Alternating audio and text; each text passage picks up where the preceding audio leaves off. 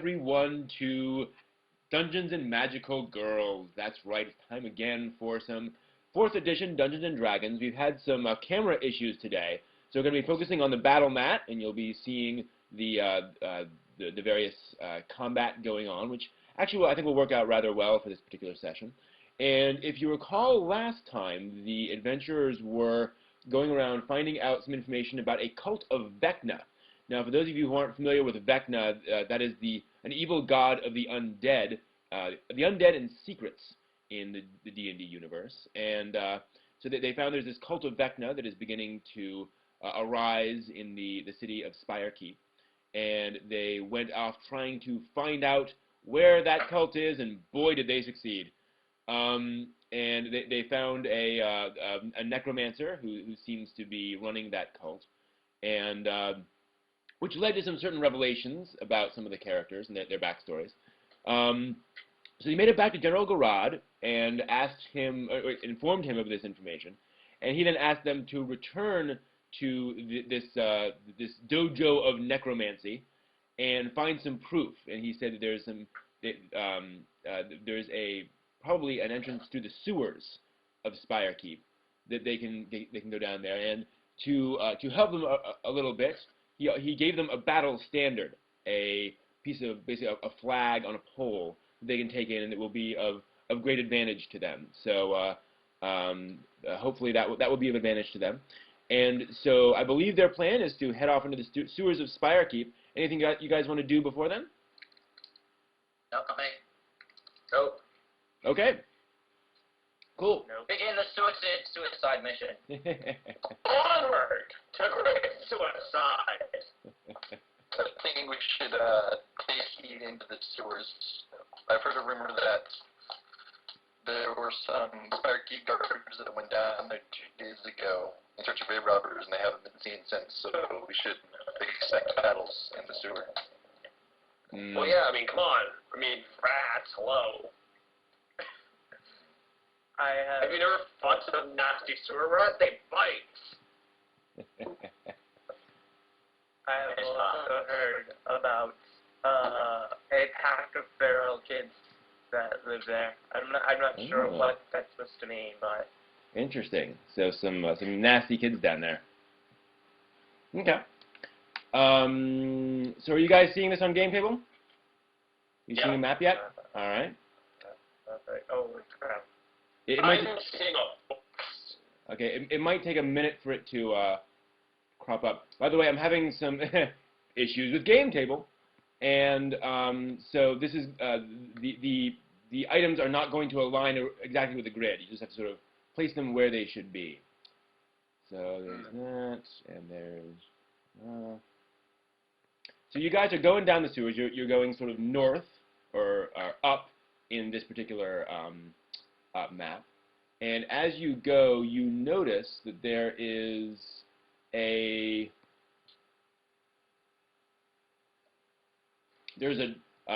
following the map, and you're about where you think this dojo would be, and you notice this door on the other side of the sewer. By the way, it smells horrendous down here.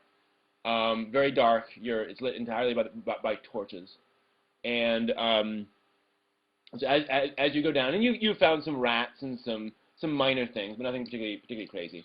And as you go down, you see that there is a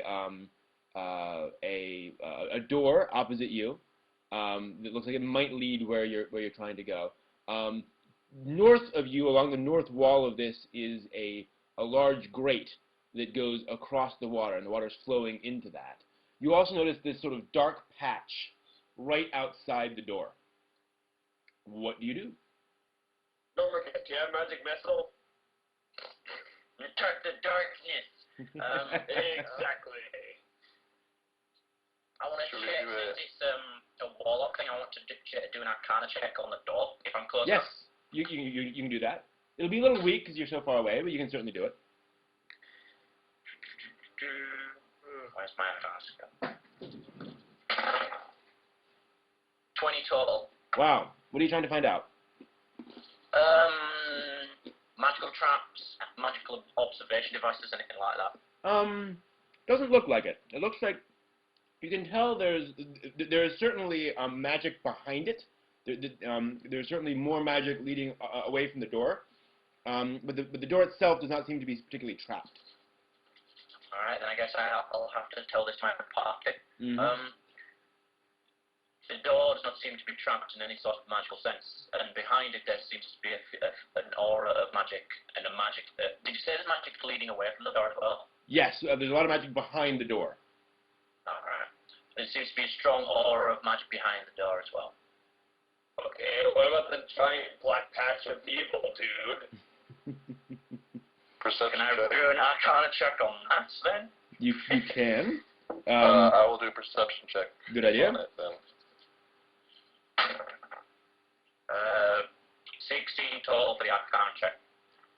It doesn't appear to be particularly magical in any noticeable way. My perception check was 16 total. 16 total. There is certainly some creature down there, but it is actually quite difficult to tell exactly what it is. Partly because the sewer water is so foul, and partly because it's significantly submerged. You do notice something sticking up out of the water, though. I see. So wait, the black patch is on the water? Say what? Black patch is on the water. Yes. In the water. It's beneath the water. I was like, Yes. oh, like the other side of the sewer sidewalk, whatever you call it. Yes. Yeah. You're on this sort of stone sidewalk on either side Yeah. of the sewer itself, and there's the walls around. And the shadow's on the water. Yeah, and there's something underneath it. Yes. I see. Oh. Well, I can't use my magic spell. This is usually where the people ask what my magic spell is. Hey, what's your magic spell? I'm glad to ask. It's called Manly Missile. Okay. And basically what it entails is I pick up someone and throw them. Okay, well, back to reality. Well, the reality of the game. No, an elf would work fine. Okay. It seems we have two options here. We can either seek to engage whatever is down there, or attempt to get past without disturbing it. I see no need to go into an unnecessary battle, but what do you guys think? I agree. I'm not getting in the water. Did you say you're not getting in, or you? I didn't Dude, understand that. I lived on the plainland. I can't swim for shit. Okay. Okay. So I guess we're gonna try and sneak past it. How?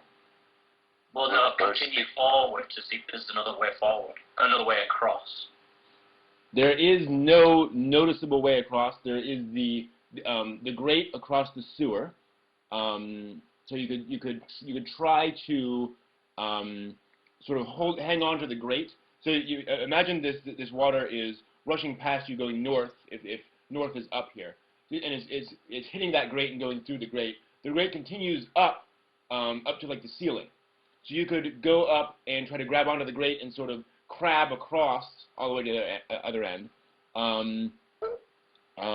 But otherwise, you're going to have to cross the water. Or we can use manly missile.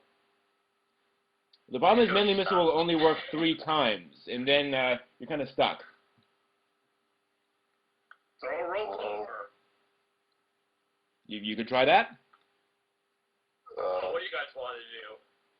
It seems we're going to have to cross the water where we are now anyway, so I suppose we could try and at least scare the creature off in some manner, or engage it while we're on land at the advantage. Mm. That sounds like There are good bones plan. around. There are scattered skeletons and such. Should we pick up a bone and throw it at it? Let's shoot at it. Yeah. You can certainly try. Zan just wants to get us killed. Poke Hey, the I'm evil. just saying I'm trying to throw you guys across. I'm trying to keep us alive. I suppose Now- we could throw in some of these bones towards the black mass and see if the mass moves in any way to see if it's hostile or simply a passive creature. Or I agree. We could throw the bones farther than the creature, and hopefully it notices the noise and swims away from us. Ah. I suppose that would be wise as well. Jadar, which do you prefer? Carry on. I prefer the latter of the decisions. It seems that if we're going to try to provoke it in any sort of way, it's best to do it in the sixth manner possible. Carry I on. don't think mainly this is a good idea. Carry on being an idiot, so I agree. That's 3 out of 4. We need someone strong to throw the bones far enough. Fine, I'll do it. +3 strength away. Alright. So where are you throwing it? In which direction? The far direction. As in south or north? Eeny, meeny, miny, south. Okay, so you're South. throwing it. Where we are. You're throwing it kind of behind you, if you will, into the water. Okay. Sounds good to me. Where's the gray? Do I have to roll anything? No, you don't. You can do that easily enough. Certainly with the +3 strength. So it flies a good distance and plunks into the water. You notice that the mass shifts somewhat, and that thing that you noticed that was poking out of the water moves towards the south by a couple of feet and then stops. So it does kind of moves down about that much. I suppose we'll need live bait. Does anyone else have any other ideas other than physically engaging the creature? Manly missile. You don't have a powerful manly missile, so stop suggesting it. I do so. He can certainly do an athletics check to throw you across. Now, the sewer is about, let me see here, 35 feet wide at this point.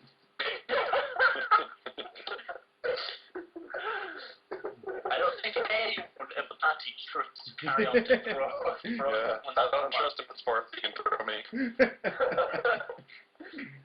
Oh, what a bet. I bet you the remainder of my gold, which happens to be 8 gold, that I can throw you across. I think we should continue to stay on land and provoke or engage the creature from land as opposed to going into the water at all. Now you can certainly double back and try to find another passageway that will take you over to this eastern side of the map. Someone is search for trap doors. What? Check for trap. No, search for like magical doors or something. I don't know. Usually It's not exactly going to have a magic doll. Is it? You never know. I suppose our only option is to engage. We should Right. take a possible Do measure. a nature check, like to see if I can tell what if it like anything from it just from its tail. Like Great idea. I can tell what kind of monster it is. Yes, you absolutely can. Okay, so then I'll roll a nature check. Okay.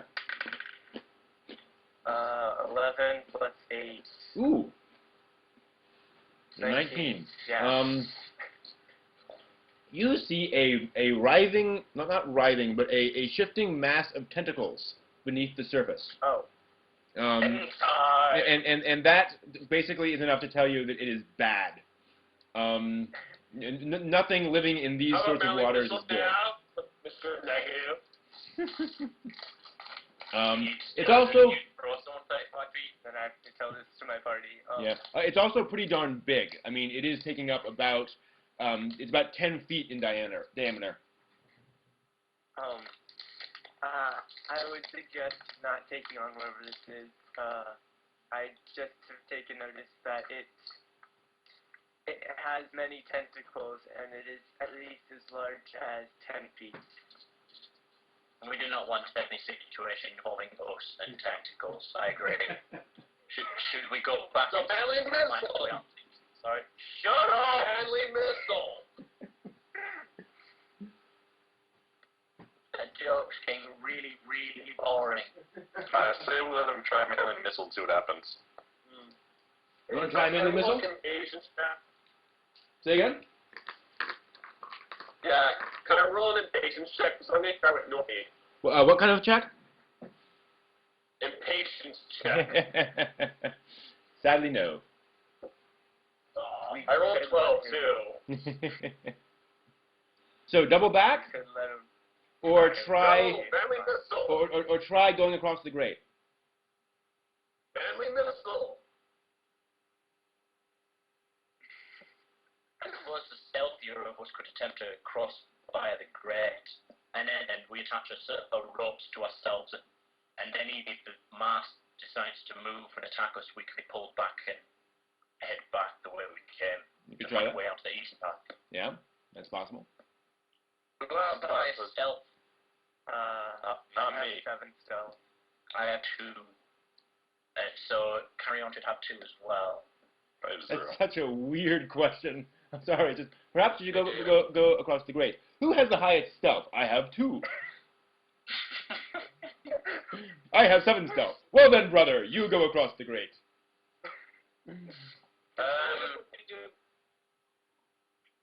Go on. If you mention animal though, seriously. We'll push you into the water. Yeah. If you just let me, I think I can pull it off. Can you throw someone the same size as you 35 feet? With an athletics check, sure. I think you need like a 50 athletics check. What is this athletics check you speak of? I suggest we go with the attaching a rope to 2 people and the other 2 stay behind while they travel across the grate. If anything should happen, we can be pulled back. You will need an athletics check to jump across that 1 square wide sewer there as well. Okay. But it's not particularly hard. Okay. It's only 5 feet. So who is willing to go across? I I am. suppose the people with the highest athletics checks do it. My athletics check is 8. Oh, my athletics skill. Yeah, what's my athletics skill? You could also use acrobatics. Either of those would be appropriate. It would be good for me. I have a 0 on both. Okay. I have 7 acrobatics and 8 athletics. So, 5 acrobatics, 5 acrobatics, 3 athletics, but I still don't think we can do family missile. Not going to happen. So, sounds like it's Carrion and James going across? Yeah, the casters can stay on this side. Okay, makes sense. All right, so Mike and Zan, you'll need to do athletics checks to jump across the 1 square wide sewer. we have the ropes attached, right? I think I made it. Okay. Would you roll, Mike? I rolled a 20 and I have a plus 8. You made it. You leaped like 15 I feet. rolled a 14 total. Ooh, 14 total. Let me just check the number on that. Yeah, that's enough. Yeah. Spoosh. That's just enough. I would have blamed you, Normie. Family missile would have worked. That's just enough. So you cross that. So you guys, let's see here. So we've got here, and make sure I've got things right. So you're here. So you guys are now going to, just so I'm clear, attach ropes like around your waists, and then go up to that grate at the north and try to sort of grab onto it and move across to the other side. Correct? Yeah, sounds like the plan. Welcome to a skill challenge. You can use acrobatics or athletics checks, and you need 4 successes before 2 failures each. Very good. Here we go. Okay. Oh, ow. 20. Whoa. 12. Wait, 20, and then a 12 is a failure. 12. 12 plus 8.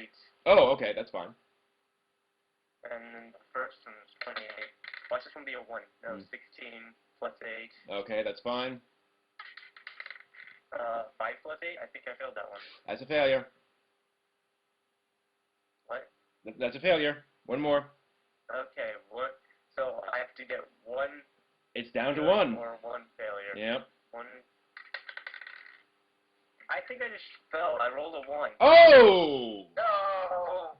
James splashes down into the water. He manages to slip. As he does so, Really right now. the tentacle creature suddenly, there's a splash of water. There's a splash of water, and these tentacles appear and lash out at James. I would like you all to roll for initiative.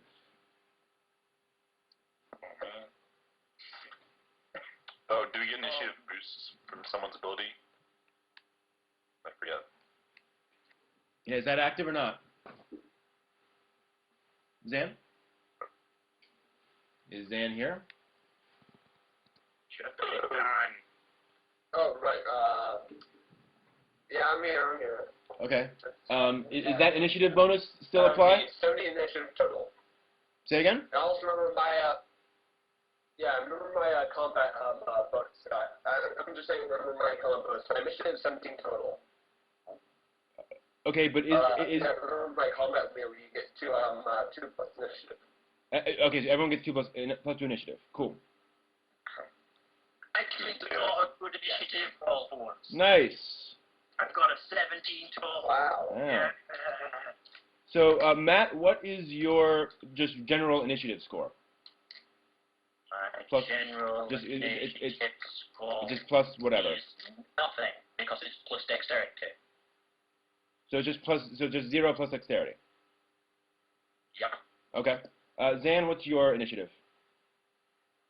17 total. No, not what you rolled. What's your normal initiative bonus? No, that's my total. Oh, my normal is plus 1 initiative. Okay. My initiative for this round is I 17 total. I understand your initiative for this round is 17 okay. total. Right. We're fine on that. Okay. Mike. 7. Okay. And Chris? Do I add his combat advantage thing? Yes. My normal initiative? Oh, Yes. wait, you add the combat advantage? Mm-hmm. So everyone gets a plus 2. Oh, then 9. Okay. Okay, then that makes me have a 6. A 6. I got more than Mike. I got more than Mike for once. And we roll for the creature, who has a very low initiative. So I was. We're talking about natural initiative, not total. Yeah, I know, but still, he got a 9. I got 17. Yay. No, 9 is natural with that roll. 23 with my roll. It's opposite day today. 23. Wait, Mike. What did you roll for initiative? What's your final initiative for this round, for this combat? I rolled a 14, that's plus 9, so I got 23. Oh, okay. Yeah, and then mine is going to be 18 total. Okay. Still got the lowest. Tied with Carrier. Correct. Okay, and then the creature got a grand total of 4. So he's going quite last. So quite appropriately, actually. Mike, you are up first, since you're the one who fell in. And we'll put you in an actual square. We'll tighten up the square. I'm still attached to that rope. Yes, you are, and you're in the water. Yep. Correct. Unless your works like anywhere, if the water probably gives you poison damage plus 1 with it for sure. Carry-on has a rope, I believe, or Yeah, just like yes. one. Oh, then am I able to pull myself towards him with? You can use a standard action to do so, and to essentially pull yourself along the rope. That will basically require an athletics check to see how well you do. You will succeed, but it's just a matter of how well you do. Okay, so I'm going to try that. Okay. So I roll an athletics check. Okay. Yep. Okay. So let's hope I don't roll a 1. Yeah. Again. 11 plus 8. 19. All right. 2 ones. All right. So you pulled yourself 1 square. Actually, no, I'm sorry. Plus, right. So 2 squares. Okay. Oh, I should point out, now that Mike is in the water, you recognize that the water is what's called difficult terrain. So any movement into difficult terrain requires an extra square of movement. So effectively, your movement is halved. So if it was 6, your movement is now 3. I have a race feature, ignore difficult terrain. Oh, which I cool. don't know if that would help. Yes, it would help. So that would not apply to you. Awesome. That means he's moved 4 squares, right? Well, no, this is the athletics check to pull him through the water. Oh. Different thing. So what now, Mike? Wait, what? It's still your turn. Oh, I thought standard action was my action. No, it's your attack, your standard action. You still have a move and a minor. So Move. I can move. So I can move closer. Yes. Yes. And yeah, I can't tell where the grid is, but yeah, I'd like to do that. Okay. Because you ignore difficult terrain, you can actually get out of the water. Yay. Yay. If Okay. you zoom in all the way on the map, you can see the grid. Yeah, I the did not know something about. the grid is very thin on this particular map. All right, so that is that turn. So Chris, you're up. Alright. I think I'll start off with I think it's a nature check to see. Please do not turn on the grid. Sorry, that was me. Thank you. I think it's a nature check to find out more about Yes. the creature. Mhm. Okay. Well, then I will use a minor action for nature check. Okay. So roll 9 plus probably not enough. 9 plus 3, so 12. 12. You now know pretty much what Mike did. It is just generally, it is clearly some kind of beast that lives naturally in these sorts of surroundings. You do notice that it is unusual for this kind of a creature to be in this kind of in this area of the sewer. These kinds of things normally need a lot of food. So, and that you haven't seen a lot of such things around here. So you're kind of surprised to see that in this particular spot. Okay. Didn't I get any stat information from Nope. the nature check? Sadly, no. Okay. I guess I'll just make a. So I can't tell because of the grading app. I don't know what my range is. Well, How far away I am. well, if you zoom all the way in, you should see a grid. I see a grid, but everyone's not on like a square. They- So, like, Yeah, but you're mostly in one square. Well, You're mostly yeah. in one square. Yeah. Okay. Do you have the grid turned on? Well, I mean, I can see the grid. I can see that like I'm mostly in a square, but I can't tell what the monster is because he's in like 8 squares, even though it consists of 4. Well, I know, but if you go over and you click on the map menu, and you go down to grid Okay. mode, what does it show there? No grid. Okay, that doesn't make any sense because I have put him pretty exactly in. Yeah, if you turn on the grid, that's going to confuse things. So let's turn that off. Like I mean, I'm mostly in a grid next to a wall, but not completely. Okay, well, I mean, it's not Alright. exact, but it should be, 90% Yeah. there. Well, okay. I mean, I can tell where I am. I'm Okay. confused about the creature where what square he's in. He would be in those 4 that he's mostly in.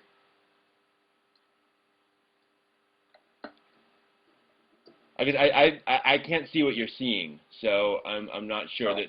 Well, the creature is in 1, 2, 3, 5, 6 squares.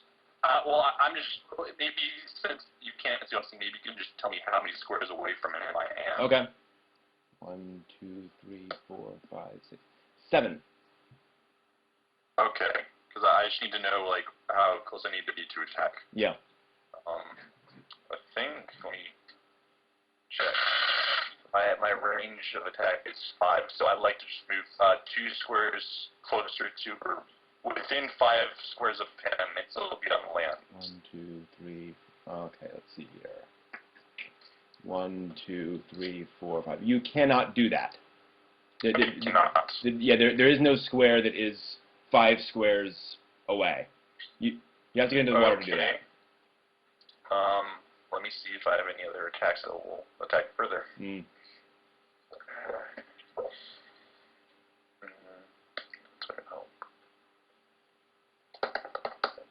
You can just hold your action. I can hold it. Yeah, you can basically say, I'm not going to move. I'm not going to do anything right now. I'll wait for other people to go, and then I'll go after they're done. Oh, that's right. And you can do that with the creature too. You can wait until the creature's done and then do your turn. Sure, I'll do that. Okay. Sounds like the best choice of action. Okay, so just let us know when you want to insert. So Zan, you're up next.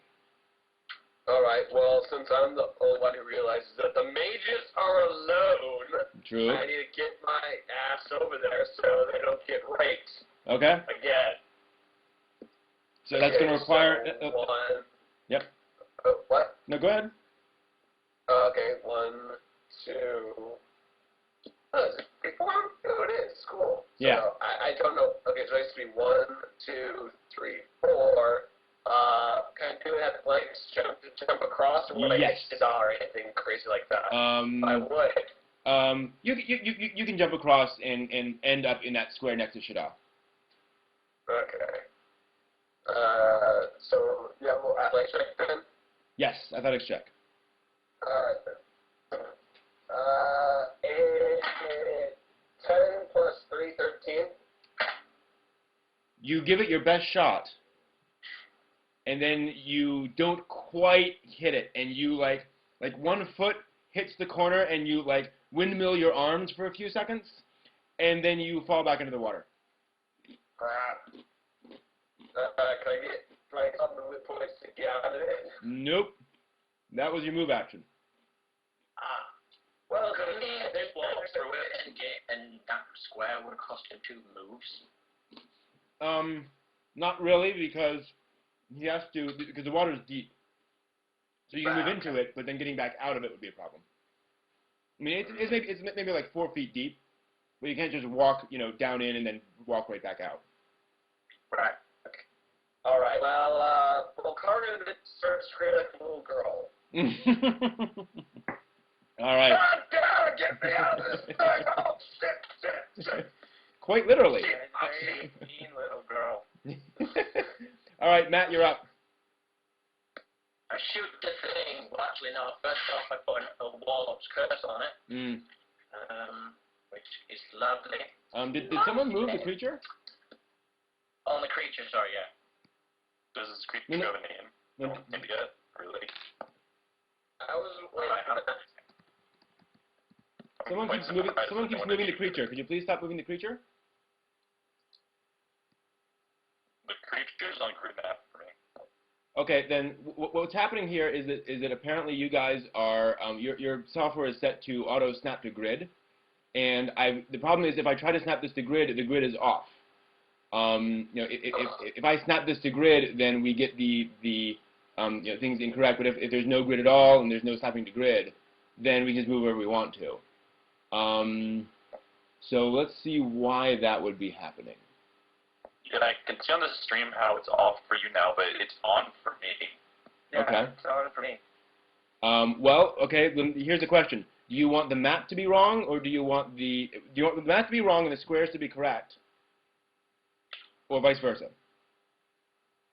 I'd rather have the correct squares. Okay. Then we will move to a square grid.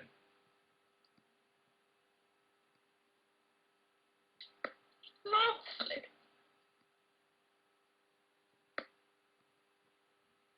Okay. Yeah, so, put a Warlock's Curse on it and then hit it with an Eldritch Blast. Okay. It's got a range of 10, so it should very easily Absolutely. be the range. Absolutely. So, D20 plus Constitution. What my character sheet.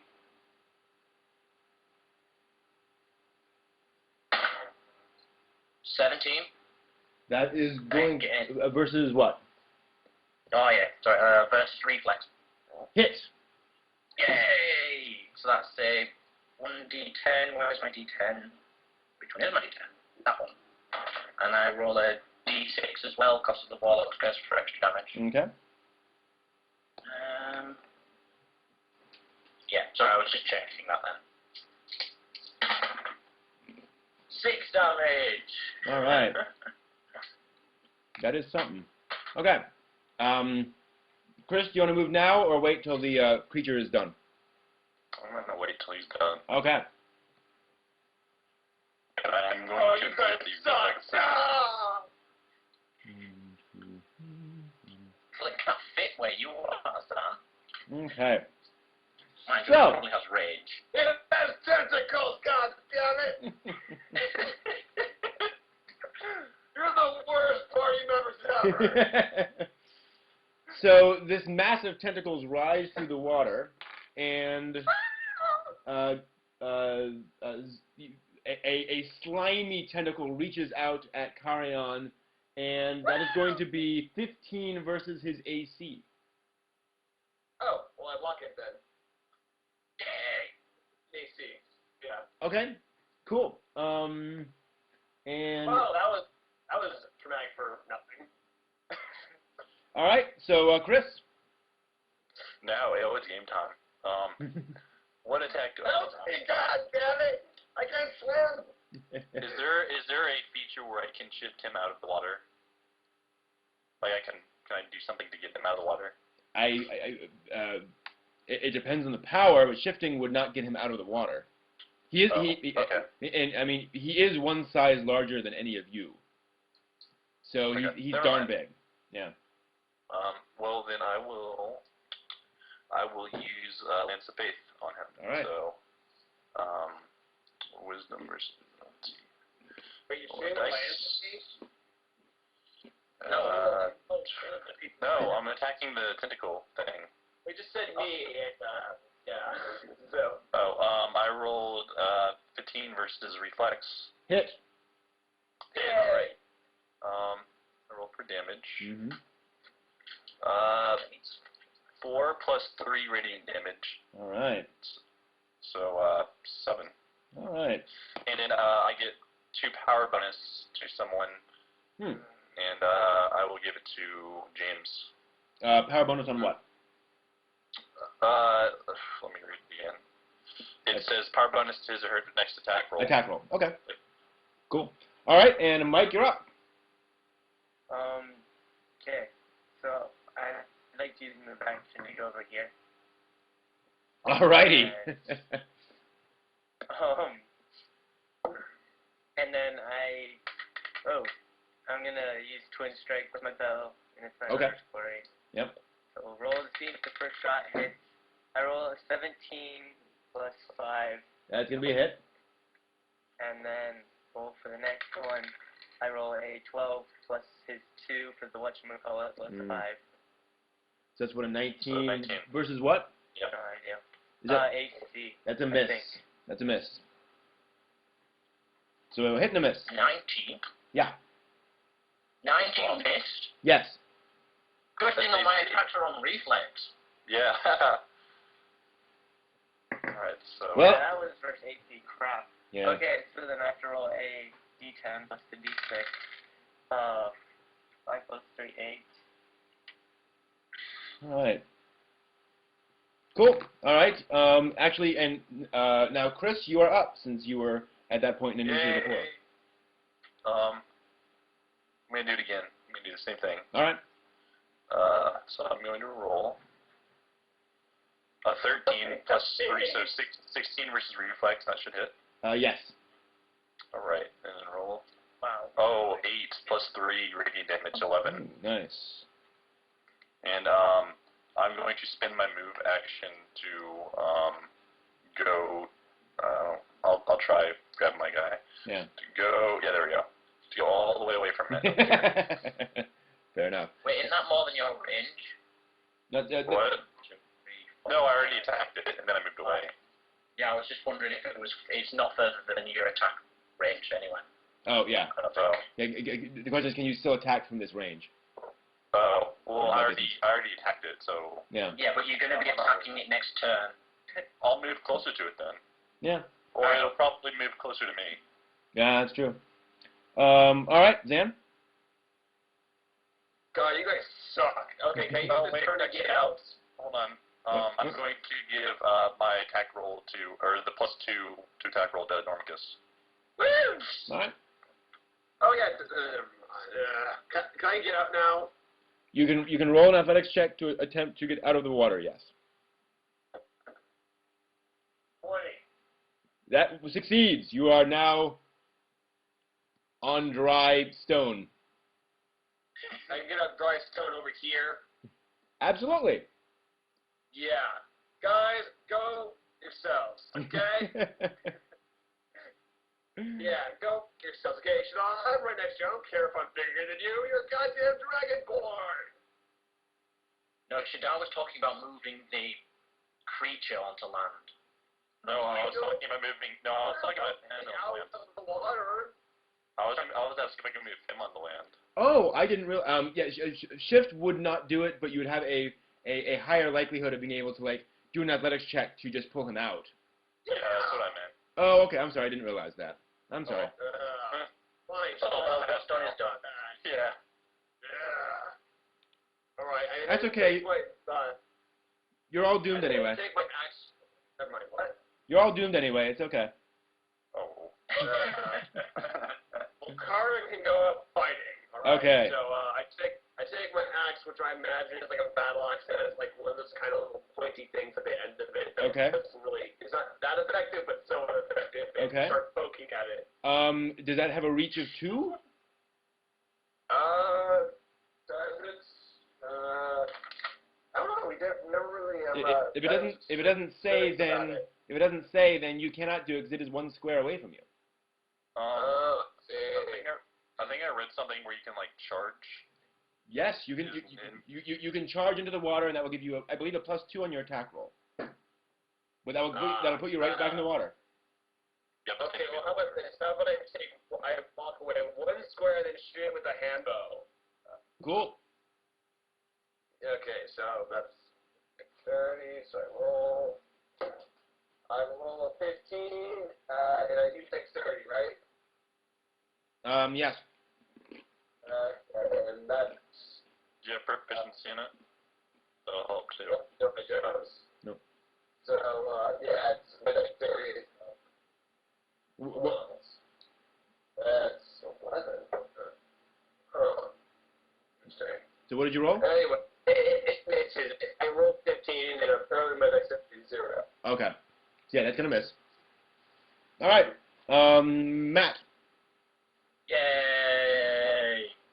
I'm going to attempt to use my encounter power of Vampiric Embrace. All right. That's Constitution versus Will. So hopefully this thing has a really, really low will. Oh no, I get a +2 die as well. From me. So hopefully, hold on. Right, my Constitution is 3. I need to remember these things. So I've got a +5 already. Bollocks! I got a 6 total. Oh, that's not gonna hit. Yeah. With my 2 plus your other thing? Yeah. Yep. Ow. I rolled a 1. Well, that'll be a critical miss Technically, anyway. I should explode. Yeah, that won't succeed. One of these days I may introduce the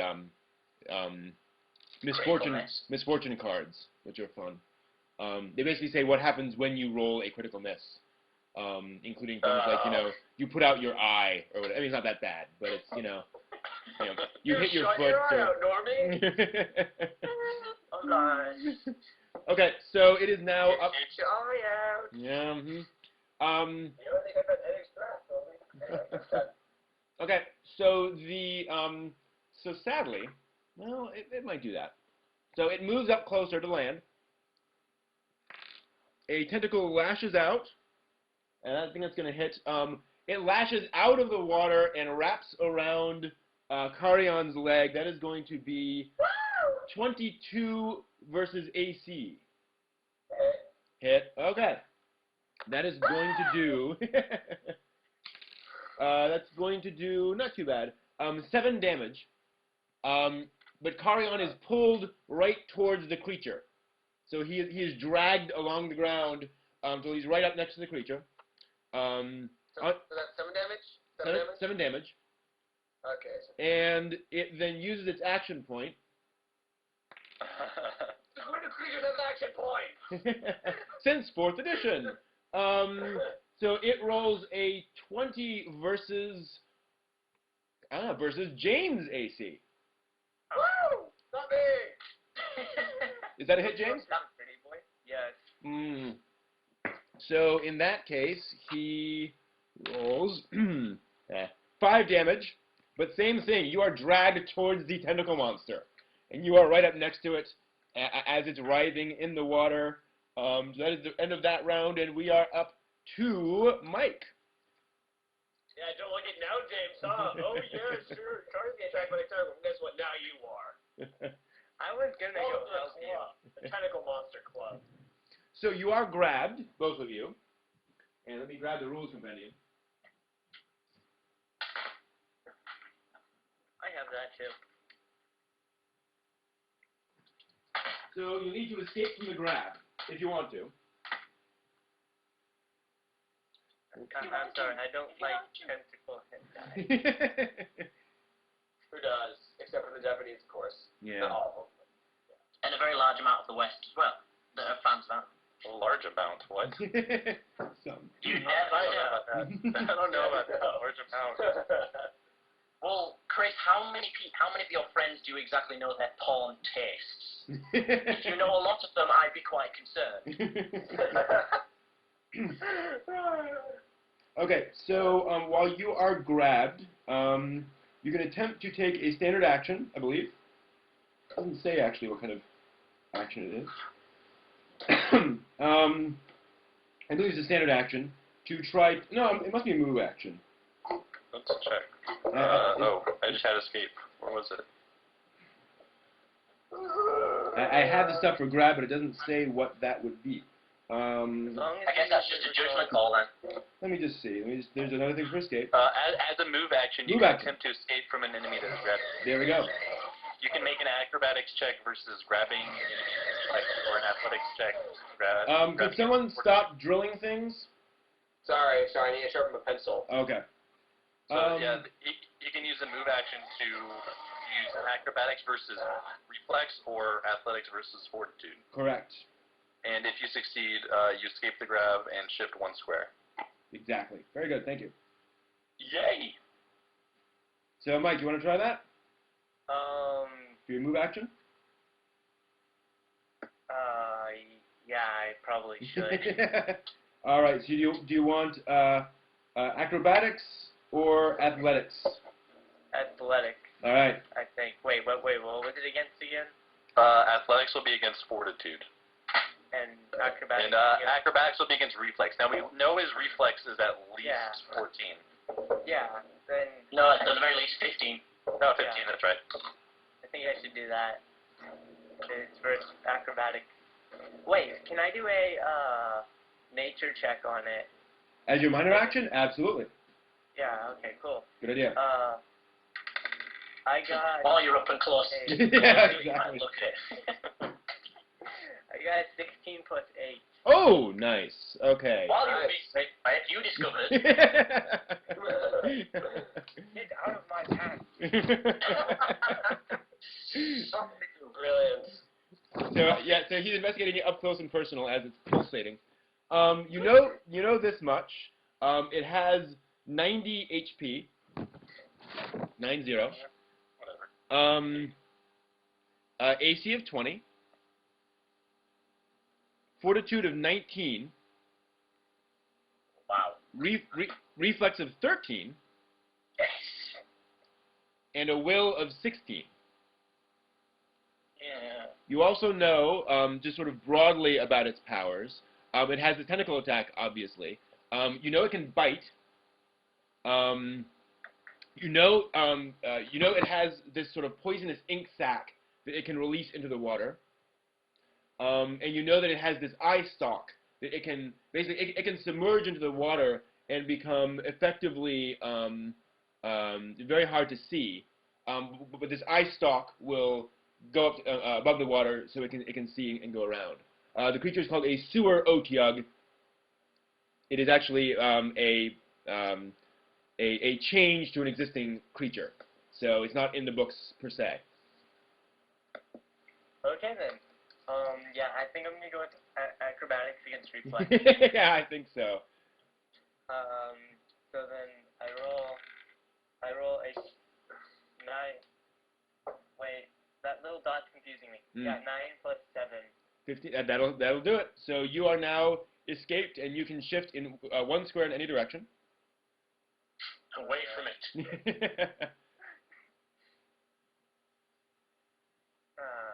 Can I do like another minor action to see how deep it is?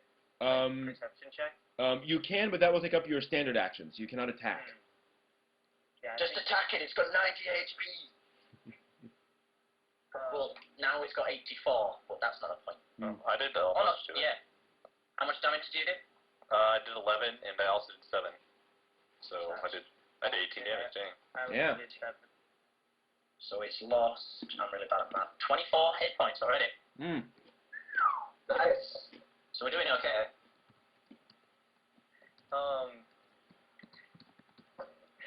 James is very mad about it being in his pants. He's gonna attack it. Did you not shift a square? Nope. He's just gonna start hitting it. Okay. Then I need to roll, see if I can even hit the thing. That thing has way too high. Whatchamacallit? AC. Yeah. Okay, so the first one is 19. Miss. Which is just a miss. Yeah. And the other one is 17 plus 7. Oh, that definitely hits. Okay, then I need to roll. I still do not have a D8, so I have to use the table. Okay. D8. Okay. Roll. Where'd it go? Rolled a 7. Yeah, I rolled a 7 and a 2 for my 100 scoring, so I rolled a 9 total. All right. Cool. All right. So that's Mike. So Chris, you're up. Okay. Let me check out my other attack. I don't think we're gonna need temporary hit points, but you can never be too sure. Yeah, I'm just gonna stick with Lance of Faith again. You Okay. need to move closer. Let's see Aren't- here. aren't they 1, within 2, 5 3. squares? No, Still? you're just Has he within been 5 closer? squares. You're within You're 5 one squares. off. 1, I think. 2. No, he's good. No, diagonal. Yep. Diagonal at 5. With diagonal, he's good. I got it. Okay. Okay. I'm going to roll. That's the wrong one. I rolled a natural 1. All right. Fortune card. All right. So Zan, you are now staring down the maw of the tentacle monster. What do you do? Okay, first, just to make sure on game table, this is where Shtai is, right? What is this? I don't know. I was just moved. I was up. Yeah, I know. Left 1 Should square. it be here? Because I thought he was off 1 square here. No, he is within range there. Oh, okay, never mind. Okay, scratch that. Okay. What was I gonna do again? Oh yeah, first I need to get away from get off the tentacle monster. Yep. So now I just have to do an acrobatics check. Correct. All right then. I like how you just kind of forgot you were being raped there. Oh yeah, I'm raped. Well, you gotta get used to it. You gotta get used to it. I mean, this guy's pretty passive, you know. Also, I rolled a 20 overall. That will do it. Yep. All right then. I then attack at the beastie. All right. Do you want to shift 1 square? Plus, nope. Okay. I rolled a 17 plus 3, and I also use Wolfpack Tactics to put James behind me to create that delicious carrot sandwich. Oh, wow. Okay, so that... Thanks for what keeps coming, folks. all right, so that's a hit. Raping their sandwiches. That's a hit. All right, then. And I'm using the axe. For those of you who don't know, Karion loves the axe. It was a monster axe. What's the axe again? Crap. Oh, whoa, yeah, I forgot. It's a 12.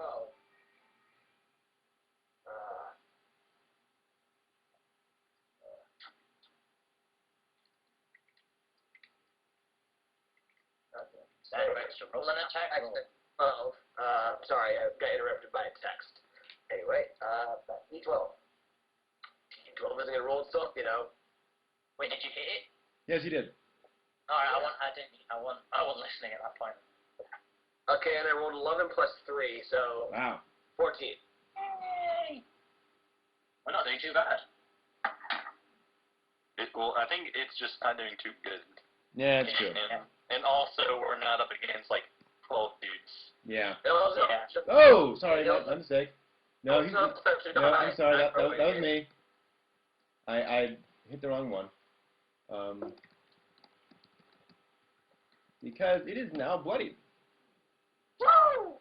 Okay. Wow, Yeah. Unfortunately, by doing so, it explodes. not exactly. However, it releases this horrid stench.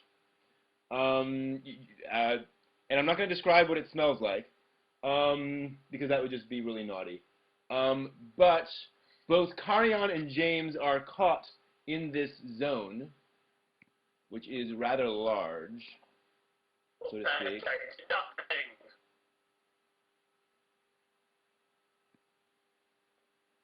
So, yeah. Barely after Yeah. Yeah. So, that will deal a total of 2 damage against Carrion and James. And so there's this sort of miasmic cloud of this noxious gas that is sort of surrounding the creature at this point. Favorite. Is it like a blinding gas, or is it like a really smelly gas? A really smelly, poisonous gas. Okay, so it's not like clearing the vision or anything. Correct. Good. Alright, so that was Zen. So Matt, you're up. Yay! Sorry, I moved my things. Anyway, all I can do is Eldritch Blast. So, well, I have my daily power for now, but I'll save that. I've got a question about his that burst that Frank did. Mm-hmm. The sewer dude. Frank.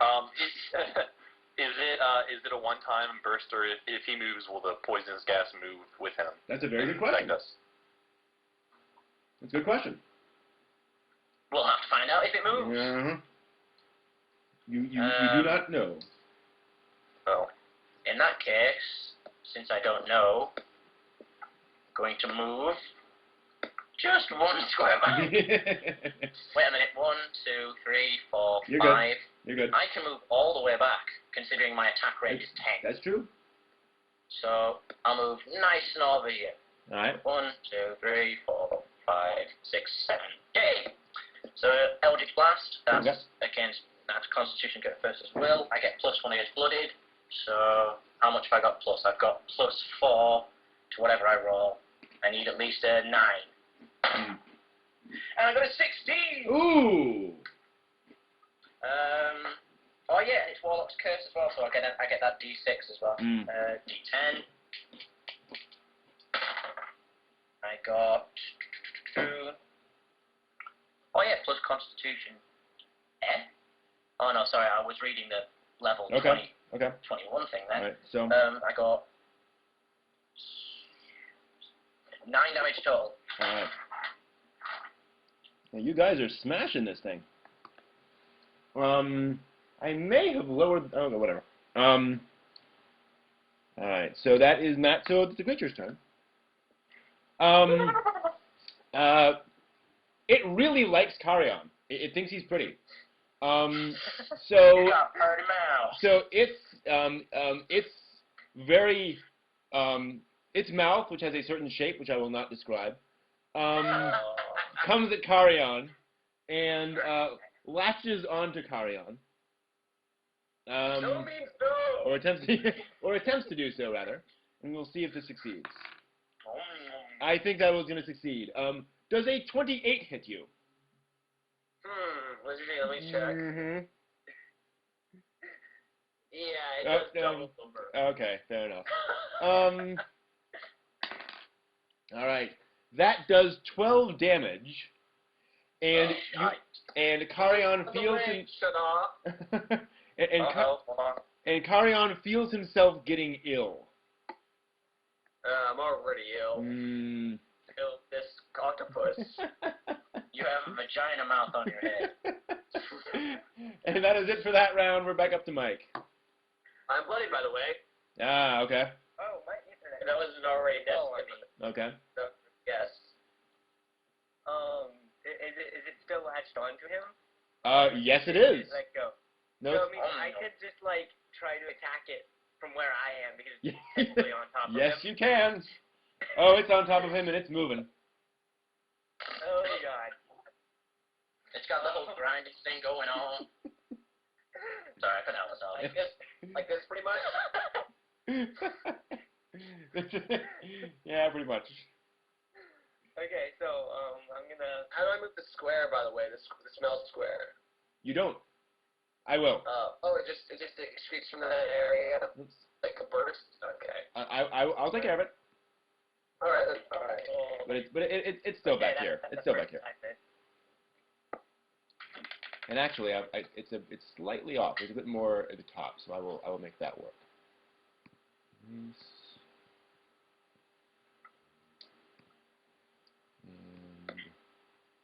I think I just missed both attacks. Oh no! I'm gonna use an action point to try and attack this thing again. Okay. I'm gonna use the 2 dice that like me, the 2 dice that hate me. Fair enough.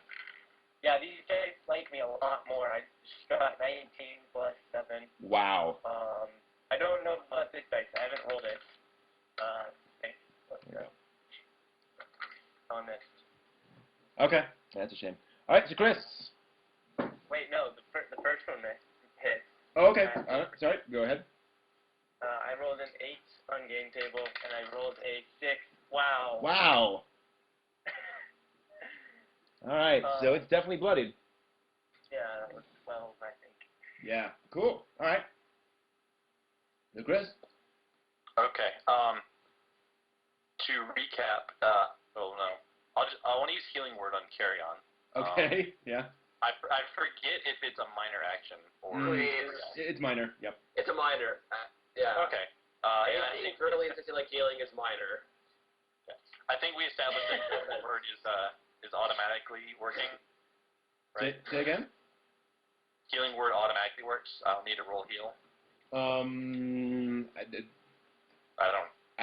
That's okay.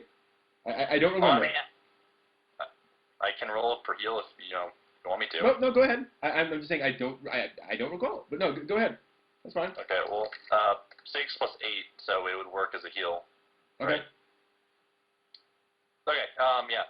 So he spends a healing surge. I need to roll for extra healing. Mhm. Oh man.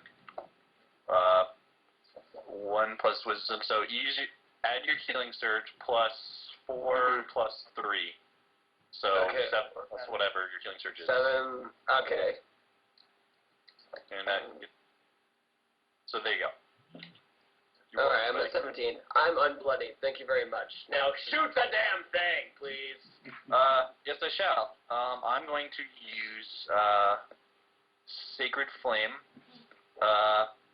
which is pretty much the same thing. Yeah, it's sacred. So I'm going to roll. What is it? 10 plus 3, so 13 versus reflex. I think it just barely hits. That hits. Yep. All right, so then I roll d6. So I get a 4 plus 3 radiant damage. Okay. So 7 damage to it, and I can also give 2 temporary hit points to someone. Wait, hold on. And 1 ally. Ooh, who should that be? Yeah, I'll give it to. Well, James, you're still kind of hurt, aren't you? What's your health at? 20 out of 27. Oh, I think I'll give it to Carry On. He's still in the monster's. He's the one that's being raped. So. Yeah. I'll give it 2 temporary hit points to Carry On. All right. And Zan, you're up. Alright, let me check my attack targets again. Okay. Yeah, I think that might work. James, how many hit points do you have? 20 out of 27. 20 out of 27. Excellent. Okay, so I move 2 spaces here. Can I do that? Yep. All right. I then proceed to shoot at the monster and use Wolfpack tactics and move James down. Wow. Sorry, James, for the good of the team. Anyway, cross the handbow. I throw a 16. I shoot a 16. I'm guessing it deflects with, yeah. 16 total versus... 16. Versus, I'm AC, I guess? That's a miss. Yep. All right. Well, best of luck, James. All right. Actually, technically, it would be 16 plus 2. I'm guessing it still misses? Still misses.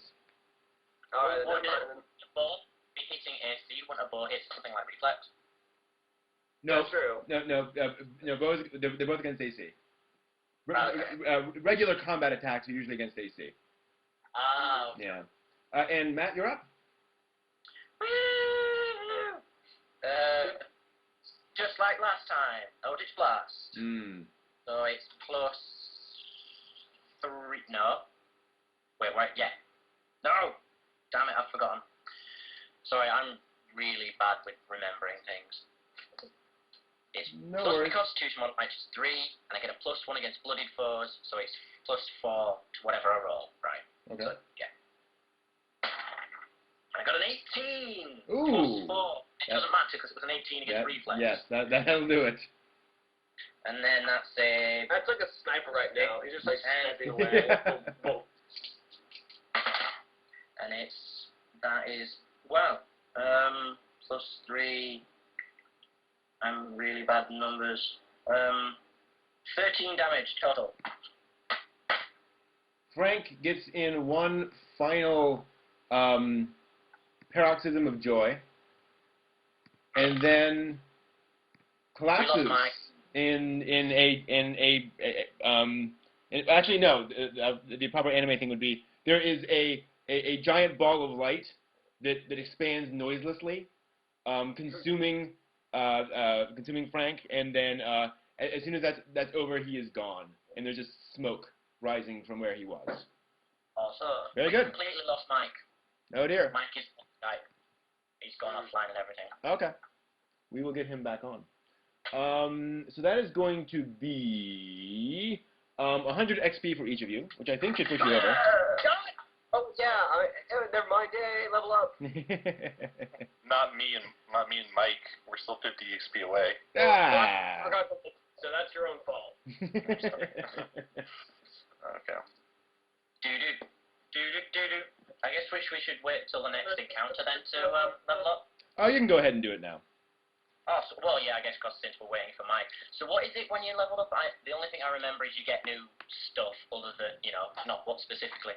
I get to choose one ability to go up, right? I don't believe that's... Let me check. So I've completely forgotten all the leveling up stuff. I understand. I don't know any of it. Now, one thing is all of your powers, which is something we haven't mentioned before. Whenever you're using a power on your attack roll, you always add half your level. Now, That's a big part. I know that, but it won't matter at level 2. well, now because that's a +1. Yeah. Wait, Because well, half of 2 is 1. I assume that half of 1 would Yeah. count. Correct. Half of 1 does not count. But once you level up, then it matters. Exactly. Oh, okay. I Yep. gotcha. So- rounding down. So at level 2, you'll gain 1 utility power from your class.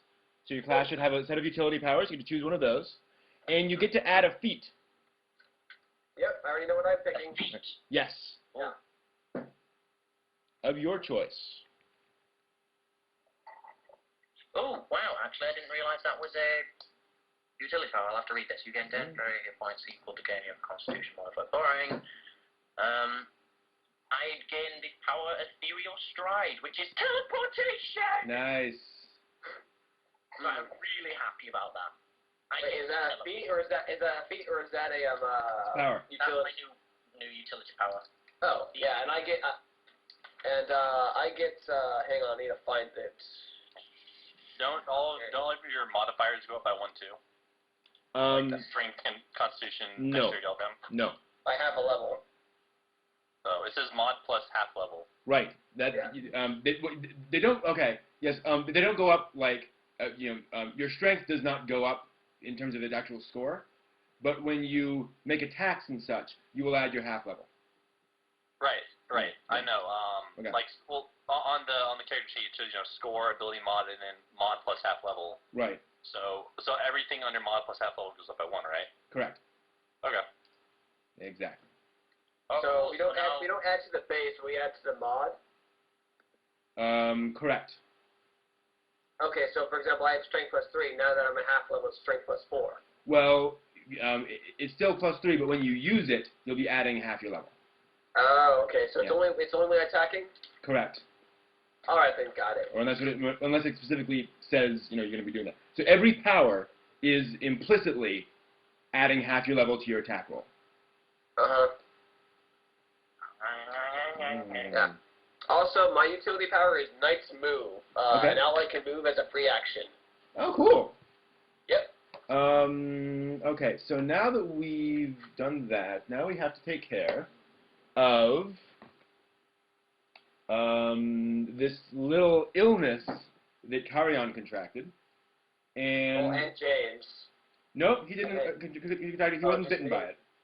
Yeah, you got bit. Yeah, by the thing. I'll become an octopus. No. So I need you to roll endurance. Actually, do you have endurance? All right then, no problem. Is it? Do I have endurance? Yeah, I do. Okay. I got 6. Good. So roll. So just roll. Yep. Don't you add 1 to that because of your half level? 18 plus 6. Okay. 18 plus 6. All right. Then. And do I add the mod? The half level mod? I'm not sure actually on a skill roll. I will check up on that. Well, it says ability mod plus half level. Right. For, all skills. Say that again, please.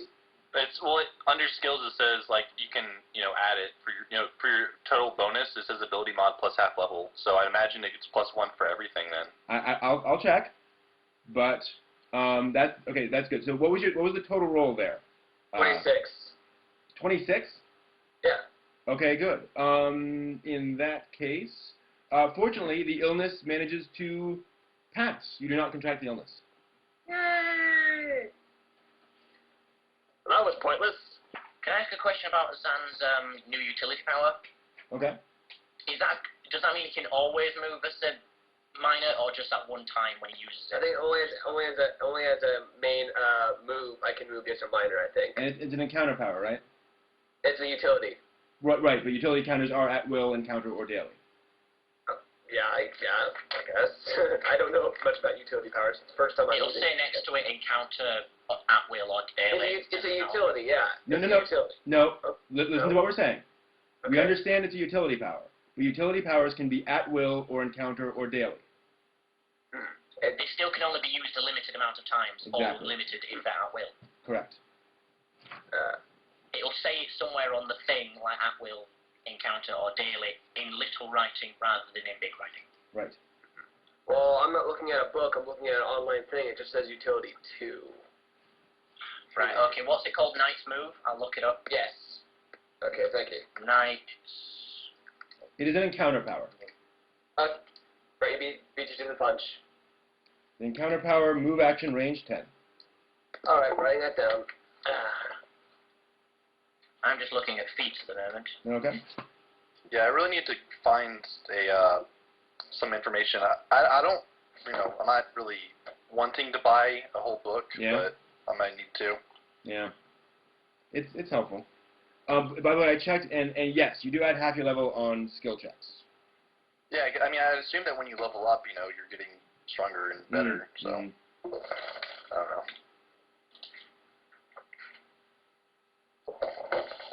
Okay. They think it's over. Okay.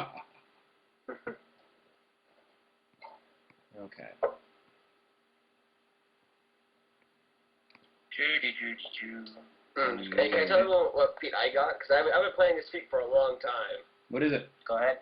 Defensive mobility. So basically now I can charge in without taking much flack.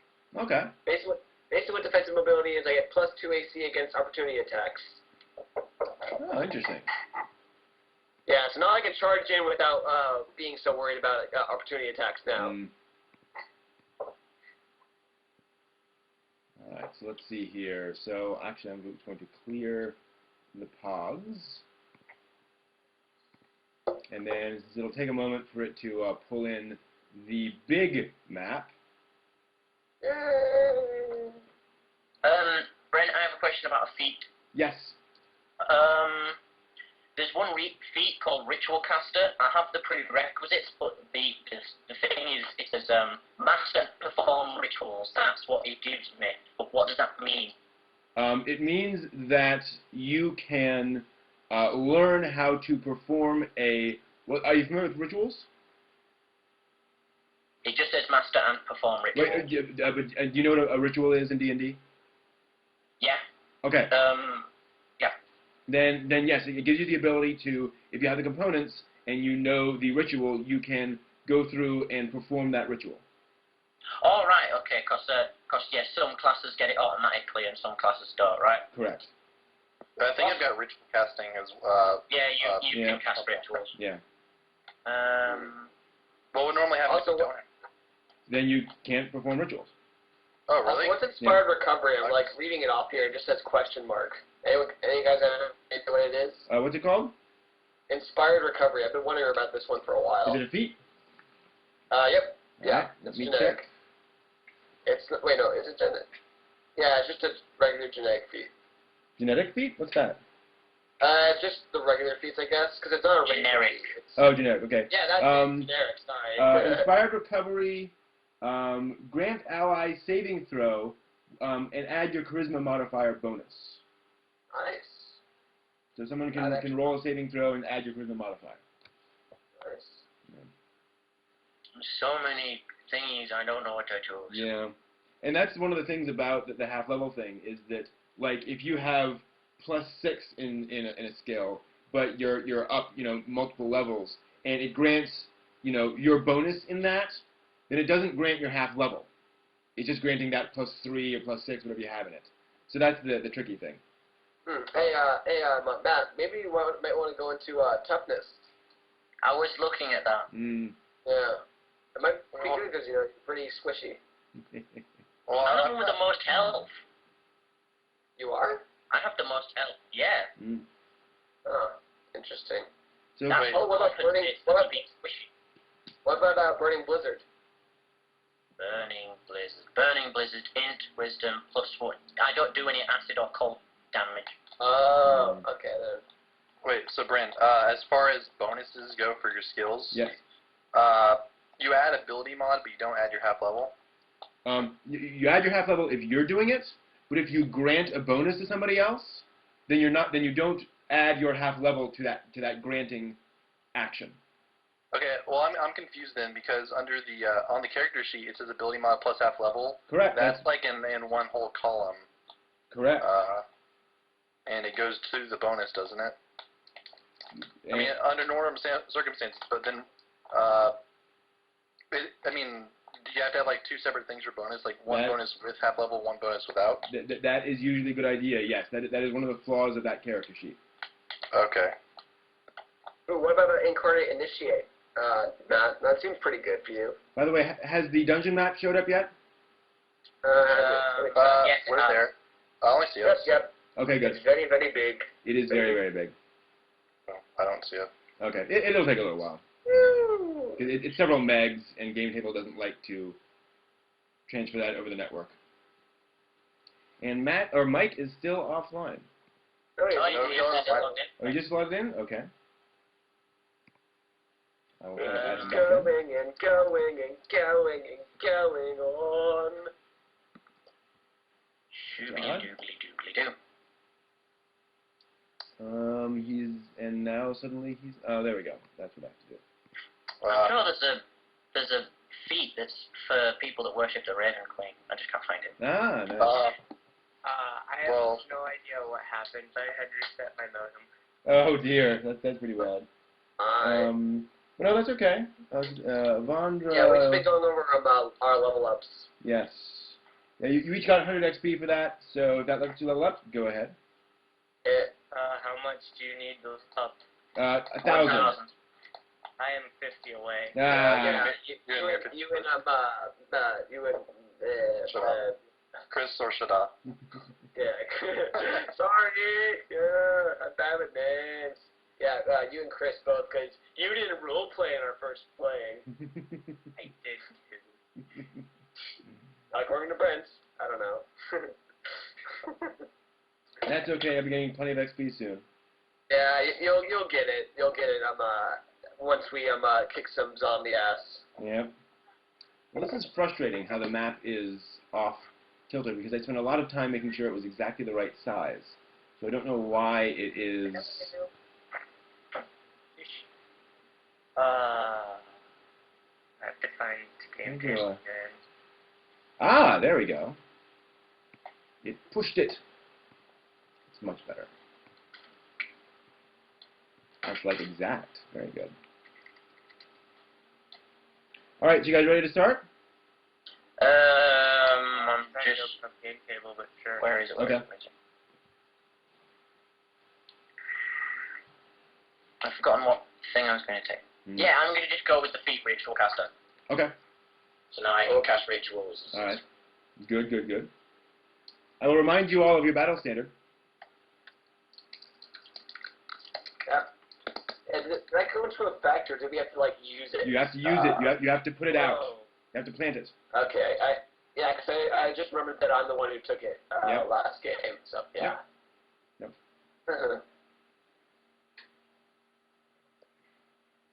Good thing for me is I now get, because I've leveled up, I get a +1 to initiatives. Yay!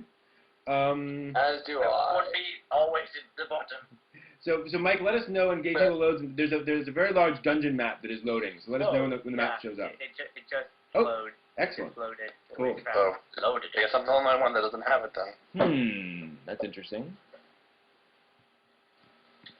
Let's see our guys, but I don't even see a giant question mark like I normally would. That's odd.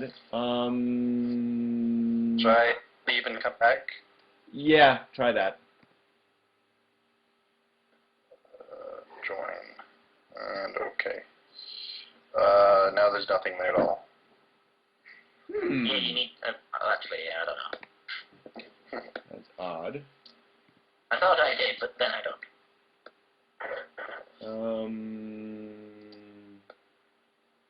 Try zooming out. Maybe it shoved you to a different part of the map. I zoomed out all the way. Look around. Yeah, we're about in the center. Disconnect. Yeah, it doesn't say you've joined this session back. Yeah. It just says you leave instantly. Oh, well, I've left and joined. I've left and joined. Yeah, I know. And when you join back, it says you just leave. Oh, I see that. It says you left. Well, I can still It disconnect. just says joined and then left.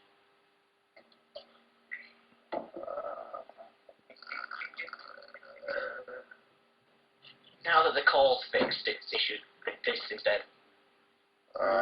Yeah, it says DM anonymous carry on James Shada. Says I'm in here. Interesting. And I left and I'm joining again. Post or join? I'm clicking join. Okay, now it says join, but I haven't left, so one step closer. Okay. I can just look at the Ustream. Okay. Yeah, that'll work for now. See, maybe it'll see if it works in a bit. Who knows how to zoom out? I just scroll. I don't really have a scroll on mine. Well, that's not good. All right. So you guys, after dispatching the horrid tentacle creature, you cross the sewers and you come up to that wooden door, which you notice is new, as in like a day old. So yep, and it's a wooden door, and you can see it kind of doesn't quite fit in the doorway, but it does well enough. It is closed though. So what do you guys want to do? Someone search for traps. Or would that be perception? I don't recall. Let me check. Maybe thievery.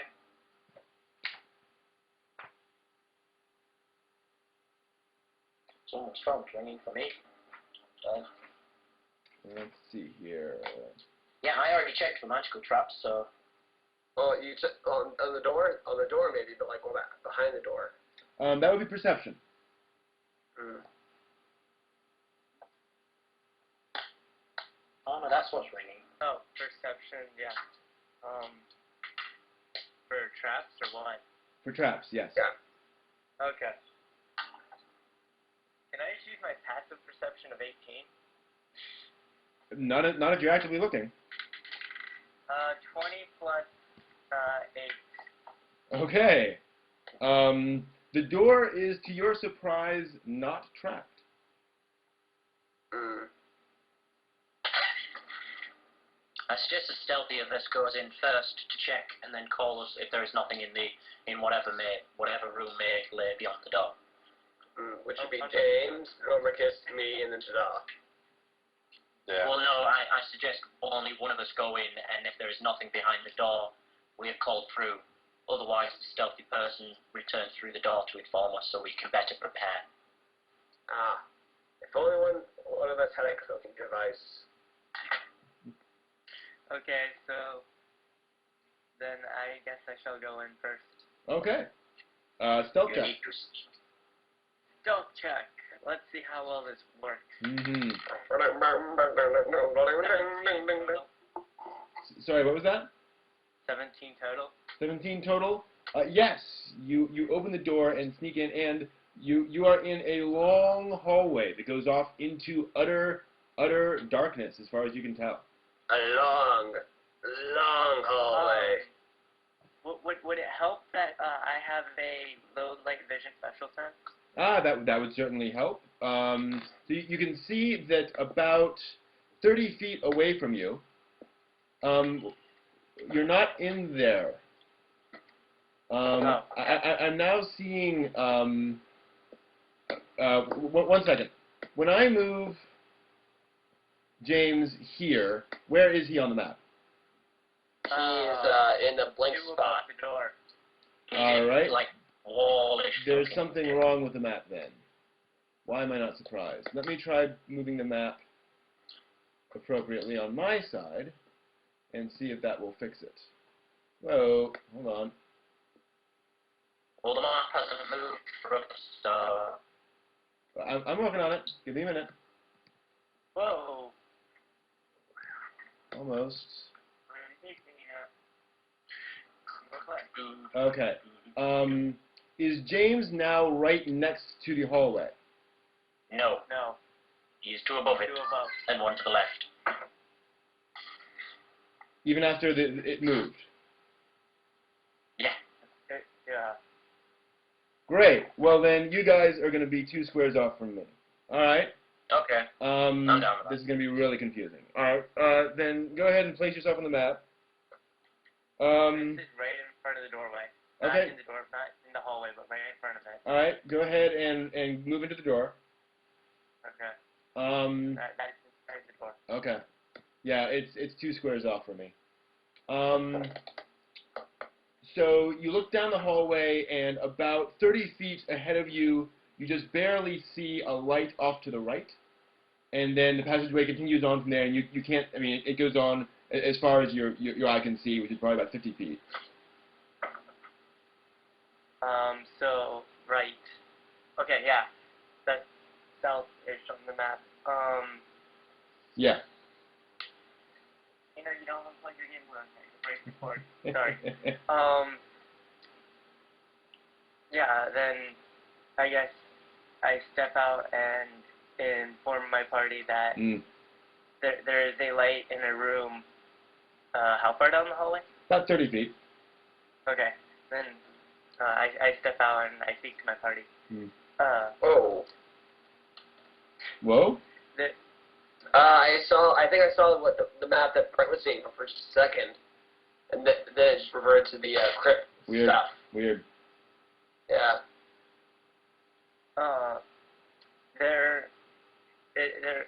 The entrance leads to a very long hallway. From what the only thing I can really tell is 30 feet down the hallway. To the right, there appears to be a doorway with light shining out of it. Very weak light. Yeah. I see. So that may indicate that there is no one in the place, or at least that there is no one in the hallway.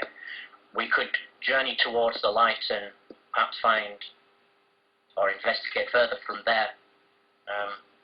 There is no real other option other than to go in. Well, hold on, Normicus. Light is a double-edged sword in these situations. We can see, but it also means people nearby can see. Meaning if the enemy sees the light, they see us. And what's your point? We need to go in there to find the evidence we need. I understand that, but maybe we should avoid the light. Because if we're seen, alarm will be sent, and we'll be ganged up yet again. James, how large is the hallway? Is it big enough for us to dodge whatever light there is? What do you mean by dodge the light? Avoid. Not step inside the light. Well, I mean, the light is coming from, like, down a hallway, or, like, out a doorway or something. So if you want to, move past that, you're going to be moving past that. So basically, there's no way to avoid standing in the light. Correct. Yeah. But again, it's very weak. Maybe James can move like to the edge of the doorway, peek around the corner using a stealth check. Sure. That could work. Yeah. Then perhaps I can just look around the doorway. Okay. Before we move, and. Yeah, you can certainly go down there right now and just do some more checking. Okay, I think he's talking I'm going on recon. Okay. All right. Good luck. So you notice to your a bit ahead to your left, the light is kind of shining on a large steel door. The light is shining down this hallway. There is basically you can see down. Oh, I'm sorry. Do your stealth check first. Okay. Roll. I got 18. Okay, that'll do. Because actually, the light is coming from down the hallway. There's another doorway from the hall you're at the entrance of, and light is spilling pretty well out of that. You hear some low-level noise. Actually, do a perception check. We'll see how much you hear. Okay. 11 plus 8. Okay. 19. So you hear the noise of what sounds like people at a meal coming from a fair distance away, but it sounds like it's coming from that room that the light is coming out of. Mm-hmm. You also notice, staring further down the hallway to the east, to the right, I'm sorry, not to the right, to the east, there is another pair of doors way, way down there, which has a very, very hard to see from here, but there's some light spilling out from underneath the door. Okay. Should we okay, question? Should we follow James? Should we follow James ever so slightly, where he was previously, just so we're not completely away from each other? Just go right inside. Like where he was, at the edge of the door, or where he once was. Sure. Yeah, just so we're not completely separated. Go for it. Go for it. Around here, where he was. That's fine. Yeah. Is Chris still here? Yeah. Right, okay. I'm here. Just very quiet. Yeah. Trying to get D&D before. Yeah. Yeah, you guys can move your own pods, by the way. I can't. Oh, right. I'm no pack mule. There we go. Okay, so Then go ahead, Mike. James Yep. sneaks back to tell his party what else he's found out. It appears that the light is coming from another room down the hallway. It sounds as though people are having a meal. This might actually be our chance to sneak around, because the chances are that they're all, or most of them, are eating in there. Right, good point. Alright, guys, onward. Excuse me, I don't think we've decided what to do yet. Where should we go after this? What else have you seen? Is there any other rooms we could sneak to specifically? There appears to be, even farther down the hallway, a set of double doors, I believe they are. Mm-hmm. And it looks like there's light coming out from underneath them. Well, since that's the closest room, we could investigate there first.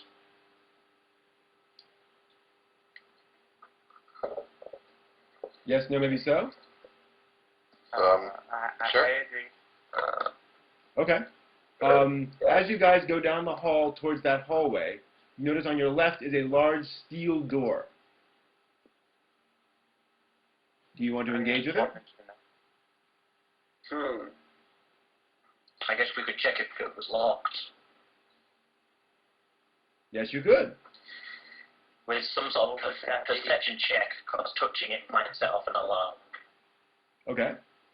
I guess I'll do an arcana check to see if there's any sort of magical traps or alarms or anything like that. Okay. I rolled a 20 plus 8 for perception. 28. All right. 17 total. 17 27 total. 27 total on Arcana? Yeah. Rolled a 19 and rolled plus 8. That's fine. There are... What was that, Matt? What was that, Matt? I was gonna say that I was gonna say I rolled a Arcana check just to help with maths, and I rolled an 11. Would that like help with his like Yes. +2 or anything? It give him a +2. So I got a 23. You give me a +2 to my Arcana. Alright, yeah, I couldn't hear because Brent's voice kind of like was like, you know. Yeah, the call's gone. So Okay, what was your total Arcana? 29 No, sorry, I was asking that. Okay, cool. You notice some interesting magical residue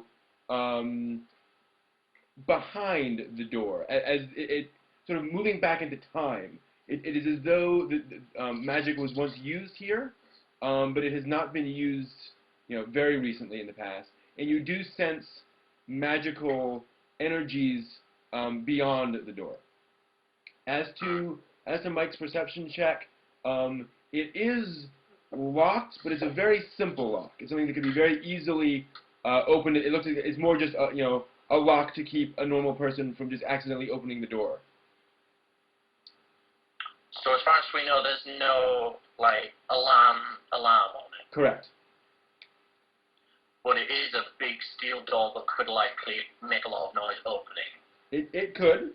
It looks like, from what you're seeing, that it probably would not. It's a very solid door. It was well made, and it's probably good on its hinges. Well, I sense no magical locks or alarms on this door, so there is nothing magical hindering us from opening it. There appears to be no traps either or alarms on this door. The lock, it looks very simple also. So should we open it? One way to find out. Who has the highest thievery? I was like out here. Nice what? Thievery. I would think James. Yeah, my thievery is 1. Mine is 0. Mine's 0. Oh, wow. You'll get a 1 for plus half your level. Well, Yeah. carry on. Well, Yeah. Oh yeah. So it's 1. Never mind. But let's all try and assist James for this thievery. How? Give you moral support. Well, no, like what I did with you, for example. Yeah, I know. It just sounds weird to assist someone with thievery. It just sounds like you're going to be standing in the background with pom-poms going, "Go James! Go James!" That is exactly what you're doing. Although being anime, being anime, it's Yeah, I flags. thought we do something like a loop on the third gang, just be like, oh, like, it's clear, something like that. I don't know. Alright, so you guys have to roll your thievery assists before he rolls his. Oh, okay. Okay. That's a 9. I've got a 13 total. That'll assist. 14 total. That'll assist. 9. Okay, that will not. That will fail. So +4 on that thievery. Okay, cool. I mean, I get plus 6 to my... Mm. I got 22. Nice. Yes, you silently unlatch the doors. It is now unlocked. It is up to you as to whether and how you want to open it. Would it be a stealth check to make sure it opens silently? Yes, you absolutely can. Roll. Okay, then I will roll that. I got 12 plus 7. 19. Okay. Yes, you can tell that it will open pretty much silently. Then I speak to my party. Mm. The door is unlocked, and it seems that we will have a good chance of opening it without making very much noise. Should we continue onward? Yes. Onward. Yes. Okay. Then James silently opens the door. Okay. It is completely Door pitch. closed. A black dragon appears. It is pitch black in here. You'll need to move in further. By the way, does anyone have any sort of light? That would be helpful. Or not. I still have a glow stick. Okay. Do you want to use it? I would like to use my glow stick. I'm the one near to the door anyway. Yeah, they have a name. They're called sun rods. Now, that is pretty bright light. Folks will notice if they see. There's a guard dog in here necessarily. Yeah, James, nature check. Nature, feel the force of the room. Would that work? What are you trying to do? Sense if there's any life in the room. Like, yeah. No. Oh, I can't feel the force? Nope. Well, there's the one thing I could suggest before we all go into the room anywhere. That one of us stay at the door holding it, just in case it decides to close and make a lot of noise or lock automatically. Good point, Normicus. Once again, not it. Yeah, I think I would assume the mages would be best, because if we do get into a battle, we need to be at a range anyway. Okay, one of you two needs to say not it then. No. I will hold the door.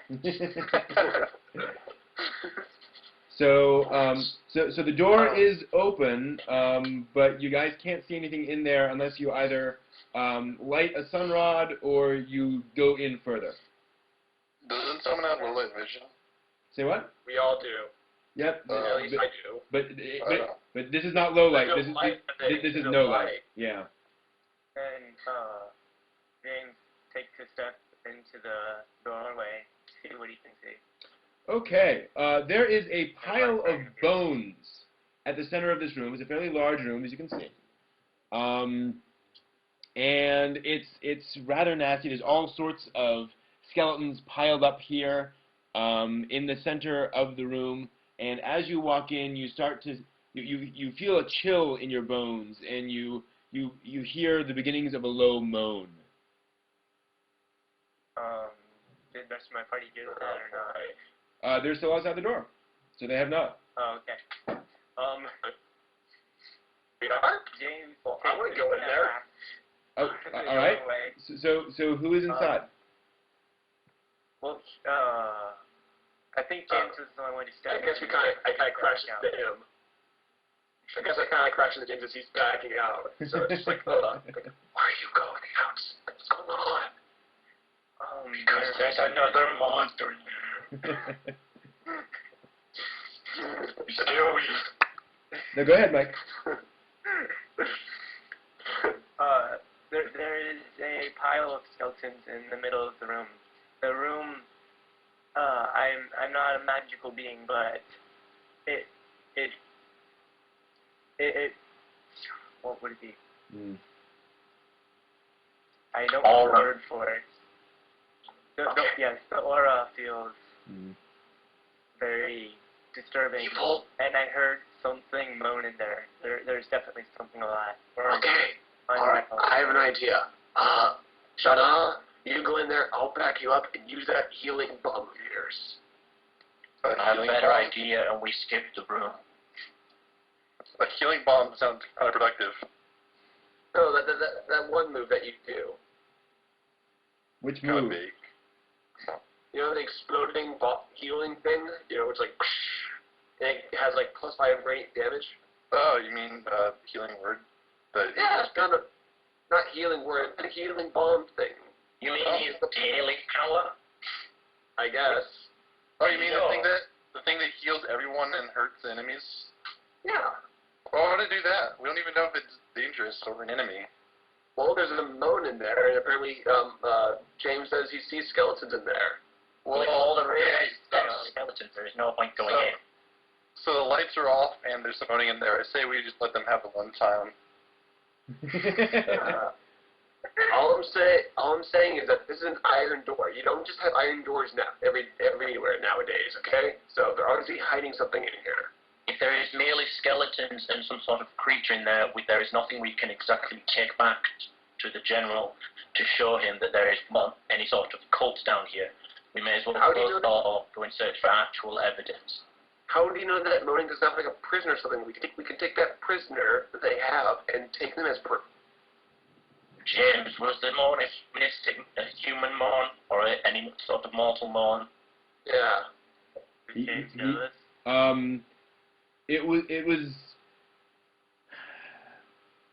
It was low enough to sound like it was not a normal person's moan, but hard to tell.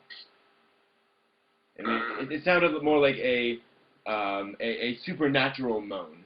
But then in a place like this, hard to tell. I couldn't exactly tell, but with the room's aura and the moan, it wasn't very loud, but sounded as though like the monsters that we fought in the village days ago. Then I suggest there's no point going in and we search somewhere else for more finite evidence. I'm just saying an iron door usually has something hidden, but fine, let's go. And if it is a monster, fighting it will cause enough noise for whoever is in the room, whoever is in here to know we are here. We do not want to be attacked. And if it isn't, fine, let's just go. Let's go. Drop it. Let's go. Come on. James silently closes the door. Very good. All right. The door closes. James said something inspired.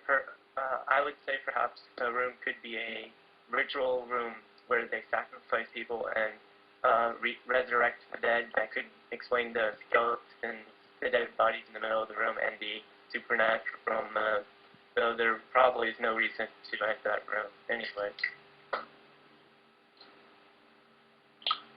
All right. So speculation get us nowhere. So I suggest we move on to this room further down the hallway. But by further down, since you're at a T, do you mean to the east or to the south? East. All right. And yeah, I guess we sneak down to... Does everyone else agree? You're all going to do that? Yes. Okay. Sure.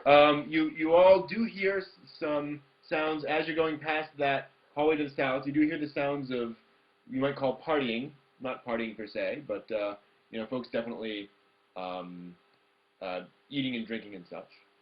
And as you approach this door, you see this sickly green light emanating out from behind the door, and it's this door was clearly not original to whatever this place is, so it doesn't fit extremely well, and which is why you can see this light coming from around it, and you do hear voices from behind the door. Perhaps we could put our heads against the door, or one of us could listen into whatever conversation is going on in there. What is everyone's another job for James? What is everyone's passive perception? My passive perception. 10 plus 8. It's a base of 10, right? Because that's what my Correct. character sheet says. Yes. Yeah, then 18. Okay. 11. There would be 1. No, it's Plus 10. Your passive perception is always plus 10. No, there's always at least 10. Oh, it is? Okay, so I guess it's 11. Okay. And mine's 13. 13. Okay. So so James can certainly hear the voices. The rest cannot at this point. Yeah. Just as it is. Then James tries to listen in. Okay. You hear a young woman's voice saying, "But now is the time. Now is our chance." And you hear an older woman's voice say, "We are not yet ready. You must be patient, Isel." Our time will come. Okay. Ominous. Hey, James, what can you hear? They are talking about something that a younger sounding woman appears to be anxious to start something, but an older woman says that they have to wait a little bit longer. Perhaps they are prisoners, but at the same time they could be the cultists. And at the same time, they can be also 5 necromancers. The young woman then continues, but what better time than now? We finally have something that will truly please him and will bring him here to us. Necromancers. Yeah, they appear to be talking. The young woman is saying that they have something that will bring him. I can only guess the god of death. I forget his name. Raven Queen? Vecna. The god of death is a Raven Queen. Oh, I thought it was the god of death. Vecna is the god of undeath. Oh. Vecna or Asmodeus. One of those two that they would possibly be trying to bring back after the world crawlers did what they did. My guess is that these are not prisoners. But do we think that if they are someone who is important or has something important to the cult, they may also have evidence. So could we consider this a risk enough to venture inside and possibly engage whoever inside there? Are you saying that we attack them? If they are hostile, I'm saying, should we risk entering inside and finding out? Because then, if they likely sound important to the cult, if they are members of the cult. So is it a risk to venture inside and find out if we can get evidence at the risk of a fight? Well, we're not certain how many people are actually in there. It could be quite a few, in which case it could be a more terrible situation. Is the door open in any way? No. You could try to peek through the gaps. That would be a perception check. That is pretty risky, though. Yep. I would suggest that we not do anything rash yet and search the dungeon a little bit more for other. How do you know it's a dungeon? It looks like a dungeon. Well, there's a lot of You hear her say, "Very well, I must be going."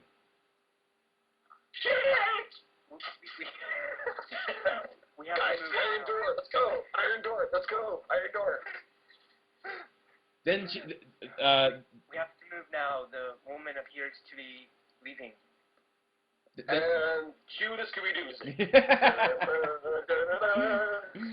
I guess that we, I don't know. I said that to my party, but Yeah. they have to say what they do. we carry on fish and go inside the iron door. Yeah. Yes. I guess. Okay. We did ninja very fastly toward the iron door. But does Chris agree? I mean, should I agree? I'm cool with that. We need to get out of here. Yeah, we must move now. Okay. So you guys, Benny Hill it back into the room. I like this better, but okay. And so you open the door and go in. Do you close the door? I think we have to because the door was closed when we entered. Okay. As you enter, you feel a chill in your bodies, and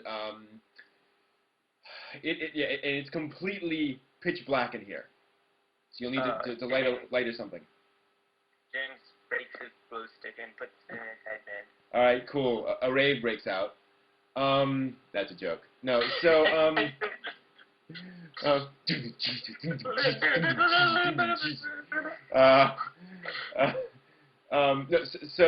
it illuminates a room with a pile of what must be 2 or 3 dozen skeletons, all heaped in the center of the room, various races and ages. The room just gives you a chill. There are runes carved on the floor, rather haphazardly though, and you all hear a low moan. Are the runes in any particular language? Yes, actually, I believe they are in. Let me check my notes because I always forget the names of all of these languages. I'm going to bet it is in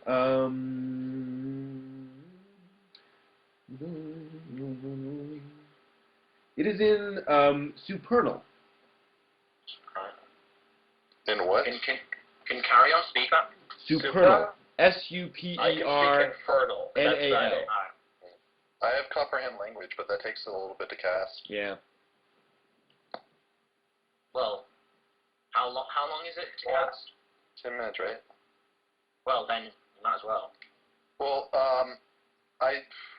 we might want to explore the room first, just to make sure that we're not, or that we are alone. Yes.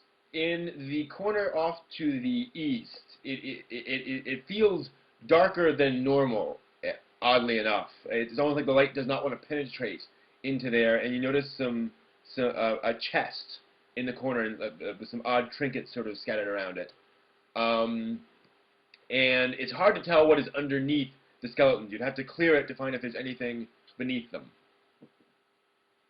If there's like an altar underneath there. Okay, seriously, no one has magic missile? No one has magic missile? None of us are wizards. Oh, so that's a wizard only spell? Yeah. Mm-hmm. That stinks. Man, no more references. Oh. Never mind. I guess we have to get rid of the skeleton then, huh? It is an option, but we would have to do it as carefully as possible. Can we like see the room already, or do we have to do a full perception check to really see everything? No, you've pretty much seen everything. Okay. It would be like a perception check to figure out like how much noise would come out of the room if we make noise. It's not a perception check. You just know. How much how much noise would come out of the room if we made like if we threw something at skeletons or something?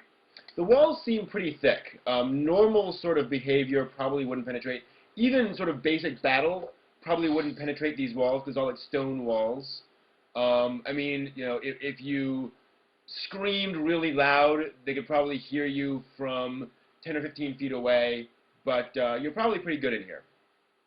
Well, perhaps instead of throwing something at skeletons, we could do a perception check to see if the moan is coming from the skeletons. From underneath the pile of skeletons. Yeah, that's a good idea. I guess we should just assist James on a perception check. Okay. Righto. Then roll. I've got an 18 anyway, so... Wow. 14. Yeah. Assist. Success? 14. Chris? 13. Those are 3 successes, so +6. +6 to my +8. Yeah. Oh. It fell off my desk, but I rolled a 20. No! Yeah. 32. If only it was 10 more, 42. Being of life. You can perceive the dust. Meaning of life. So yeah. 34 actually. Yeah. So basically, you can tell that the moaning is sort of coming from everywhere in the room at once. It is kind of centered on the skeletons, but it is not coming from the skeletons specifically. If we are alone, then I suggest we... go ahead. The moaning does get louder, by the way.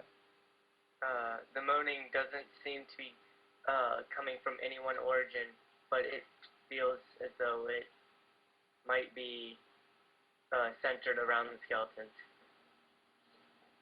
I suggest we take a battle formation attempt to get close to the skeletons or to the chest in the corner. Manji battle formation, everyone. So, That's an actual battle formation. So where do you want to go? Skeletons or chest? Oh yeah, there's a chest. Let's perception check the chest. From way over there? Yeah, that's just we'll get closer before we do any sort of check. Yeah. Oh yeah. As soon as the skeletons are close, we could just go towards the skeletons, just give them a good poking, see if there's anything there. True. Let me see if I have I agree with him. This is way too big, but there's the chest. I mean, it's actually like a statue thing, but you get the idea. That's roughly where it is. So is this 2 down from where we are? Oh, thank you. Sorry. Yeah. I got you. Yeah. So, I'm sorry, where are you going? Oh, well, the chest is there, so I guess we could go towards either, really. Right. Well, I suggest the skeletons are the safer option, as the chest can be trapped in any number. That's what I'm saying. We perception check a chest, or at least get close to it and check it. Or why not go to the skeletons first and find out if there's any sort of threat underneath them? Okay. I don't know. I just want to look at the chest. I'm sorry, but like I'm the typical RPG who just likes money. Fair enough. I'm the typical RPGer who likes to live. So, you know. Oh, that's overrated. I like my life. I don't get a respawn in this. Yet. Let's go for the guy who died in Magicka 3 times in a row while getting ready to play Dungeons and Dragons. Yeah, Magicka, not done. Anyway, does the party agree we go to the skeletons? Yes. Chris? I suppose, with caution. Then to the skeletons we go in battle formation. Okay. To do a sort of stick your sword in there to see what happens. As you near the skeletons, the sound gets louder and louder and louder, and the moaning becomes a bone-chilling chant that reminds you only of graveyards and the darkest of night. No. Sorry, I couldn't help but think of Batman. You should have been like, I am Batman. I really do not know what to do in this case. I say we poke at it. How about Does anyone have a stick? hit with an arrow? I have a sword. Does that help? You can shoot it with D8. an arrow. I don't know. Possibly shooting it with an arrow would be too hostile, yet we would be at range for whatever was in there. So I suppose it is really a judgment call of whether we want to get close and inspect it or simply shoot, fire an arrow. Either one would get the effect we're desiring. Instead of shooting an arrow, how about we just throw something? So, yeah, something maybe nearby that is not as hostile. There are pieces like little bits of wood and just sort of detritus that comes from this sort of environment sitting around. You could certainly chuck at it. Yeah, I think that would be a little bit safer than shooting an arrow at it, maybe. And I suggest we do this. Someone I can do it because I'm guessing most of you guys' bows is more like over the range limit. So yeah, my handle will do nicely. No, he meant throw something. Throwing a piece of wood. We're not shooting at it. Oh, well, my rule is 16, so there. Okay. Then let's make that your athletics check. Okay. Does he need an athletics check to throw like something small at the bones? He doesn't need a check, no. Exactly. So. But he did it anyway. Yes, but he did it anyway.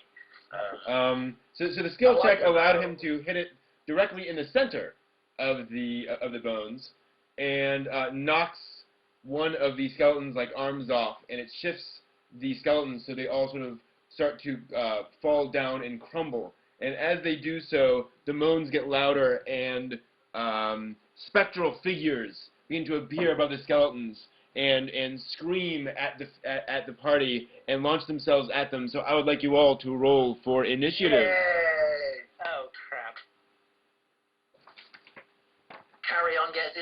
we get to fight again. Yeah. I got a 7 total initiative. Alright. Well, but I get that +2 data, so 9 total. Okay, just 1 second. I was looking something up. 22. I have an 18 initiative. 1 second, guys. Okay. So Matt, Also, you're. I saw the whole room again for a second there. So Matt, weird. Matt, you got a 9. Yeah, 9 total. Okay. And Mike. 22 total. 22. All right. Zan. 18. All right, Chris. 23 total. Wow. I'm dead. Wow. Every time. That's what we need. We need mage to go first. That's really important. Well, actually, the mage going at the end wouldn't be too bad. Mm. You'd want the healer to go last, but the mage, where the mage goes doesn't really affect anything. Yeah. Okay, so it's gonna be that +6. So where did my? There it is. So I'm just gonna roll once for all. Well, actually, I'm gonna roll. I think I'm gonna do them for each one. So Yeah, how many is there? One. give me a second. I think you said like 20 or 30. Yeah. Or so, roughly. Minions. Hopefully. Yeah, hopefully. There weren't minions last time. I'm not taking any more chances. Wow. Yeah, 30 of them? Even Brent isn't that much wanting a TPK that he would throw 30 normal monsters at us. Maybe 25, but not 30. I can't. Where are they? I don't see them. I haven't put them up yet. Give me a chance. I don't Oh, okay.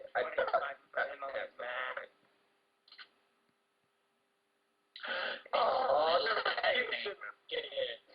Oh, look at him. He's so cute. You should have no preference on these creatures. Hey, can you guys like move everything, like even the map up, or like just move it and then move it back to where it was? Because stuff is loading for me now, but it's only just now coming in. So I think if you move everything and then 1 second. move it back, it'll be fixed. Done, I think. That didn't do it. I see the monsters in the chest. And that's it. Do you see the Well, PCs? as long as you see them, then we're alright. Well, yeah, I can't see where we are. That's a problem. Oh. Let me move Carrion. Did that work? No. I can still watch. Okay. Try delete, carry on, and then bring them back in. All right. Frank's Indian time. Yep, there he is. All right. So 1 second. I'll rebuild the party. Everything. As opposed to doing it to the map isn't really necessary. It didn't seem to help us very much. All right. I'm going to take my headphones off for a second. I've got to open the window. It's getting really warm. Okay. And actually, Chris, you're going to be up first.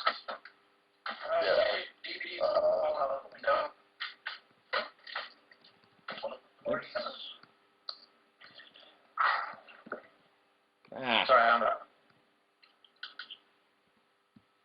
There we go. Jooby. Are we good to go? You're good to go. Okay. Okay, first I want to put us in launching battle formation. There we go. Yay. I think I'm cool just staying where I am and not moving. Okay. I guess I'll do a nature check on one of them. All right. I need to see their names so I know which one. I don't like Tammy, so I'm going to nature check Tammy. Okay. And I roll. That's not going to work. It's 6 plus 3. Nope. 9. Nope. Then. You can tell there's a ghost in front of you. And that's about it. All right, so anything else, Chris, for now? Well, I'm going to... Can you heal me? That would help. Do you need help? I'm right next to you. Can you just do like a heal check and just like maybe heal me a little bit? I mean, yeah, if you don't mind, using up your healing surge, I don't mind. Sure, I'm at 17. I'm just like, expect anything is all I'm saying. Okay, well, Oh, wait, hold on. Since you guys leveled up, you're at full HP. Oh, never mind then. Oh, okay. Are my surges at full, or are they the same? Everything is refreshed. Oh, really? Yep.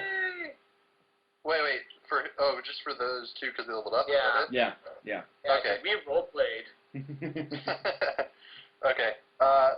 Well then, I guess I will, what do I want to do? I will use my Lance of Faith Okay. on, Tammy. And, Okay. I roll a 17 plus 3. That will hit. Okay. So then I roll again, the D8.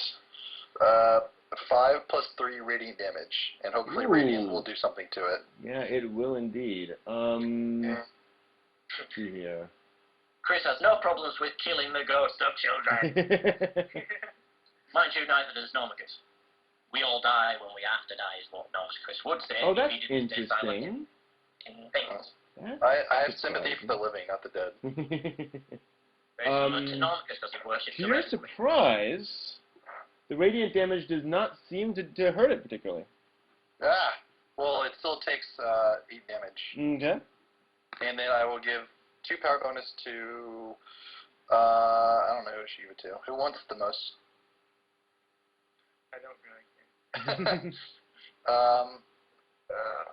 Just go with carry on, since he'll be the one that's up close. I think you give Norm a kiss, maybe. Well, we didn't learn that. I mean, I rolled a pretty high number, so I don't know what the reflex is. So right. I'll give it to Carrion right now, just to be on the safe side, so we can assess the AC too. Okay. Then actually, to surprise, Frank goes next. Oh god. I don't like Frank. Frank is a nasty little son of a gun. Alright, so Frank is going to come up to Carrion. And that will hit. That is definitely going to hit. That's a 26 versus reflex. So, yep, sure enough. So that is, oh, wow, he did max damage. So that is, wait, hold on, so he got a critical? no, he just rolled max damage. Oh. Different kind of crit. Yeah. So, he deals, he lashes out with his spectral claws and deals 10 necrotic damage to Carrion. Which also marks him, actually, by Frank. So, that like is... a fighter's mark? Kind of like that, yes. Awesome. So he will get some extra bonuses to attacks by him. So Mike, you're up. Can I do a nature check on Frank? You bet. Right. Okay, so I roll my black d20 which likes me. Don't fall off my desk. 16 plus 8. Oh, nice. Yes. Frank is a phantom warrior. Phantom warrior.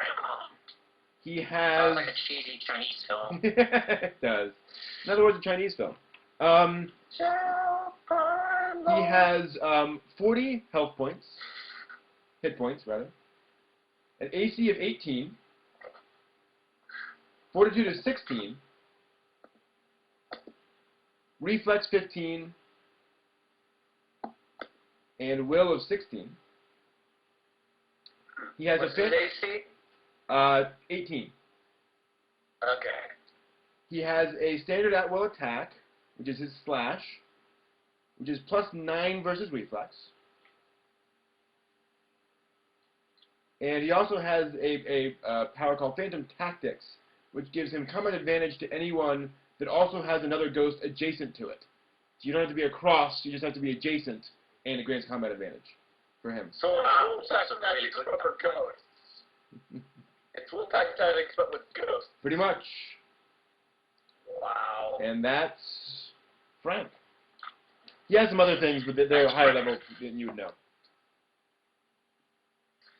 Okay then I guess I shoot at Frank with my bow. Okay. Murder or in twin strike it always. Okay, I rolled a 2 with that one. That one missed. And I'll try my second arrow. I rolled a 19. Oh, that'll hit. 5. That'll hit. Then I have to roll this D10 and this D6. I rolled a 3 plus 5, 8. 8 did 8 damage. Right. All right. Oh, I should point out something.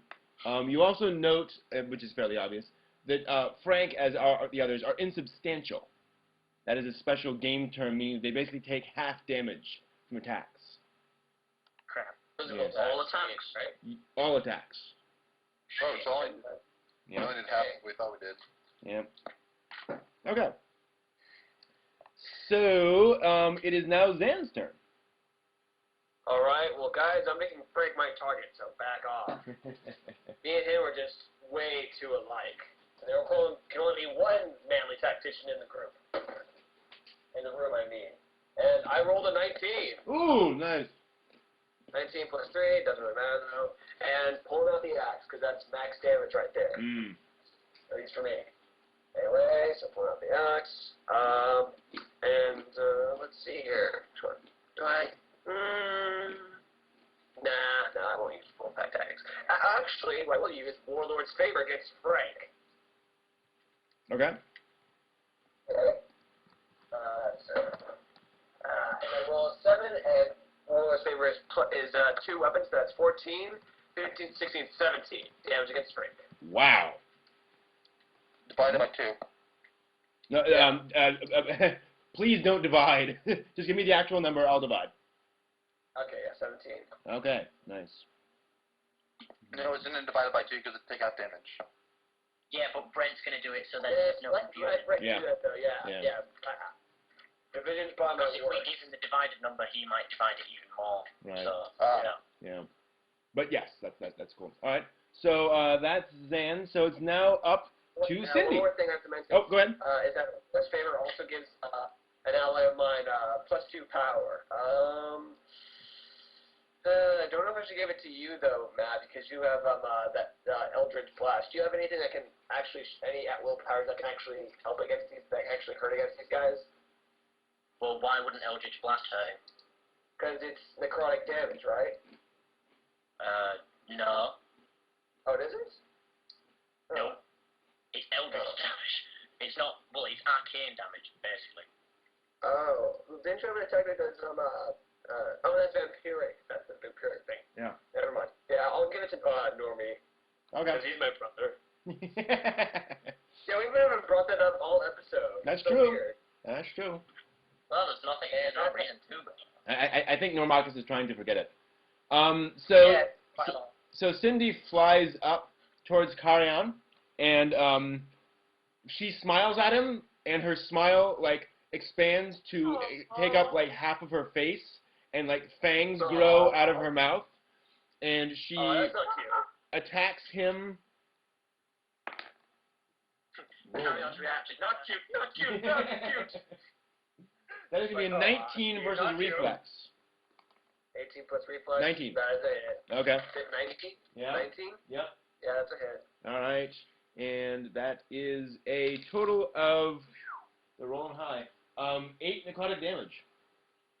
Yeah, heal me. Yeah. And then Tammy goes.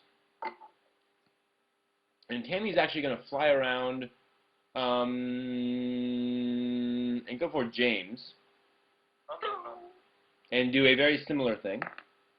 Rolling something, she rolled a 2, so that's a no. So she just sort of sits there looking strange. She tries to bite James and he just bitch slaps her away. Okay, so let's see here. That's that. So Matt, you're up. Finally! Eldritch Blast on Frank. Simple as that. Eldritch Blast. I get a... No, wait, what do I get? I get my Constitution, so that's +3.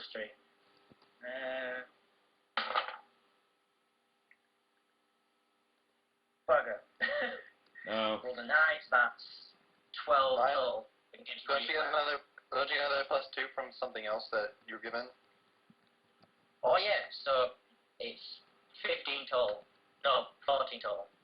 Against what? Reflex. 14. Trying to hit who? Oh, Frank. Frank. That is a miss. Yeah. Okay. Sorry about that. Do it like take a minor action, like do a nature check on one of them. Well, since I can, I'm gonna go action point. Okay. And roll again. Just for the Eldritch Blast. Yes! 22 total. Hit.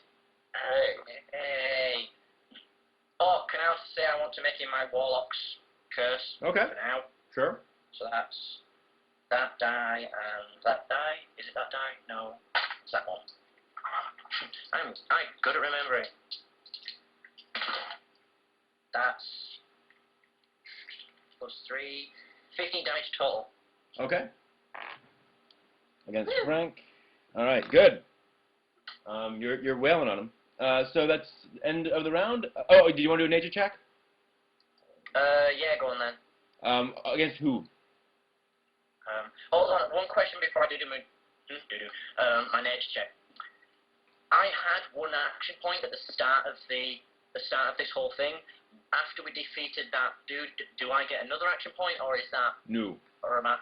Right, No, okay, so I am at 0 action points. All right. So next check against Cindy. Cindy or Terry.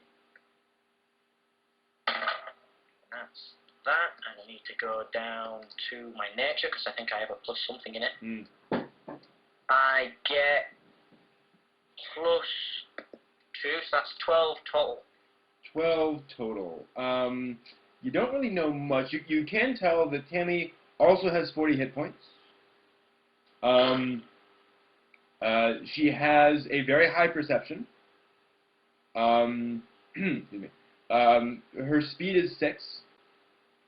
And that's about all you can tell. That's pretty decent, though. Yeah. Normally I don't get stats. Yeah. But yeah, that's Okay. me done then. All right, so we're back up to the top, and Chris. Chris, Alright. you know what to do. Use your daily. What? I don't. You're the only one who's hurt. I know, but like still, like you're in perfect range. So, I mean, these are. Yeah, but it also hurts folks. No, it doesn't. It heals us. Doesn't it? Alright. Heals us. Yeah, no, yeah. Dragon Breath, the other attack. One quick thing. I'm sorry, I was looking at the wrong stat block. Tammy has 30 HP, not 40. Hey. Okay. Alright, I would like to ask my party, is it safe to assume that these things are undead creatures? I would say so. Okay then, well, I mean, instead my of, bite mark is now glowing with black ooze, so yeah. instead of wasting my daily power, I'm just going to use a healing word on you. Fine, thank you. That's all you need. So I'm going to roll. Good. So let's see. That's 4 plus 3 plus 3, so that's 10 plus your healing surge. Okay, 16. So there you go. Pretty much all Almost the healed. Thank you very much. But at least fire off a lance of faith or something, okay? No, I've got something better if it hits. I'm going. Wait. Yeah, I can do that. I'm going to use Channel Divinity, Turn Undead. Ooh. It's got close burst of 2, so it will hit all of them if it hits. So it's Wisdom versus Will, so it's +3 initially, and then I roll.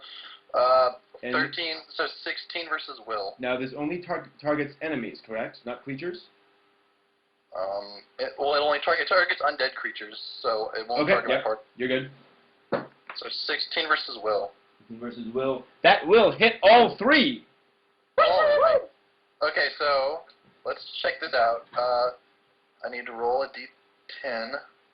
Alright, 6 plus 3 radiant damage, and push targets 5 squares away, and they're all immobilized till the end of my next turn. Nice. 1 second. As I calculate that. Wow. Okay. So, Frank and Tammy are now bloodied. Hey! Wait, Tammy? Yes. Has Tommy taken damage? Yeah. I attacked enemy. Oh, okay. Yeah, but like Kevin has pretty low HP. She only at 30. So she's probably at 15 or something, right? Could well be. And you want to just push them, north, essentially? Yeah, keep them away from us. Okay, how far can they go? 5 squares. You want to push them the whole way? Move Cindy. Don't move Frank. Don't move Frank. Don't move Frank. Yeah, I want to. He's mine. Also, he's bloody, so I get a +1 attack against him. Oh, also, don't they move? Nope. Actually, this is up to 5 squares. Yeah. So, actually, I would like to push them away from each other, but keep them separated from each other so they don't get that advantage. 1, 2... So they don't get that plus whatever Yeah. for the rolls. Alright. And you want to move Frank as well? Carry on. Do you want me to leave him there? If you guys think he's a threat to you, I mean, if not, I'll charge at him and go up mano. Not a bad idea, actually. Maybe we can push him somewhere where we can get a flank on him. Like right here? Whose turn is it? Matt's gonna be, no, not Matt, James is gonna be next. Yeah. So, I mean, he can go around. Something like that? I think we should leave him where he is, so it'll be easier for us to move and flank him. Okay. Yeah. James has high enough speed to go around to flank him without getting an opportunity attack as well. Nice. Yeah. Okay. All right. Okay. So that means it is now Frank's turn. Frank. So And Frank. will move. Frank West is a ghoul. Or no, just Frank. The rest Name is only Frank. And Frank rolls a 3, so he's not going to be able to attack much of anyone, and he has no other I kick abilities. him in the face. So Mike is up. Then, yeah, I guess I run around and flank him. Okay. Run, run, I run around. And then, yeah, I roll to see if my first hit hits him. Oh, dice is flying off. 14 plus 7 for safety. That will hit. Yay. Please Let's don't kill see him. if 1. 20. Please, one. Down! Yeah. Don't Okay. kill him. Mine. Then I have to roll. Come here. Game table. Wait. One of them is a critical, right? Yeah, so one's just automatically 8 damage. Yeah. I roll a d8. Okay. Then the other one rolls a 2. No. 5 and then the other hunter's quarry is a 6. Okay. So 6 total. Frank's No, better than me. it's 8 plus 6 for one of the attacks. Okay. The other attack, because that was a critical, the other attack is 2 plus 5. Okay. I don't know how much that is. That's fine. I got it. Frank is just barely still up, but he is up. Woo! He's mine! And Zan, go for it. Hell yeah! And Zan missed. I then pull out the axe and started spinning it really awesomely. Okay, I rolled a 17 plus 1 for bloodlust and plus 3 for strength, which is 21. Hit. Okay, and pulling out the axe, and it's an 8. All right. Also, I like to use Infernal Wrath for a +1 power bonus. Okay. 9. All right. You swing. You connect. Frank disappears in a plume of dust, and necrotic energy just sort of goes everywhere. Can I say one thing to Zan though? Mm. It's not to your damage, it's Infernal Wrath, it's to your attack. Oh. No. I actually researched Infernal Wrath. It's also attack, but if it hits, it's damage. That's what the book says, at least, or the one that I read. You can channel your fury to gain +1 power bonus to your next attack roll against an enemy that hit you since your last turn. If your attack hits and deals damage, add your charisma modifier as extra damage. So Yeah, you my don't first get... modifier is +1. Well, you didn't say that, you just said thing. Well, I thought it was already implied, because I'm already a charismatic person. Fair enough. Anyway, let's You know, go. Okay. And my Charisma, a.k.a. James. And with that, the other ghosts disappear. Yeah, attack girls. Guess we got the right one. Well, I guess that's enough XP for James and Shadar to level up. Could be. Hopefully. That's pretty much why French some of them. You get 49 HP. down.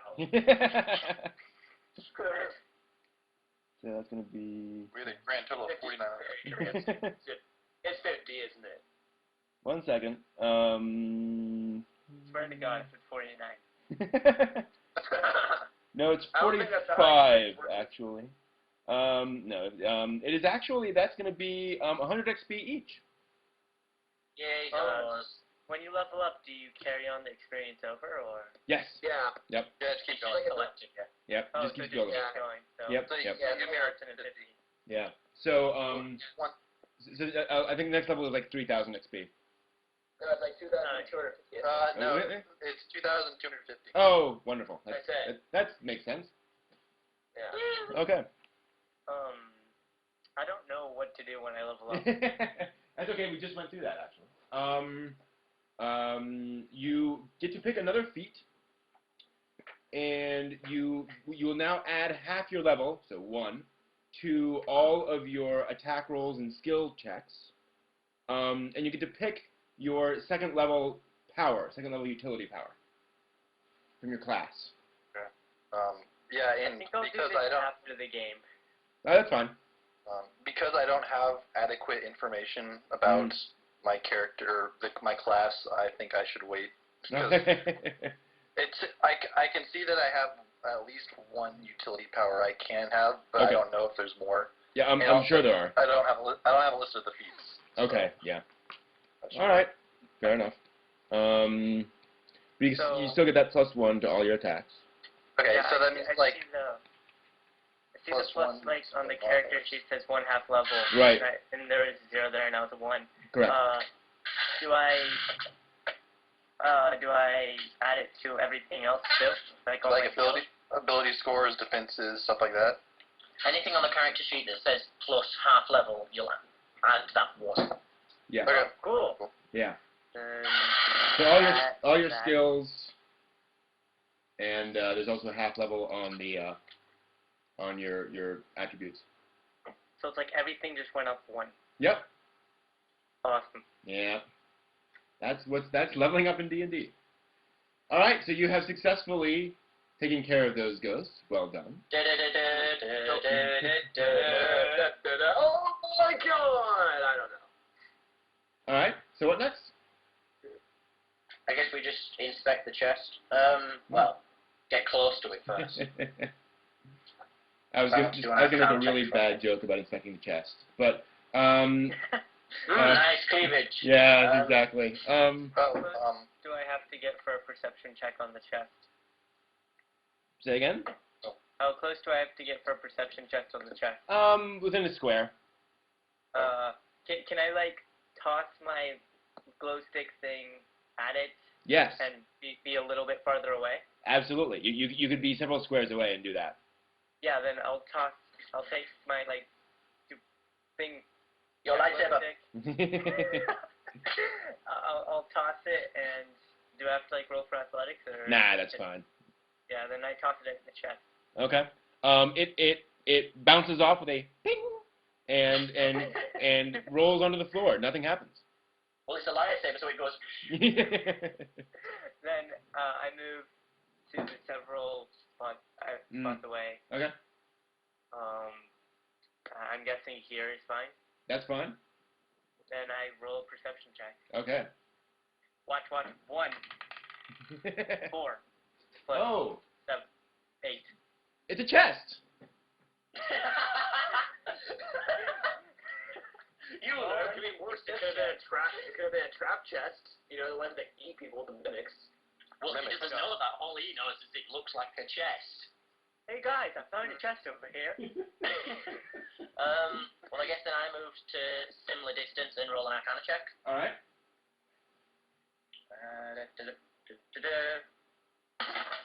That's 7 plus 8. That makes it 2. Get back with numbers. 14 plus that extra 1 for my half level.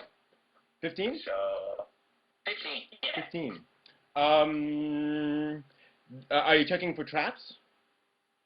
Any sort of magical trap or presence, yeah. Okay. There is a magical, there is something magical inside, but it is not trapped. Then I inform my party of this. Okay, I'd like to make it, I'd like to move right next to them, and I'd like to make... You're cutting out. Could you repeat that, Zan? Are you there? Uh-oh. You may have lost Zan. Oh, I was gonna say, I move to a similar distance to my 2 party members and make a history check. Oh, nice. Good thinking. Yes, this chest was Yeah, so I can check for history traps. This chest was owned by someone once. Yeah, just leave me back there. I'm checking for historical traps. Yeah. And I rolled 16 plus 2, 18. Okay. So you're looking for Historical traps. historical. What do you mean by historical traps? I don't know. That's not really what we do with this check. Let Zan answer. Check the treasure check. I'm kidding. Yeah. You can certainly check for historical information about the chest. Yeah. That's what I'm checking for in general, though. I'm checking about the whole traps because, like, I'm checking for traps. I'm checking for magical traps. I'm checking for historical traps. Okay. No, there are no historical checks on, traps on the chest. And the next Shadad checks for healing traps. I have a question about my leveling up. Okay. Does my health go up? No. Oh, it does. Sorry. Yes. Ooh. It'll go up based on, I believe it is in your Oh, it does? race. Yes. Race. I'm an elf. What do I... Let me check. Oh. So 4 I and need to check that as well. let me get the right thing. Maybe it is class. It can't be class. I'm sorry, it is class. My mistake. As odd as it is that your health will be based on your profession as opposed to your physical thing, but whatever. So Chris, Oh yeah, mine goes up by 5. yes, you go up by 5. What would a ranger be? Ranger goes up by 5. Cool. 5 for me. Warlord. First level. Yeah, Warlord goes Okay, up. mine 5 for me as well. So Yep. I'm at 30. Yep. 5. Which means your bloodied value increases as well. You get bloodied at an extra 2 points higher. So now it's 15. Mm-hmm. Mine counts. Now I'm the same HP as Tammy. You seem so alike. Mine's on an odd number, so that means when I half it, I round down, yeah? Correct. Right, so that's 32 half is... Does our surge value go up? That surge value by surge. Your number of surges? The number of surges do not increase, no. Well, it should because it's your plus your Constitution modifier, and your Constitution modifier should have gone to 1. Right, but again, that's not where that half level is added in. It's just your straight Constitution modifier.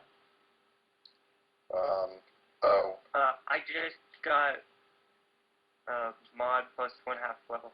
I got 1 modifier, I think.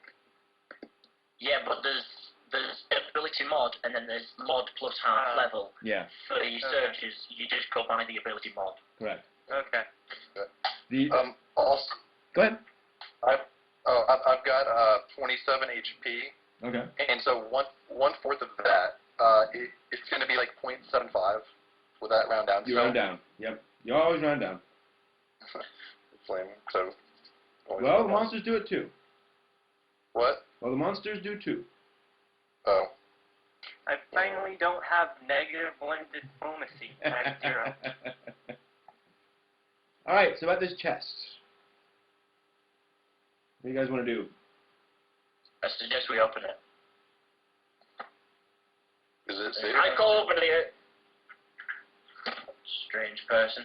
There seems to be no reason to not open it, so any risk that is opening it is unbeknownst to us, so I suggest we simply open it and find out. That's cool. Do something! I'm all the way off my own in the back, waiting for an explosion anyway. James just takes a step back. Okay. Even though probably still being the last. So is anyone going to actually do it? Well, carry on. I would open it. All right. So Zan opens it, and he is sucked into hell. I'm joking. Yay! Inside the chest, you find a pouch. That would be an interesting twist. It happened in one of my games one time. You find a pouch containing 50 gold pieces, and next to them, coiled up next to them, is a pair of goggles. Goggles. Leather goggles with dark eyepieces. Fucking no. I can't check to see if it sees magical properties. Okay. Goggles. 19. I was looking for sunglasses, honestly. You can tell these goggles increase. They give you a +1 item bonus to ranged basic attack rolls while you are wearing them. So basically, anyone but carry on. I have a hat. Oh. That you're rubbish with. This was out of character, by the way. Yes. Alright, then I guess I inform this to my party that the goggles seem to increase your ability to your accuracy during any sort of ranged attack. So I suggest any of James, myself, and Shadar take these goggles. I will point out it is ranged basic attack rolls. Basic attack. So, James. Okay then. Hey James, everyone look like Naruto? Or every Digimon hero ever? Yeah. Oh, cliche. Then yeah. Okay. I guess I take the goggles. Alright. They're yours. You now get +1 to range basic attacks. There we go. Wait, what? Attack rolls. Basic attack rolls. So if you're doing like an opportunity attack, or any other kind of basic attack where you're not using a power, but you're just using a ranged basic attack, you get a +1 on that. Okay. That would go under Magical items. Yeah. Okay. All right. Cool. All right. So what next, guys? Do we need, I'll We still need, get this pouch of gold. How much gold is in it? Or what's in it? I believe I said it was 100 gold. Oh, 100. Wow. Did I say 50 or 100? Okay. You totally said 100. Tell you what, 100 gold. That's fine. I suggest we split this between all of us. I guess we have to split it up. Yeah. Yeah, 25. okay. One for you, one for you, one for you, 97 for me. All right. So I'm going to go ahead and add 25 to mine. Yeah, we split it up evenly, 25 for each. That's fine. All right. Let's take a quick break. I'm going to take about a 5-minute bio break. And when we come back, we'll figure out. I got full laundry. Okay. So we'll come back in a little bit. Alright, we'll do that. Add 33 to your guys' things. James is not taking the money. He has like 100 Yeah. right now already. So Fair enough. Oh, really? yeah. Yeah. How generous. Yeah. Also, I have a question. Yeah. What was it? Oh, yeah. What was the guy, your feet that you picked? You and James and Mike. They don't know yet. They haven't picked them up. We don't have manuals to look up beats, so we're kind of waiting until the end of the session to figure it out. Yeah, Oh, you like look. I have a good site that I have that's had at least some stuff on it. Here, I'll send it over. It's got stuff on it at least. That's Anyway, why- drink Tommy. No, that's where I go, but there's no. Where do you see the feats? Oh, that's easy. It's at the top. At the You can even like go to the very top and like it says feats around here. Should. There's heroic tier feats. That would be them. I don't think that's it. No, I don't think that's it. I know it's here because that's what I found in mine. Yeah, just scroll down. I'm just gonna guess these goggles go around my neck. Yes. No, actually, no, it is. Oh. I'm pretty sure it is heroic tier feats. That's where the racial and generic feats are. Yeah. Okay. Actually, no, I think the goggles are a head slot. The head slot, sorry. yeah. Okay. Yeah. Well, I guess I'll choose from one of these. Yeah. Okay, perfect. Also, I don't think James will approve of the helmet, so I think this is the only option for him is the helmet. Head slot item. Yeah. What I'm trying to figure out is why we're getting He's a pretty boy after all. It's minus one charisma. Oh, not that good.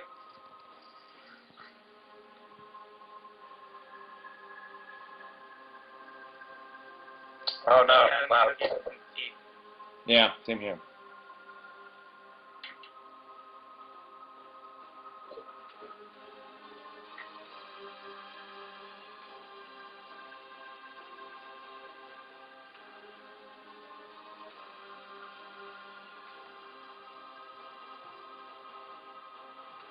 Let's see here.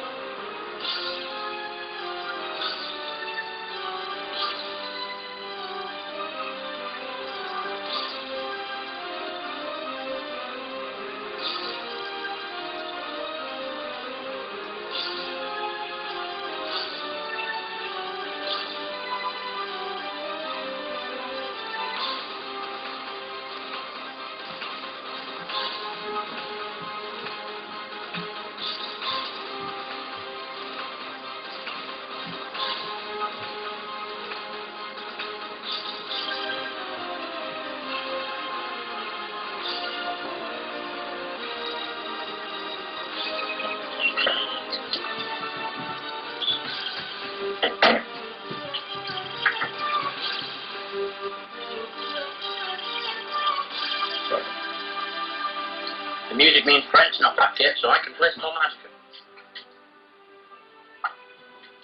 That's what he thinks.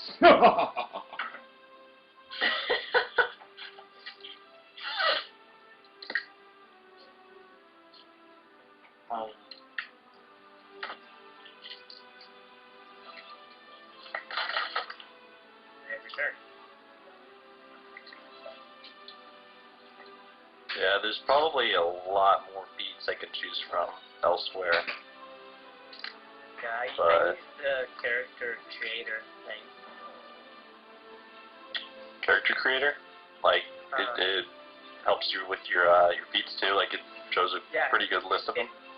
It has everything. I think it's 3.5 stuff, so I don't have everything for. But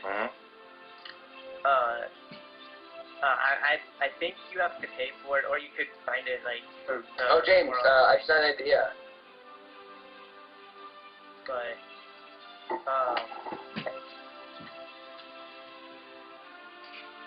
give me a second.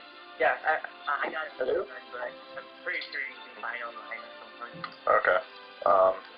I found something that's pretty neat. It says an ally can add your intelligence as a bonus to his attack roll. Is that any given attack roll? Or does it have to... I don't know. That should be any attack roll. What are you talking about? You talking to me? Hello? Hi. Dan, can you hear us? Yeah, are you talking about tentacle assault? Yeah. Yeah. Can you guys hear me? Are you guys talking Yeah, are you talking about tentacle assault? Yeah. Yes. Okay, weird. Because I think maybe James might want to get Lethal Hunter. I think that's really good for him. Okay. Lethal Hunter increases damage from Hunter's Quarry from 1d6 to 1d8. Oh, hey, that actually does pretty good. Alright, so today I have Tactical Assault. Will that grant it? So, at all times, it'll grant an attack bonus from my intelligence? Let me check. Is that a feat? No, it's only for no. It's only for action points. At least that's what I've been found out. Tactical If it's just for action points, I'm not as interested. I don't want it anymore. The feat says you have to be a warlord. Oh, well, there's no prerequisites where I'm reading. Yeah, that's true. I don't know if any of this is true. What side are you on? Oh, nothing. I don't know. I can't believe any of this now. For all I know, that my entire character is a lie. Well, that's my question. It's all a lie. What side are you pulling from? dnd4.com. Okay, yes. It's the site I have here. Yes, dnd4.com is an independent site, and unfortunately, they're basing that off of the pre-pubbed Player's Handbook. So a lot of things changed since then. Your main options are either to buy a book, or Wizards.com has a character builder piece of software that you download, and it will let you build a software using all the rules, and it goes up to, I think, level 3, unless you want to buy a subscription to their service. Then it goes up to, like, level 30. Or you can download all of the PDFs online for, illegally. Yeah. Well, what's the name of the book that I would need to get? The Player's Handbook. 1. The Player's Handbook? It's a straight Player's Handbook. Anything else after that, or does it encompass all the new 4th edition stuff? Player's Handbook is for 4th edition. You want the 4th edition Player's Handbook. Okay. Yeah. There is a Player's Handbook 2 and Player's Handbook 3. You don't want those because those are different classes, different races. Okay. Well, right now I still don't, like, from what I'm reading here, I don't really see any feats that particularly interest me, so I'm just going to wait. Yeah. That's cool. Yeah, Tim, it is tough finding usable music for this.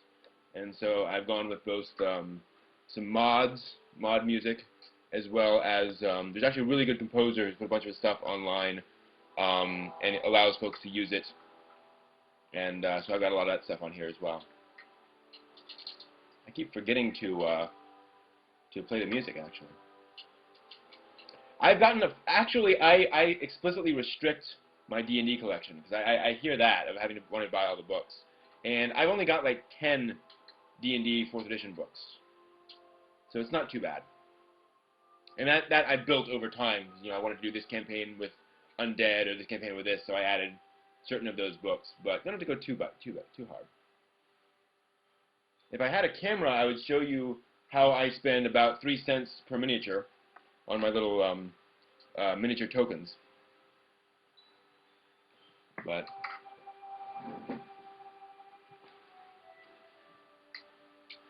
Toughness looks pretty good. I think I need more HP. See?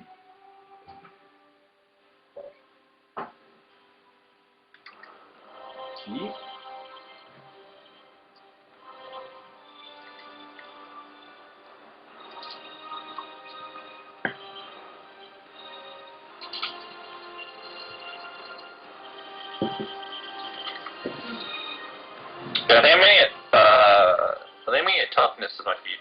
Okay, cool. Because I have too low of HP, and I don't like it. Yeah. So, under feats.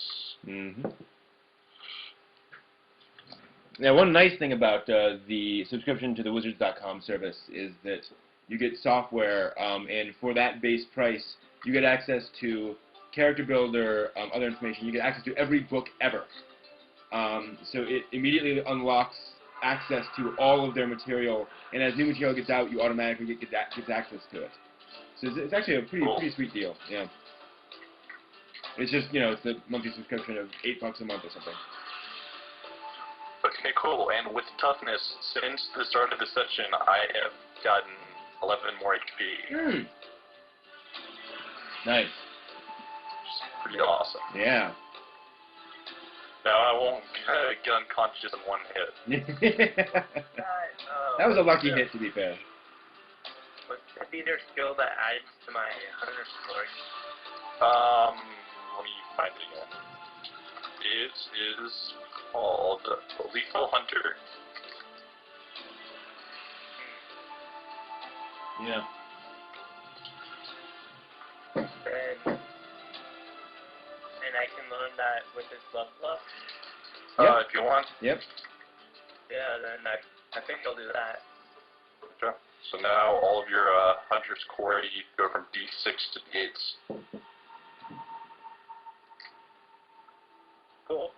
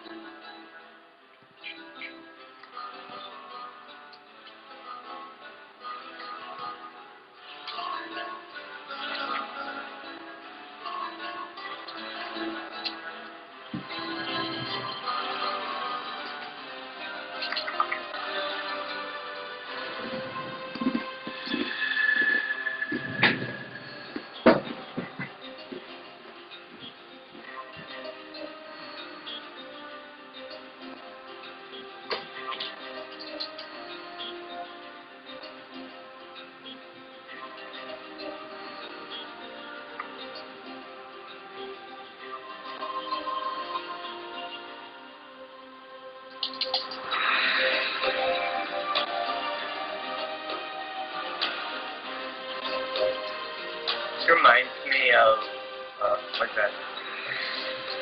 The RPG that was in, like, Wild West.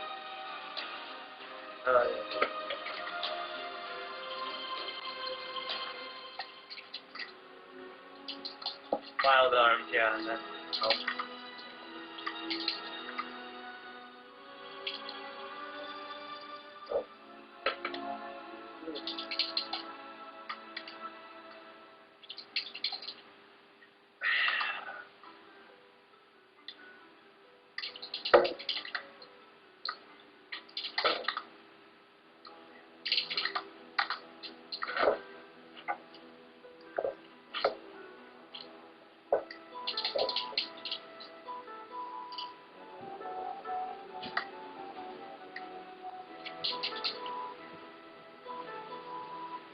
All right. And we all get an action point. Correct. cool. Do we? Yeah, that's our second encounter. Oh, right, sweet. Need to add that to my character sheet.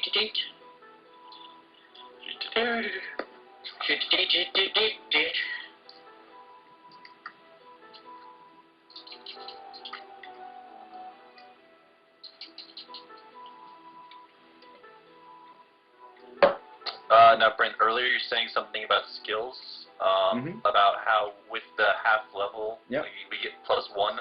Basically, yeah. What gives the +1 and what doesn't again? Every time you make an attack roll, or every time you roll for your skill, you'll add half your level. However, if a power says, for example, add your Constitution modifier, then you're just going to add your Constitution modifier, not plus half level. Okay. As I understand it. Okay, cool. Yeah. Does that apply to skills like acrobatics, athletics, stuff like that? Yes, attack rolls and skill rolls. Okay. I'm still a little bit confused about that. So, like, say we're doing a skill check. Okay. So would the skill check get the bonus? Yes, you would add half your level. Okay. But for example, when you're using your healing power, and it adds your charisma modifier. Okay. Oh, so it only like for charisma model. Oh, I'm like getting skills mixed up with okay. abilities. Okay. So another example there would be if you if something says you use your I'm trying to think if anything does say you use your acrobatics. Restart that. That's fine. Alrighty, so I think we can continue.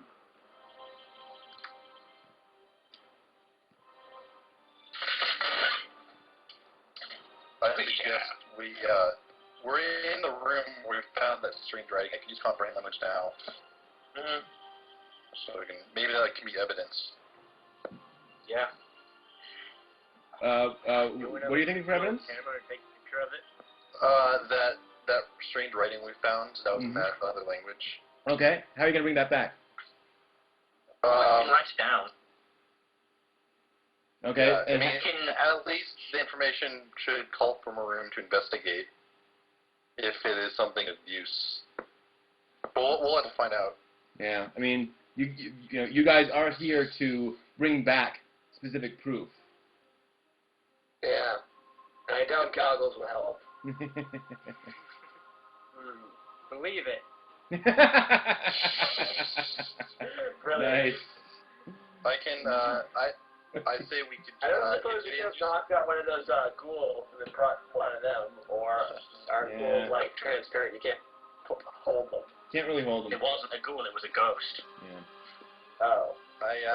I can just write down whatever's on the wall on a piece of paper, and I can pass it off as actual evidence. Yeah. I think we're actually going to need to find something that links the two together, you know? Well, if we take the print of it, we can find out what it says later in case it might be useful to us, who are specifically attacking the cult. I mean, I can do it right now, because it only takes 10 minutes to cast. I'll put it this way, you can certainly write down the runes now in just a few minutes if you want to. Or you can spend the 10 minutes to figure out what it is. Yeah, I don't know. What do you guys think? So it cost me 10 gold to cast a ritual. I don't mind that, but yeah, but we can just write it down and it'll cost you nothing and it'll take less time. Yeah, very true. But we can't just write it down and we'll be done. We would have to leave and hope that's the evidence we need. No, we can write it down and just translate it later. We can still carry on. We don't have to leave. We can still write it down and carry on. Yeah. Right, but Yeah, I'm saying that if I use comprehend language now and it is evidence, we can just go ahead and leave with that evidence. This isn't going to be our evidence. Yeah, this is just going to be something we use ourselves. This is just something useful. It's not evidence, it's just useful. So we might as well just take a print of it. Yeah. One thing I would say, though, is wasn't there something like some sort of mysterious thing behind the skeleton? Nope. They were just skeletons. Nope. Do you want there to be something mysterious and dangerous behind the skeletons? No, thank you. A black dragon appears. Oh, and then dropped off.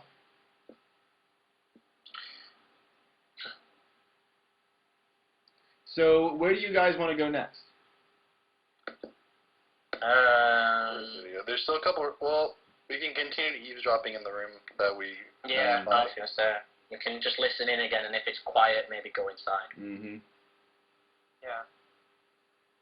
Because as long as we're up against a wall, we're reasonably protected against flanking. So I think we'd be able to handle ourselves. Well, only one person needs to listen. The other can keep guard. Yeah, I mean, I'm just saying if we do go inside. Oh, but yeah, we go inside. Yeah. It's when we get split apart that we're very easy to kill, but if we're all bunched up and against a wall, it's pretty much impossible for you to get flanked. Yeah, that worked out pretty well. Yeah. Welcome back, Zan. Hey, what was I saying before? Oh, yeah. Let's get the area, the mysterious dark area with the skeleton. Nope, there's nothing weird beneath it. It was just a pile of skeletons. Huh. Interesting. Unless you want there to be something mysterious and deadly underneath them.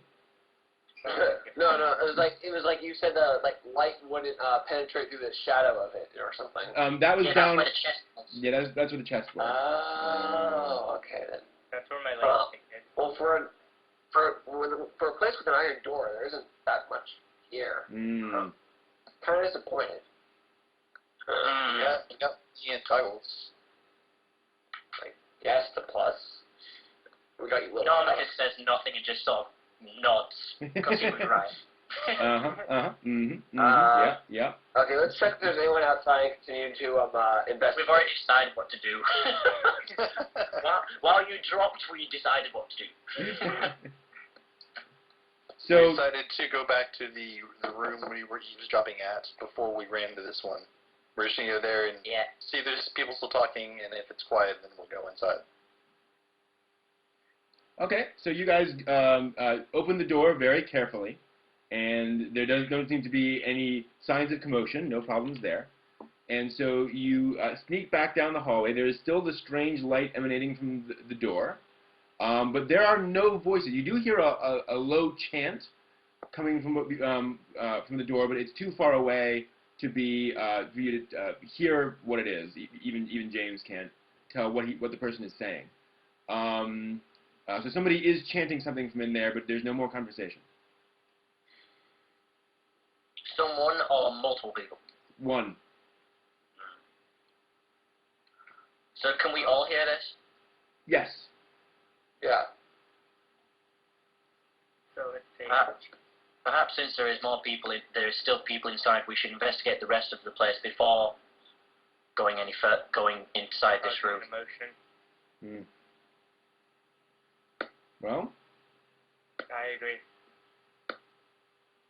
Okay. So where to now?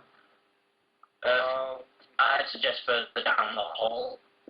Okay. Yeah, I guess James. Yeah. Eastward ho. Here. Wait, where is the corner of the wall? Here and like peers around the corner. Okay. It is just a hallway. You don't really see much of anything exciting down there. You notice a doorway, and that's about it, unless you want to go down the hallway. Well then, which way do you guys want to go? Since this is possibly closer to the, shall we call it the dining area, I suggest we go further down this corridor. That would be wise. Okay. So you go down to the corner there. The door there that's in front of you, that wooden door, is actually carved with a number of profane runes and carvings that are in celebration of undeath. Maybe perhaps we should write these down. Agreed. Okay. The runes are actually in a more common tongue, and you can tell they are basically in praise of undeath, in praise of Vecna, things like that. So it's not a particular chant or anything so like the runes that. are Japanese. Yes, exactly. The runes are Japanese. So yeah, it's decorative carving. Perhaps instead of simply writing this down, we should take a print so that if we do have to use this as evidence, it is proof that we did not simply just write this down. How do you? What do you mean take a print? Oh, I know you what put you're the talking paper on about. top and then rub your graphite Exactly. or whatever you use as an implement to draw, Okay. and just rub it over the thing, and it takes a Mm-hmm. and all the Do you have writing anything like comes that? out just as blank. Right. Have anything like that though? Anything on our explorer's kit? Well, if we could write down the runes previously in the previous room, we should be able to do that as well. You want to take the entire door? That's going to take a while. Or just a couple, maybe the most obvious celebrations of undeath. Okay. Yeah, like the center bits maybe. All right, that's fine. So you do that. So you rub down, and so to speak. No. God, this episode is just full of sexual innuendo. It is. It is really full of it. So you. I got that one as well. Cool. So yeah, so you take those rubbings, no problem. Stripping out the signs. Yes. So I couldn't hands up. James, perhaps you could listen inside the room as well to see if there is anyone inside. Yeah, I'll do that. It is entirely quiet. Don't need to roll. Can I do a perception check? Even a high perception check would reveal nothing. It's silent. No, like the lock, like the door. Oh, itself. I'm sorry. It's locked, trapped. Like it is not locked. No, and it does not appear to be. You can roll for traps. Yes. Okay. I got 16 plus my new 9. Nice. All right. Nope, no traps. To your surprise. Then I say to my party, there doesn't appear to be any traps and the door seems to be unlocked. Should we enter this room? Perhaps we could inspect the rest of the hallway and then decide. That seems wise. Can Chris and Zan actually agree to things? Instead of just sitting there, I don't know. I'm trying to calculate my new surge value right now. What's 30 divided by 4? Huh? 3/4. Yeah. My healing surge value. What's 30 divided by 4? 7.5. Oh, 30. Yeah, 30. Okay, so it's 7. Okay. I It moved up 1 HP! Hey. Like calculator on me, because I am bad at math. Simple math. Anywho. Yeah, I just we could, and we can also search the hallway, but we're not sure how long. Well, at least because I can't see the whole map. I don't know how long the hallway is. So I don't know how much left we have to discover. Jim, check around the corner. Then yeah. How long is the next hallway? We can see it on the map, but we need Brent to describe it because obviously it's not character knowledge. So James heads down the hallway. Well, no, I just stepped like right here. That's right in front of the door, and I look. in front of the door? See what I see. Huh? Yeah, in front of the door. In front of this door, the wooden door. According to my map, you're in the middle of the stone. Yeah, you should be inside of the wall. You should be on the light gray area, not the dark gray area. Yeah, I'm on the light gray area on my map. All right, the map is very off for me then. Then you have to describe where you are specifically. You know where the door I was just listening in on? Yeah. I'm right in front of it. Okay. Wow, it's even more off than I thought it was. So what are you doing? Just looking down the hallway because I have those light vision. Right. The hallway continues down for about that's what, about 30 feet, and turns off to the side where you see the slightest hint of light. Then I speak to my party. The hallway seems to go down another 30 feet and turn, and there appears to be a little light. That would indicate there's possibly a room down there. So the end of the hallway is possibly 30 feet-ish. I suggest we at least go see what is producing the light, if we can, without causing any commotion. Then James goes down to the end of the hallway and tries to peek around the corner. Okay. Remember? Being sneaky. Remember? You should roll for a stealth check. Yes, you should. Okay. Yay, stealth check. Oh wow. Oh wait. Oh, there's a 1 there. Stupid dice. 15. 15? Okay. Plus 8 stealth. Okay. So, you remember when you guys were defeated by the Necromancer and he took you to a dungeon room? We're in the same I thought it was that room. It's that room. Wow. Yeah. Well, when I was looking at it, it didn't look like the same map. Yeah. I go down to my party and it appears that room was the room we were locked up when we were taken here previously. Oh, nostalgic. Hey, remember when that guy saw that bat and then I gave him gold? Good times. Good times. Sweet memories. Hey, remember when that one BC guy told us that Eindormix is his brother? Good times. Okay, so what next? Remember when we went to that inn? All right. So what next? What next? Okay, no nostalgia. Onward. Were there any prisoners or anything in the cell at this time?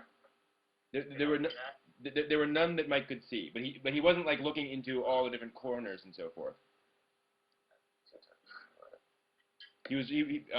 I'm assuming Mike just sort of, or James rather, looked around the corner, saw that it was the same room, but it's not like he peeked around to look in to see everything that was in there.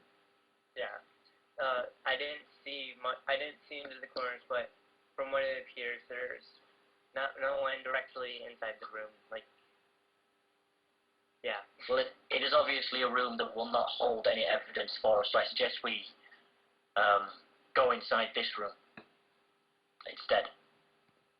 Sure. And, yeah. Makes sense. Okay. We'll open the door carefully. Okay. Inside the room is a large chamber, very large chamber. There are sarcophaguses down the side. This is not the most recent map. That sucks. I must have loaded an earlier map, but that's fine. The most important stuff is here. Oh no, okay, never mind. So there are 4 sarcophagi in the room, and 2 on each side. And there is a very large statue down at the far end. I'm sorry, there's 6 total. A large statue down at the bottom on a raised plinth. But you kind of it's so dark in here you kind of can't see much beyond the fact that there's a big statue.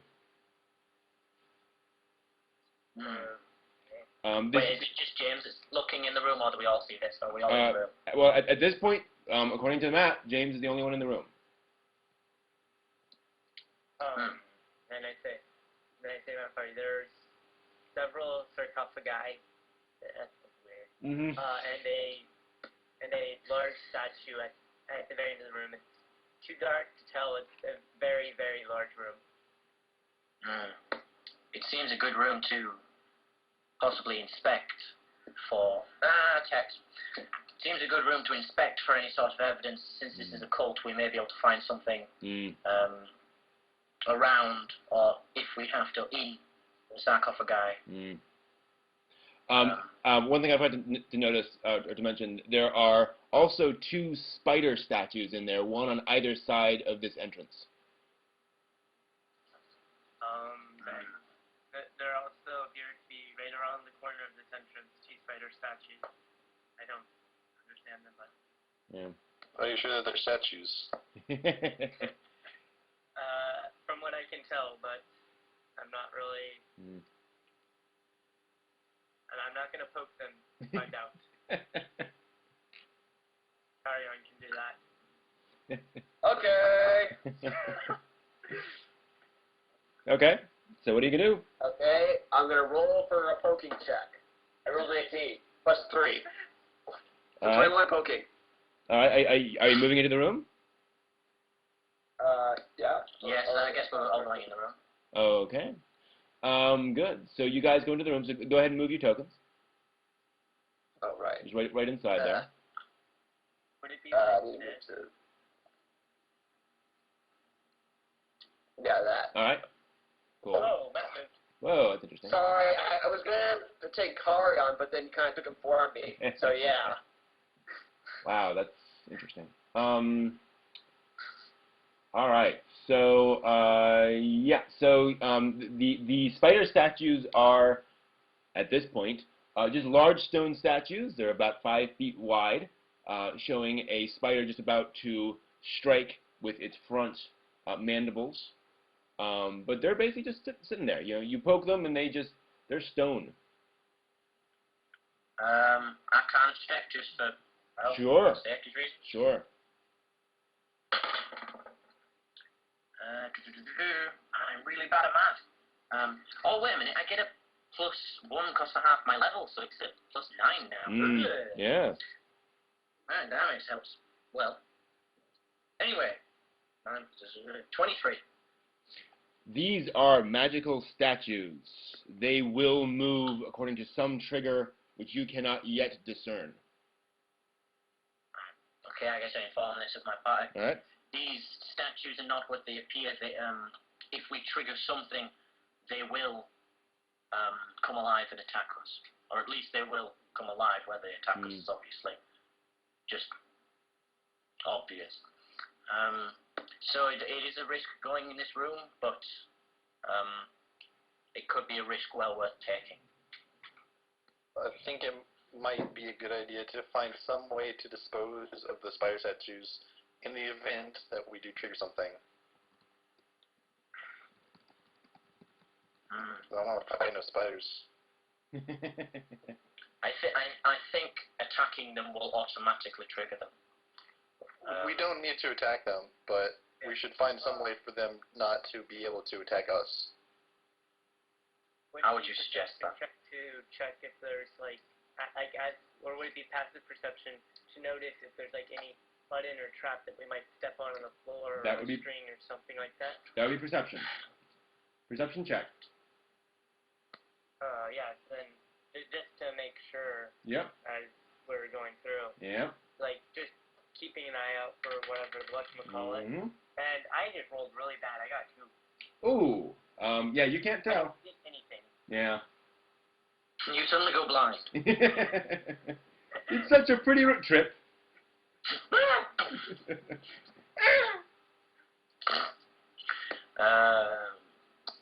Well, is there any sort of pressure plate from what you can tell, James?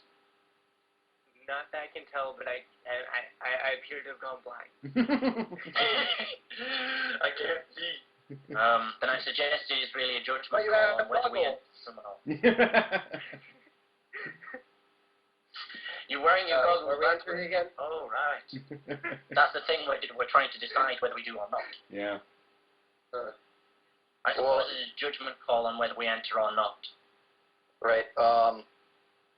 We can infer that those spider statues, if we make the wrong move, will attack us.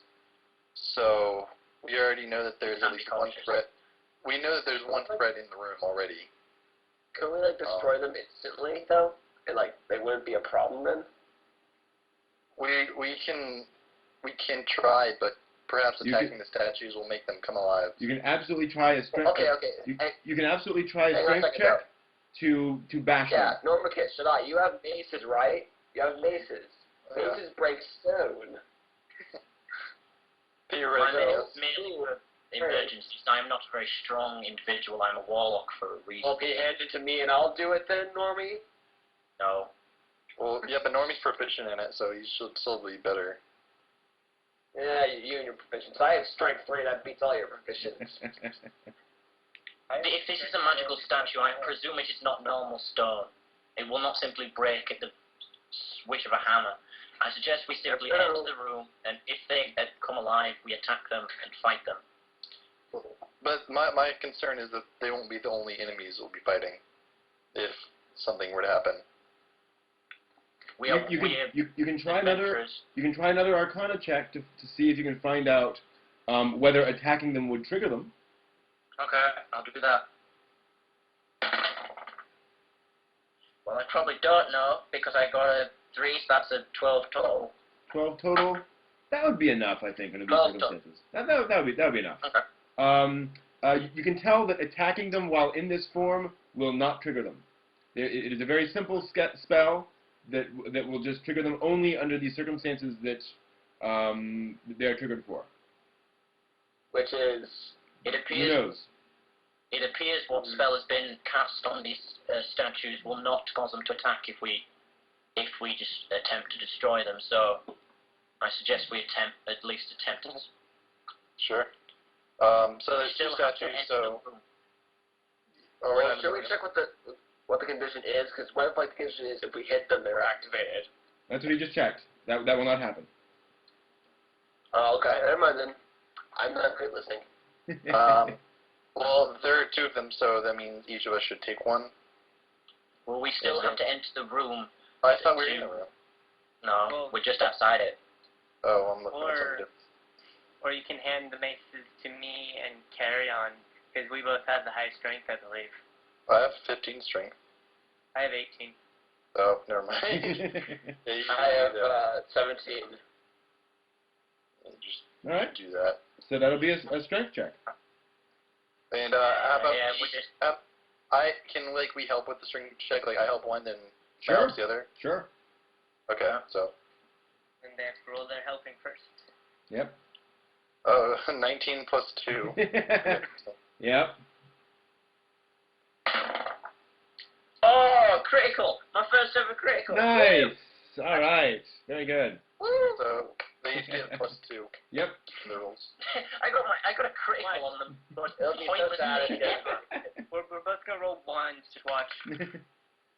I rolled a 17 plus my ability it's the ability modifier, right? Yes. Plus 4 plus 2.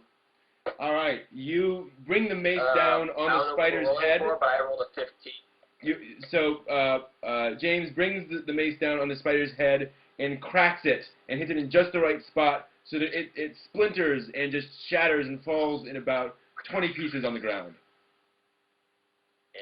Zan, what did you roll? Dan, you're rolling a strength check to see if I you rolled- smash I them rolled- over there. Believe it.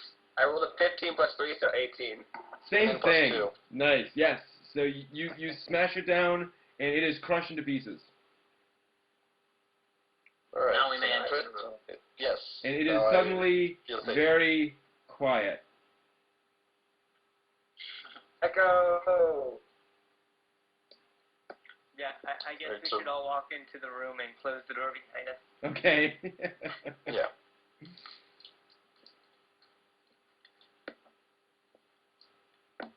Okay, then, so that is done. Okay. Wait, should we do the same formation we had before? Can we set formation like if we get into a battle? We don't need formation yet. Healer goes here. Okay. We can move forward in that formation. So Yeah. Yeah. So, I suggest we inspect this. so you guys can see this is a large sort of cathedral-like space that also looks a little unusual in terms of it doesn't look like it's quite the same style as the rest of the area you've been traversing through. You see these sarcophagi, whatever, and that large statue at the end. But again, it's so far away you can't really tell what it is. But it's probably no, let's see here. It's probably 15 feet tall. Okay, no. It's tall. It is tall. Well, I suggest we simply inspect the sarcophagi. the spider statue. Check for traps. What do you call it? Whatever. If they had the trap on them, perhaps the statue might. And that is not something. That does not look like something I want to anger. Agreed. Well, this So- statue is more than 30 feet away. I do not assume that any of us can, or my magical abilities can tell if it is a magical statue from here. We will Yeah. need to at least get closer, and I suggest we get closer whilst inspecting the sarcophagi. That works. Sure. Okay. So someone do it. Then I guess we just walk forward. All right. Move your tokens. All right. So where is Carrion in this relative to the sarcophagi? He is on the same row as the northernmost part of the first sarcophagi. One Okay. up. Very good. Then Can I do a perception check from this area? you absolutely can, even though it's too late. Yeah. Crap.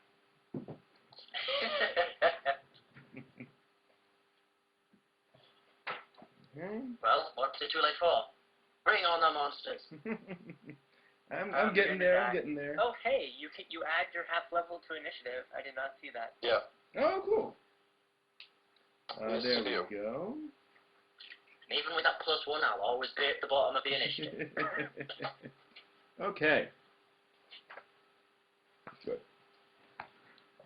Now, that's going to be. What is Carrion's AC again?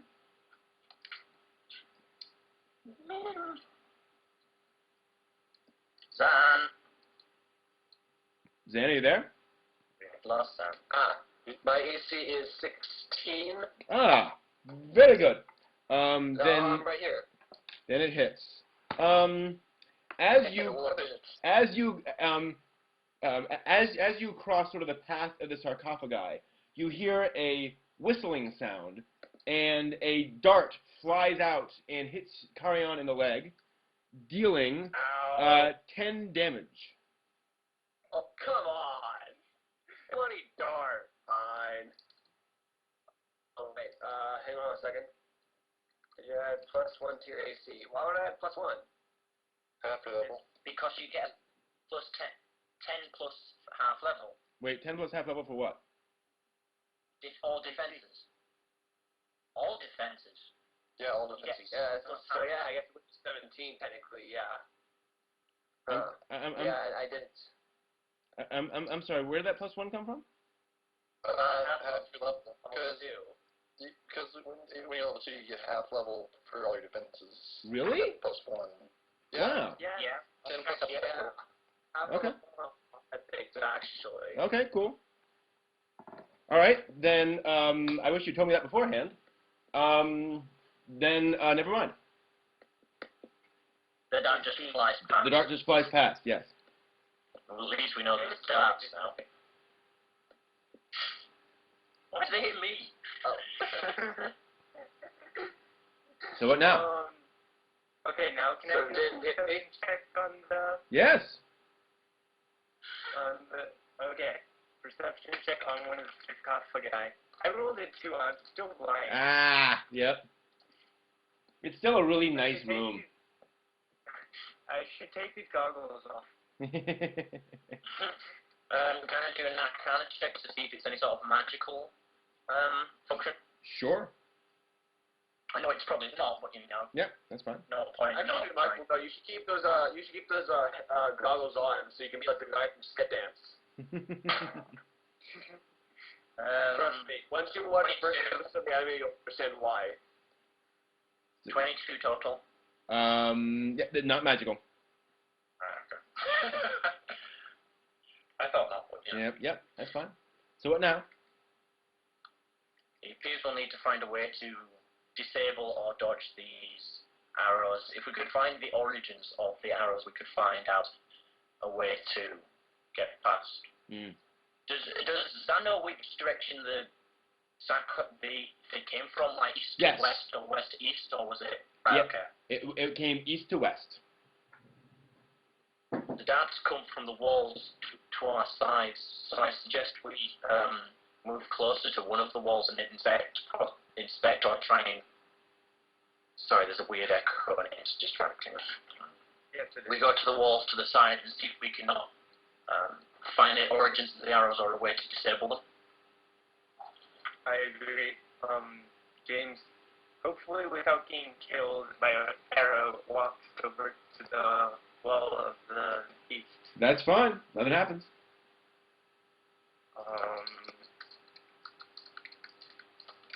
Then I guess waiting for the other people to do something.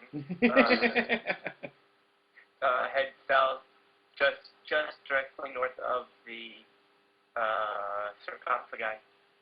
That's fine. Can he notice anything about the sarcophagi at all, or anything on the wall? Perception check. Let's see if I'm still blind.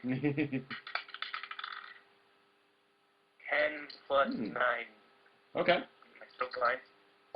No, you can tell that the sarcophagi are... They are certainly real sarcophagi, but they have been heavily modified in some way for some reason. And you can tell that there is... well, you can see holes on one side of the sarcophagi pointing into the room, which you can pretty well suspect is where that dart would have come from. Oh, okay. Then I mentioned to my group, it appears the arrows are coming from the sarcophagi. Could we, Brian, actually just climb over them on the side? Yes, you absolutely could. You'd need an athletics check to not slip down and fall, you know, in there, but you could certainly try. That's a great plan. Then yeah, I'm going to go see what I can see of the statue without stepping over any wires or anything. Okay. For the first one, I roll a 12 plus a 9. Okay, so you scramble over the first sarcophagus, no problem. Okay, and then now to try and scramble the second one. Yep. I roll a 16 plus a 9. Alright, success. Then that means I'm right here, which Okay. is right at the northern part of the statue. Yep. That means I can do a perception check on the statue from here. Yes, you can. Then I'm going to do that. Hopefully I'm not blind. 8 plus 9. Okay. This is a very large statue of Vecna. And as far as you can tell, there is both his left eye and his left hand are missing, and there is blood dripping from both of those orifices. It's just standing there, and his body is sort of arched back in what appears to be triumph, and that's what you see. Is it like, other than the blood dripping out, is it like, do I see any movement, like breathing or You see anything? no movement at this point. Okay. Then James just sits on the sarcophagi. Just like sits there and waits for his party to move. Nice. So what are you guys gonna do? Over here, people. Move through the dangerous traps. Climb over the sarcophagi. That would be a total of 9 skill checks. Trap. Can we do a perception check to see if we can disarm the traps? Yes, you can. Okay, I will do that then. Then Well, I'm sorry. It'll be a perception check. It'll be a perception check to find the hidden trigger plates, and then a separate check to actually disarm it.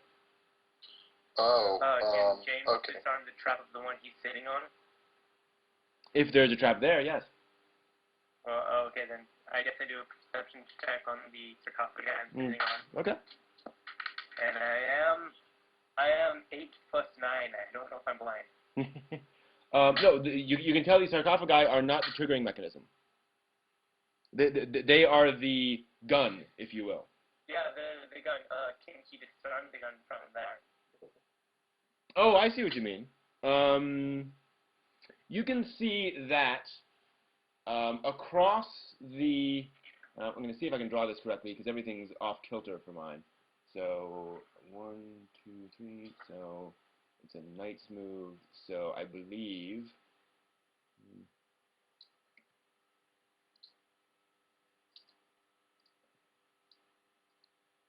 Here, and...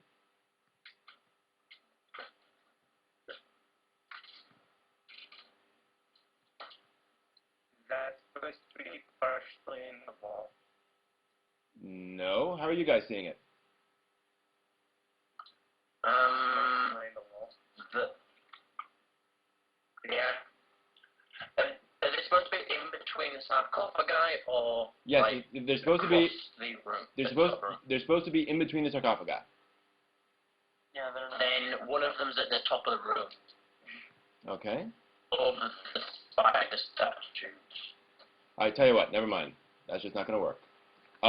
The squares that are between the sarcophagi across the room are pressure plates.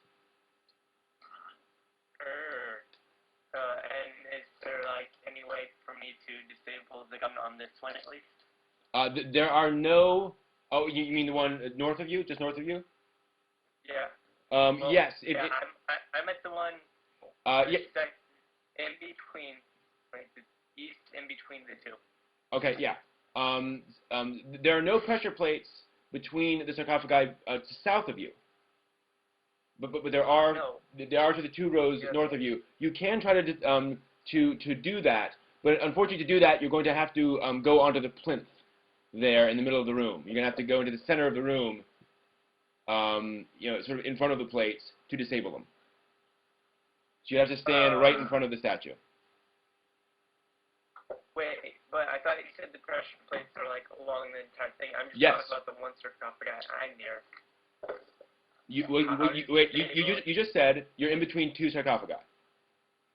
Oh. So which one? No, I'm all the way to the east. Okay. And I'm at the second sarcophagi. You say you're at it. What do you mean by at? Directly Just underneath it. Just underneath? Just in 1 square below it.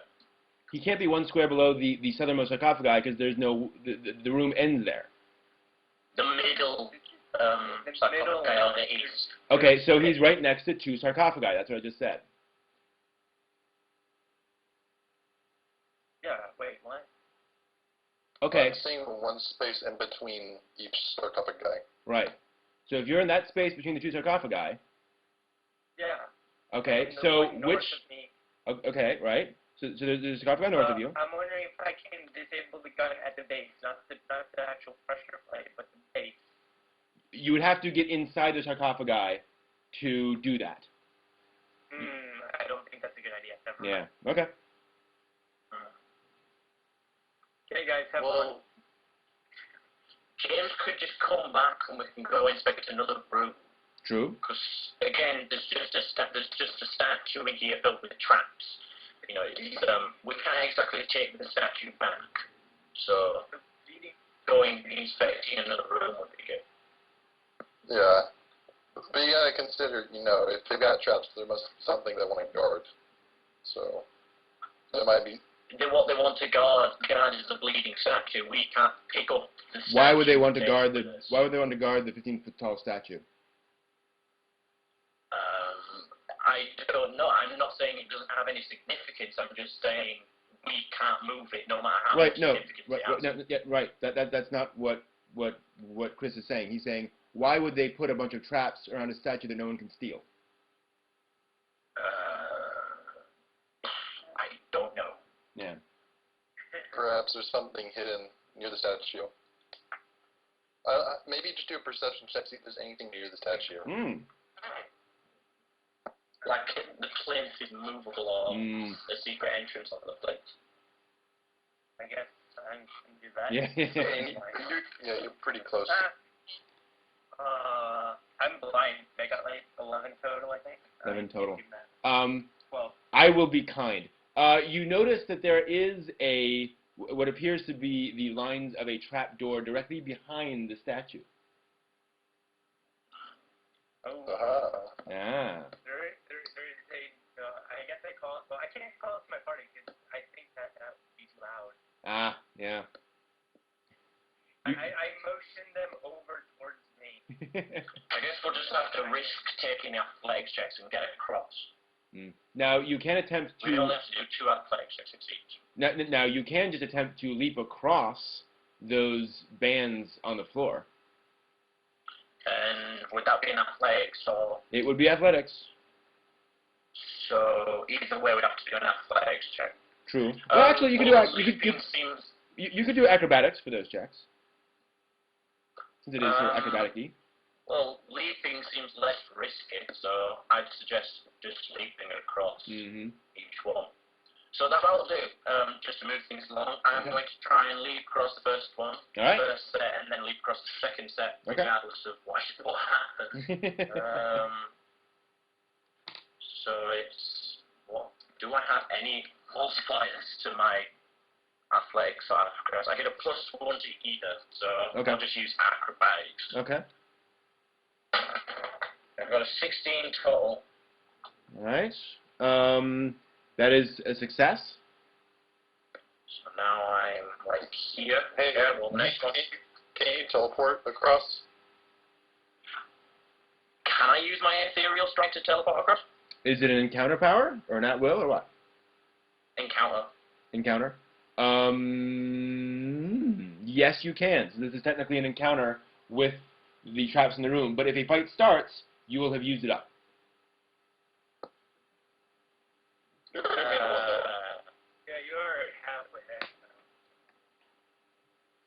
Wait, so I've already made one, so what are you suggesting? I use it or no? No, like you just jump. Yeah, just go for it. Alright, I'll just jump it. Okay. I'll try to. I got a 19 to hole. All right. Yes, you leap across. I finally across. Thanks. Nice. The big top left corner of the plinth. So you are on the plinth now. Okay. Since Kieran has such a high AC, can't he just walk across and dodge them all? He can try. Although, as Normaka steps onto the plinth, Actually, the statue begins to move. I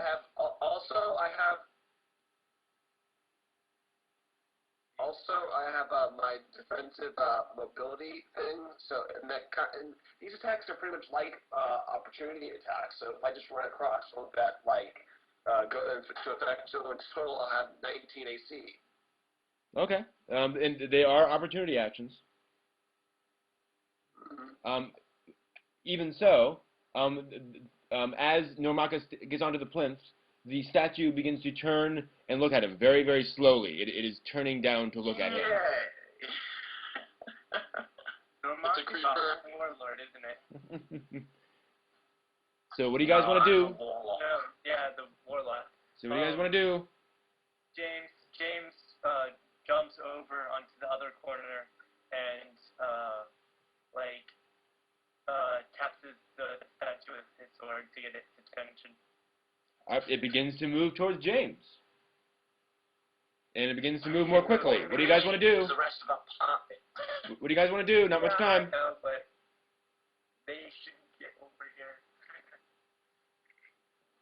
All right, then roll for initiative. If, Roll for initiative. Crap. You guys should react faster. I got 5 initiative total. All right. I got an 18 total. 22. Wow. And Now, if only you were all the way over here, instead of sitting going, maybe I should do this, or maybe I should do this, or maybe I should do this. Just jump! All right. We are going to move over to 1 second. You guys have very successfully, as do most of my gamers, gone completely around where I thought you'd be. So I actually need a second to find the appropriate Scenario. thing. Exactly. That is effective. I will use that. I didn't have the right numbers there. Ah. Lovely. Okay. Alright. Zan, what's your initiative? What'd you roll? Let's see here. Just base initiative? No, just roll for initiative. Oh, gosh. I'm so out of it. Because all you guys have been doing is just doing traps, and since I have like the crappiest perception ever, I just wasn't paying attention. 14 plus 1 plus combat. 17. Wait, do we get +2? Yeah, because my combat. Then mine's a 20. All right. I'll Mine's 7. right. And mine's 24. Yeah. Whoa. Right. All right. And that guy rolls. Oh, well, it probably should be. Well, it's not bad. And I think it's going to be higher than that. So,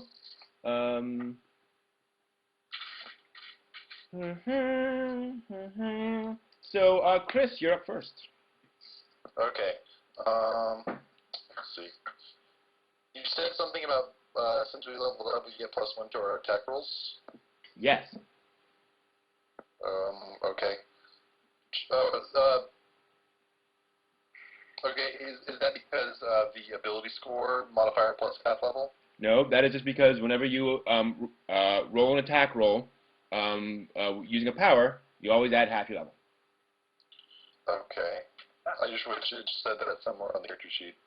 Okay. I agree. So, It just doesn't. is there a monster that we're fighting that I can see? The statue. You can certainly see the statue, and you can see that it's moving. You can't. I mean, it's still sort of shadowy for you, but you can see that it's moving. Okay. I just don't have the map on my game tables, and also I can't really see very well what square it's occupying on Ustream. Okay, it is basically 1 square south and east of Normacus. South and east. That's pretty far. Yeah. So none of my traditional attacks will hit it from this range, and I know there's still pressure plates, so I have to do an athletics check to get over it. Yes. And since you're in combat, you'll only get basically 1 athletics check. That'll be a move action. It's to jump over 1 set of plates. Okay, so let's see. 1, 2, 1. Well, one set of plates should be getting close enough to attack anyway. True. So let's say, well, 1, 2, 3, 4. I gotta count. 1, 2, 3, 4, 5. So if I were to go right here, that would just cover 1 pressure plate. Is that right? I'm not sure. Guys, can you tell me? Yeah, he'd be on a pressure plate. You're on a pressure plate? Okay. So you need to move 1 square down from that to be off a pressure plate? Yeah. Okay. So right here? Yeah. Yeah. Okay. And I roll 1 athletics check? Yes. Or acrobatics. I'll do athletics because I have a +3 in that. Okay. Alright, so 9 + 3 is a 12. 12. Is that plus your half level? That's okay. That's a success. Yep. Oh. Okay. Yay. Yay. Okay. These Wish things I have could see it. ridiculous I guess I'm not on the right part for this. I guess I'll just use a Lance of Faith element. Okay. So I roll, and then +1 to attack rolls, so that's pretty cool. But I got a terrible roll, so let's see, that's 5 + 3 + 1, so it's a 9 versus reflex. 9 versus reflex. That is a miss. That is very much a miss. Okay. So it is now the statue's turn. First, I like how you use a minor action Sure. to like perception check it. Sure. You mean nature check? Yeah. Okay. Yeah. Sure. I got 18. Okay. This is a pretty high-level creature. So you do know that it has, holy guacamole. It has 200 HP. Shit! It has at least 1 resistance. It has a speed of 3. And it has 8 different attacks.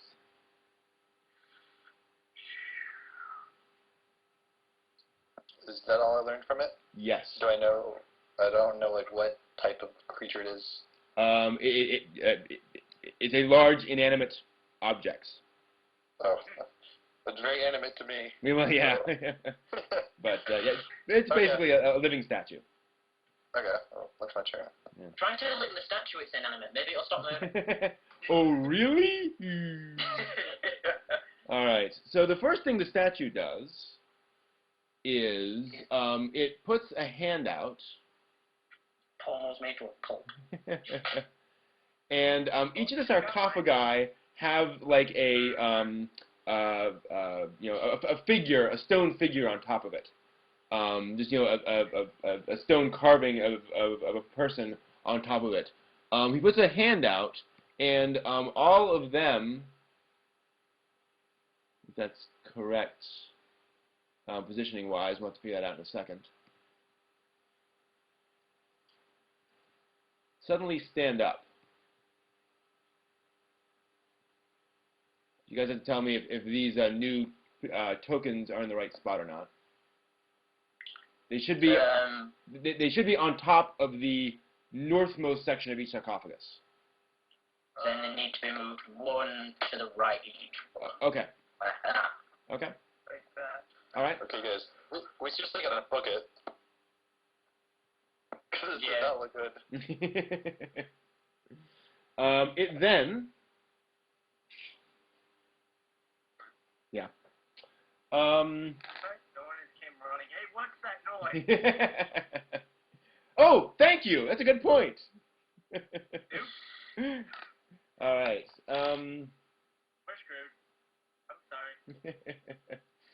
it then puts out a hand towards Normacus and James and Shada, actually, all at once. And it rolls... Reach. Yeah.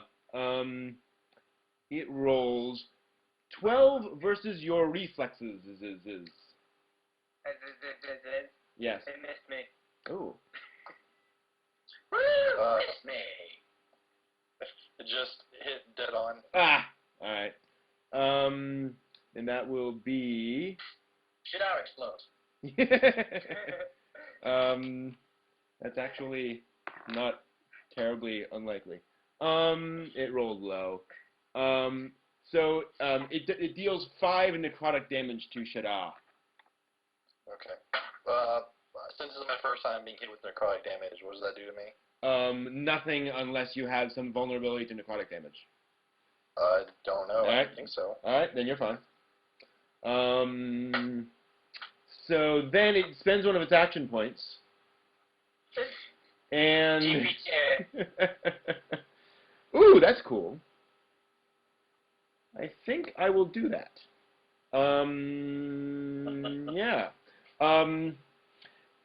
There is suddenly a burst of blackness that goes out around this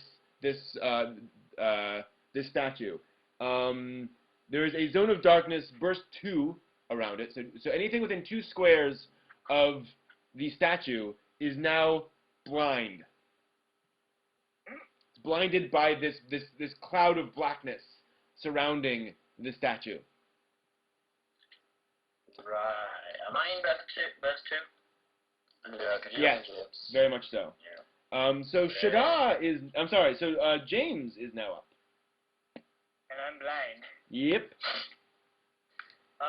Well, since it hadn't moved, I should know where it is, right? You can absolutely give it a try. Okay, then I swing at the... Flee! No. Flee! Fucking run! If I run, I'm You gonna can totally do that. When is it my turn already? Like, did I really roll that low? No, the statues took forever because Yeah. all these action points to use. we could flee, but I don't think that would turn out well, especially since I gave Brent the idea that they know we're here. I'd rather fight mortal men than a giant 15-foot tall statue that can make What if 2 they squares follow around it blind. It's a 15-foot statue. It cannot fit through a 5-foot door. I don't care what Brent says. It cannot fit through a 5-foot wide door. It can make its own 15-foot tall door. Well, it's got a speed of 3, so That's true. That's true. Let's bait it to the capital. As evidence. There we go. There we go. Here's your evidence. Hello. Can we have your guards now? All the guards run. I brought you a bleeding, moving statue. Merry Christmas. You should do that. We should do that. Goggles say they should make I know how me I'm getting outside. Brent for Christmas now. Just out of all this. For all the deathness. Okay, so Anyway. I'm just gonna attack it. Okay. My first roll was a 19 plus 8 against AC. 19 plus 8 against AC is a hit. Okay, I was about to say, if that's a miss, I can't hit him. And then a 12 plus 9. So that's, what, a 21? Yes. That's a miss. Yeah, I thought so. Okay, then I have to roll to see if I hit it. Yep. Roll, 10 damage total. 10 damage, okay. It dies. No, I'm joking. It turns into a black giant. It grows another 20 feet. Damage makes it stronger. Okay. Heal it and it explodes. There actually was a D&D creature that did that. They like reverse things. All right, so that's so Zan, go for it. Bye, guys. Zan, you there? Oh nope, we lost Zan. He's gonna totally run away and get help. Matt, you're gonna be up next. So what do you think you're gonna do? Cry.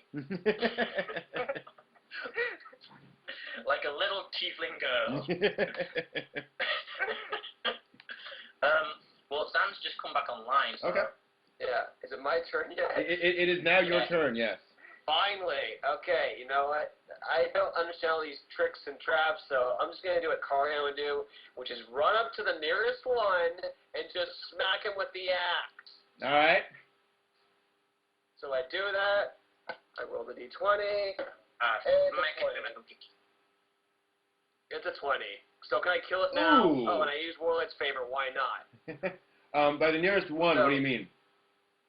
This one right here. I don't know. I was in the middle between these two, so I just walked over to this one. Which one? You haven't moved. The left one. The left one to me. That there one? You go. Okay. Now you moved. Yes. Because I moved you. So I moved. Whatever. So yeah, I rolled 20. I'm hitting it with Warlord's Power. That's 12 times 12, 24. To 5, 6, 27. it collapses into dust. See, was that so hard, guys? Was that so hard? But no, you just had to go and jump around doing your little acrobatic shit. No, could have just blown it up. Excuse me, they weren't there beforehand, Zan. Well, I know, but like you were like dodging all this time. I don't know.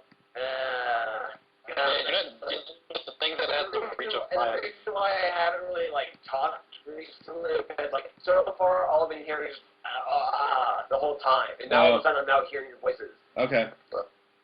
So I've occasionally been hearing like dodging, disarming traps, reflex check. That's all I've been like hearing. Okay. So yeah, sorry so that I'm so inactive. Just now all of a sudden I'm getting feedback now. Okay. If you told us that earlier, we could have tried to fix it. But it's now back up to Chris, and it's your turn. Chris? What about Well, Matt? I got a turn. Let's give over Matt. Oh, I'm sorry. Yep, Matt. Go ahead. Oh, by the way, I give +2 to Matt. Okay. Sure. Why? Because you have the low rolls, that's why. God. Well, Just to be clear to you guys, I am not suggesting that you should or should not stay. This combat is not to suggest that running would not work. That said, I do not do combat that is designed to kill players, although sometimes it happens. Like last time. Right. well, can I move 2 spaces to my left? Because since I'm blind, I'm not sure. I still know where I am relative to the room. Yes, you can. But if you move 2 squares, that's a move action, and it provokes an opportunity attack. If you move 1 square, you just shift. Or you can teleport to the door and run away. I can't teleport that far. No. Well, teleport close to the door. Can I teleport next to Shadar? I don't know. What does your power say? It's 3 squares. Because I'm pretty sure that teleportation wouldn't provoke an attack opportunity. That is correct. It would not. Then I want to use Ethereal Stride as my move action, because it's a move action. Okay. To move here. All right. And then I'm going to be very daring and use my daily power on this thing and just hope I get something like I don't know, 15 at the very least. So let's Well, yeah, +2 from Zen. Right? I do. Awesome. And, yeah. There's a Fagathos, bloody hell. Flagathos and the Fagathos. Bloody hell. The God of Days. Wow. Just discriminates, Matthew. It's okay. Come on. I'm praying now. Give me something good. Hey, woo! I have now officially got 2 critical. Nice! Alright. Now's the time. Now I need to roll... Oh, well, Warlock's Curse as well. So, yep. Might as well do that.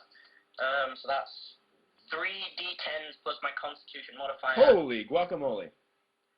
So 30 plus... Oh yeah, why am I preparing to roll? Is it 3 d10s and each d10 gets plus Constitution modifier, or 3 d10s and then just 1 plus 3? No, 3 d10s, so that's 30 plus 3 plus... Right, since it's my Warlock's Curse, it's not technically part of the attack, so do I have to roll the d6? You do have to roll a d6 for that. Right, then I'll roll the d6. Yeah. Wow, that's awesome. I got a 6. Nice. 39, and now the target is on fire and takes 5 damage every turn. Awesome. All right. That kind of shocks it. Okay. Cool. So, Chris, you're up. Alright. Everyone's unleashing all their powerhouse moves. Let me see what I got. Yep. Oh, by the way, is this statue that I'm next to dead? Yeah, it's gone. It's not even there. Dan, you need to join the session. Oh, well, I did technically. Hmm. No, Oh, okay. Well, I did it twice today so far. But, Now you'll be able to see everything. All right, so Chris, do your thing. I'm just looking to see what I can do. Yeah. Blow it up. Blow it up. Well, a lot of my stuff is just like, added effects as opposed to high damage. Yeah. They just do damage. Yeah.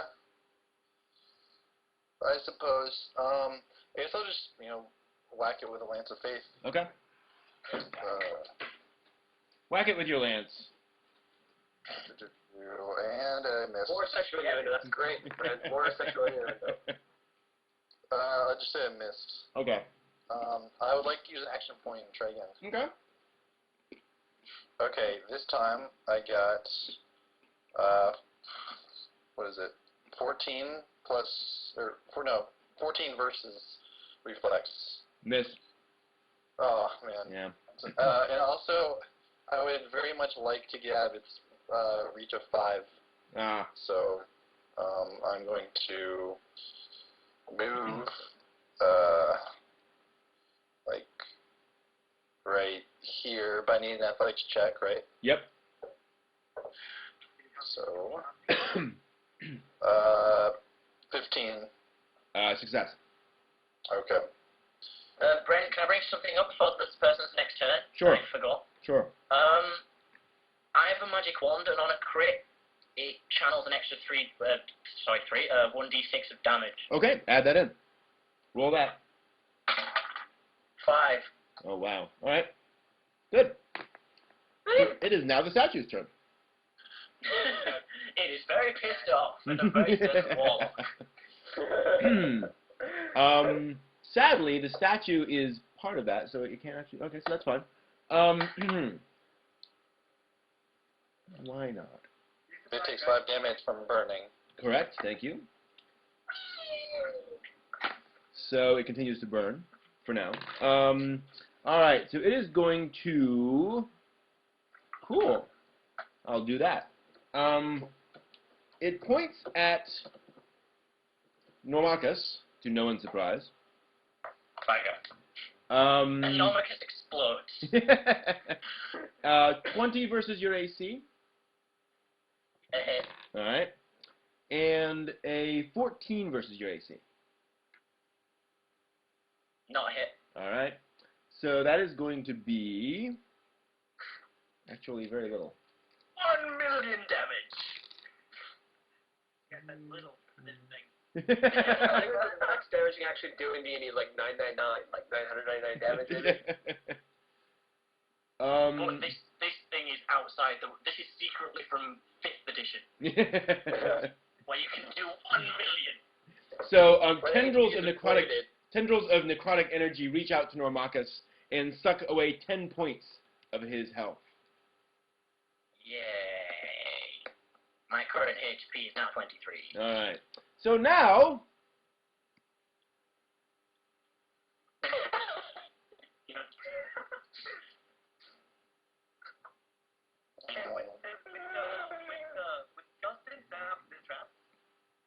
No, they did not.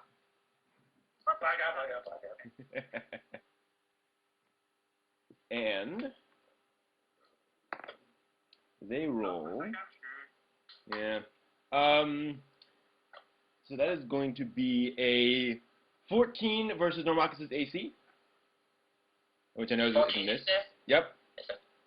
Right. And then that's gonna miss. And then that's gonna miss. Wow. 3 and a 4. Okay. So the sarcophagi things are they suck. So it's up to James now.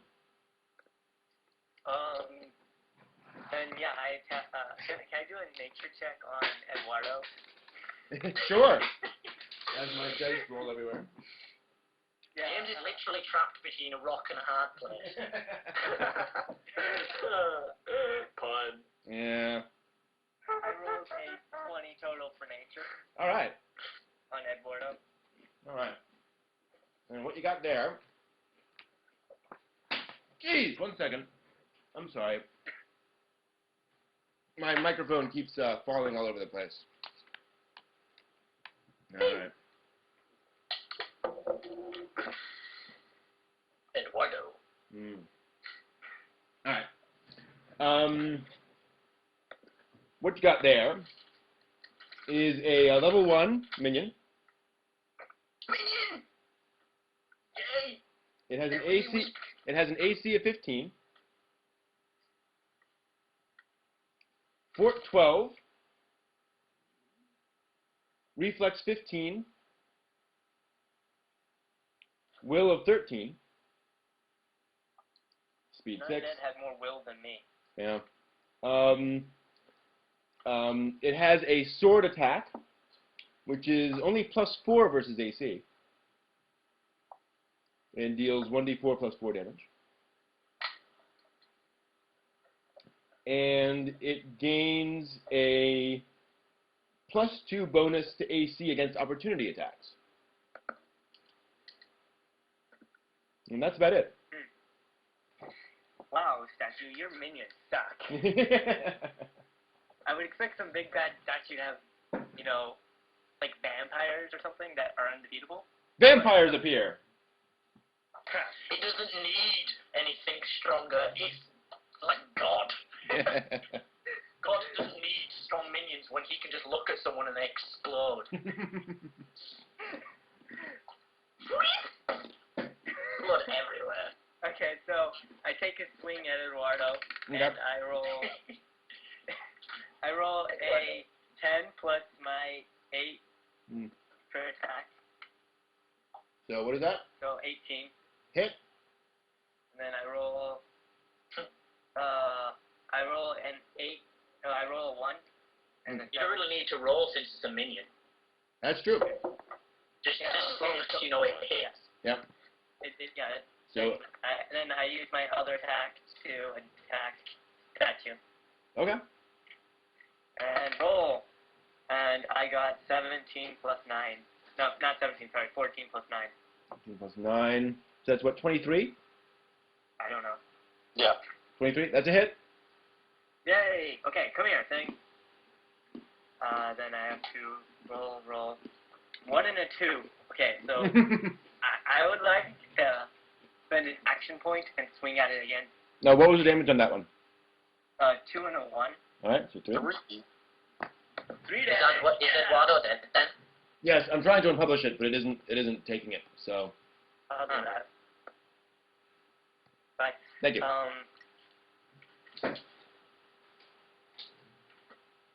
Ooh. I need to go and take care of the meatloaf. I'll be right back. Okay. Okay. Because it's like burning. Does it next? So that was. It's fine. I just used an action point. Yep. So then it'll be Zan and Matt. FYI. All right then. Yeah, just so you know, I'm gonna attack Frank. Okay. Frank.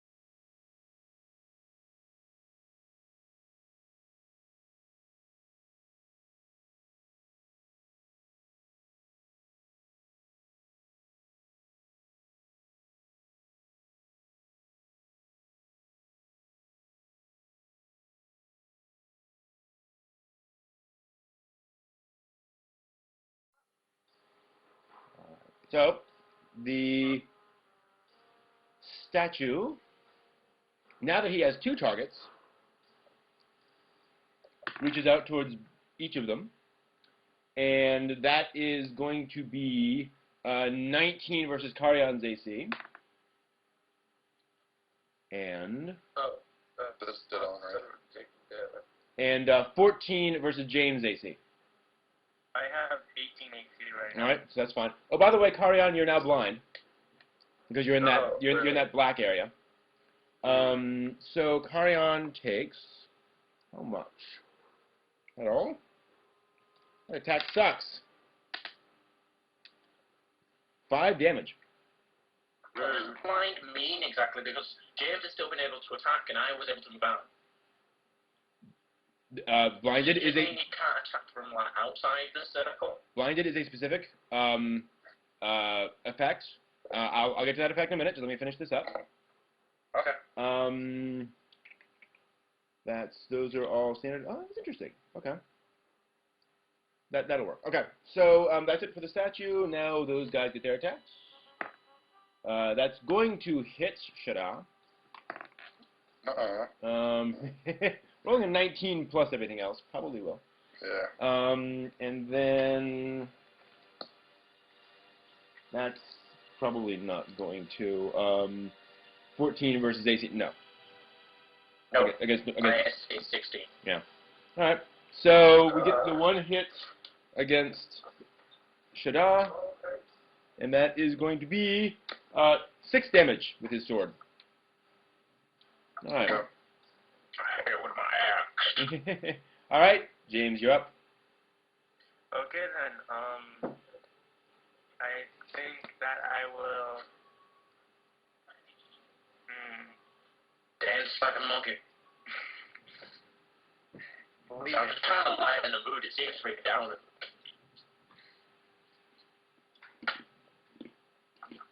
Yeah, I'll just do a standard attack. That way I still have my AC bonus from my daily power. Okay. And then we'll see if this sword hits. I rolled a 1. That's a no. I want to use an encounter power. Elven accuracy. I can re-roll my attack roll. Oh, okay, yeah. I will use that. Yep. Let's see if I can roll 1. I got a 16 plus 9. So it's what a 20. Yeah, that's a hit. That's a hit. 16 plus 9. That's a hit. Okay, so roll 2d8. Yeah. 10 damage. 10 damage. Excellent. It is now bloodied. At which point, It's now what? energy emanates out from the statue and hits Carrion and James. And In the face. see here. That's 1, 2, 3, and Normicus actually. Normicus is hit as well. It's gonna be 1 attack roll for everyone. All right. 15 versus your reflex. I missed it. Barely. Just hits. Zan? Zan, are you there? And drop. Zan, hello? Alright, well then I guess it's going to hit Zan. So the damage is going to be 12, 13 necrotic damage, and you take ongoing 5 necrotic damage. And it's still on fire, man. Oh, actually, that's not even its turn. Zan, are you there? I hear some. I think he's talking to his mom, if I can hear right. Okay. Because it's now Zan's turn, so we're gonna go ahead and skip Zan and go on to Matt. Okay. Would I have to roll anything if I wanted to heal myself?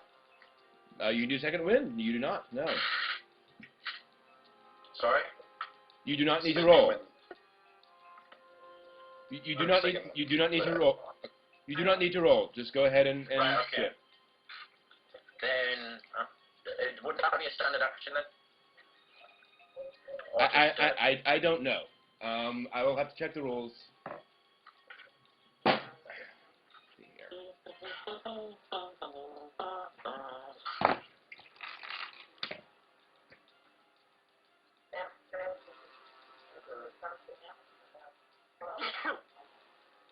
Bless you.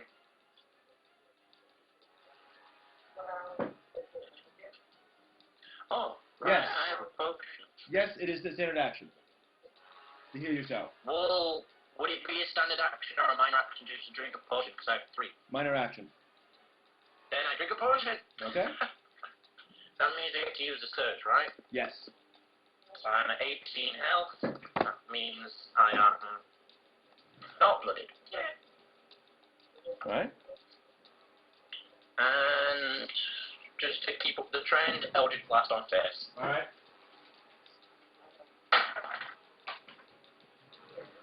Okay. 14 against reflex. No. Thought not. Alright, Chris, you're up. Me? Yes. Okay. So, Can you do a check on an ability? I don't understand the question. Oh, can you like check an ability, like some specifics about it? What do you mean by checking Like, ability? my daily power beacon of hope. Yeah? It has an effect that heals my allies, but the target says each enemy in burst. So I'm wondering if I use the attack, if it'll still have the effect, because I have a hit and I have an effect. Right. I'm wondering if the effect works even if I miss. No, it does not. It does not. Okay. There are some that do that, but they will explicitly say so. Okay. I'd still like to give it a try because everyone's Sure. hurt and Yeah. they need my help.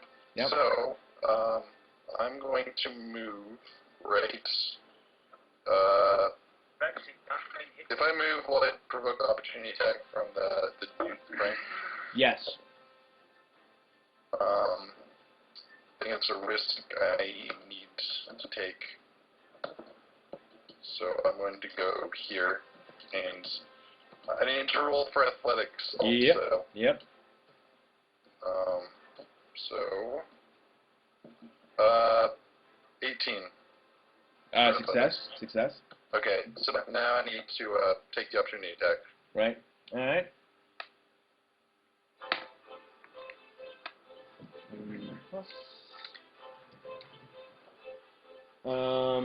Yeah, no. 11 versus AC. I'm good. Yep. Okay, so I'm going to use my daily power, Beacon of Hope. Okay. Here's what I'm wondering. It says, first of all, it's a burst of 3, so every single person on the board is affected. Wow. I believe. It said the target is each enemy in burst. Now, because it's against will, and different things have different wills, I'm curious about the how that'll work. Oh, that's right. Alright, And one because second. the different One wills, the effect, it's also an effect. Will the effect go into place if one of them hits? 1 second, let me check. That's what I was confused about.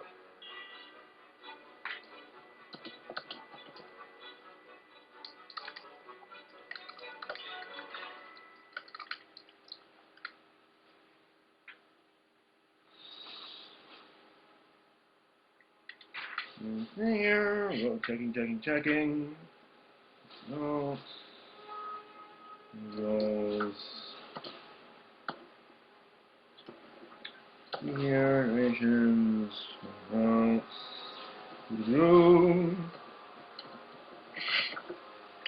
You will roll a separate attack for each target. And then, if any of them hit, the effect will happen. Okay, cool. Alright, I will first roll for Frank. Alright. So,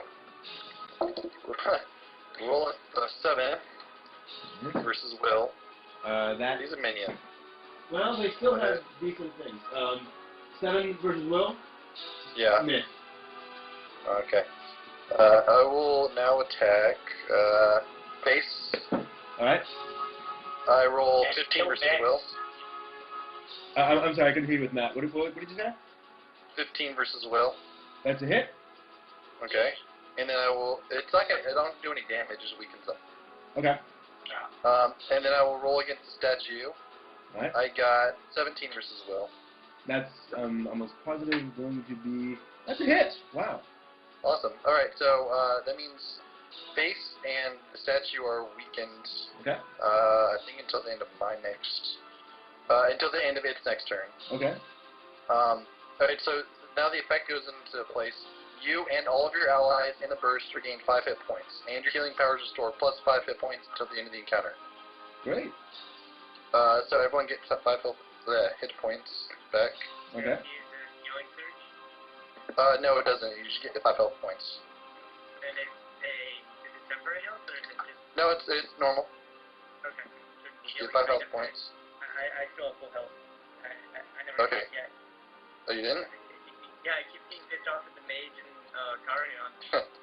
Okay. Alright, so what's everyone's health at? Because I kind of feel like I should still try and heal. 23. Out of... 33. Heal me, please. I'm at 3. How are you at 3 health? Because he ran up to the statue and attacked it. Well, he should have gotten 5 back. Mm. You're not at the 5. Alright, so Carrion's at 8 health, so then I'm going to use a healing word on Carrion. Because of my healing, it automatically works. Yeah. So I need to roll for that. He's probably gonna be at full health because I'm such a boss. So let's see, is D6. So let's see, 4 plus 3. So that's 7 plus another 3. That's 10 plus the 5 from Beacon of Hope. That's 15. So 15 plus your healing surge. Okay. 15, 16, 17, 19, 1, 2, 8. Yeah, I'm at 30, full health. Nice. Yeah, there we go. And my turn. Did you guys skip my turn? Yes. Yeah. So you're gonna be on Matt. Now? Yeah, take a nap. Yeah. People in the chat are recommending that I run away, but that's not the thing that Karian would do. I know what I have to do. I rolled You're doing pretty well as well, actually, considering. I rolled a 19, plus 3 strength, 22.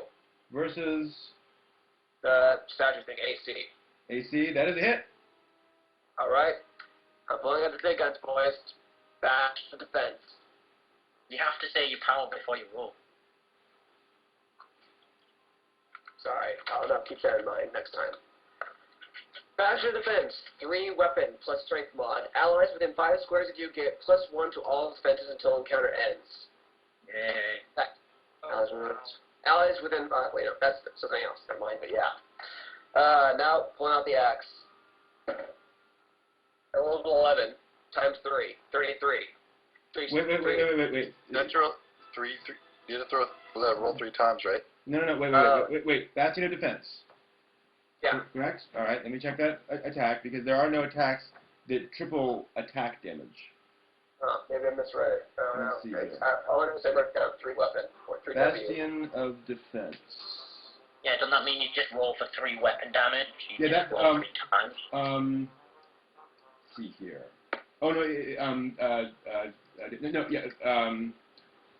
my mistake, because you can't triple weapon damage. So, yeah, you roll once and then triple it. Okay, Oh, wow. So 11 the first one then. Say what? 11 the first roll then. To the first one. The first one what?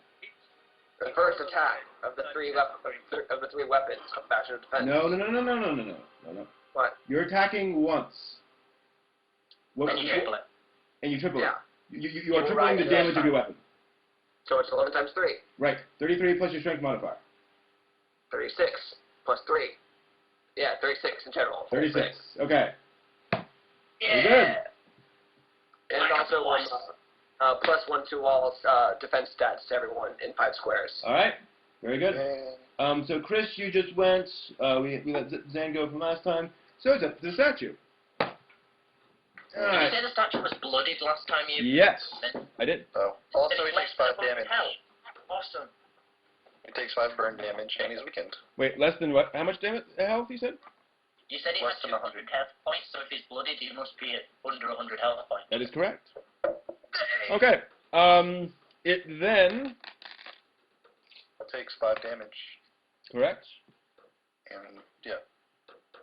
That's gonna hit. I'd really love it if it died from that 5 damage at some point. That would be awesome. So... It's multiple attacks, 1 damage roll. Alright. So it is going to attack Carrion. That is going to hit with a 24 versus his will. Yes. That probably will not hit. 10 versus James' will. What is my will? My will is 12. Okay.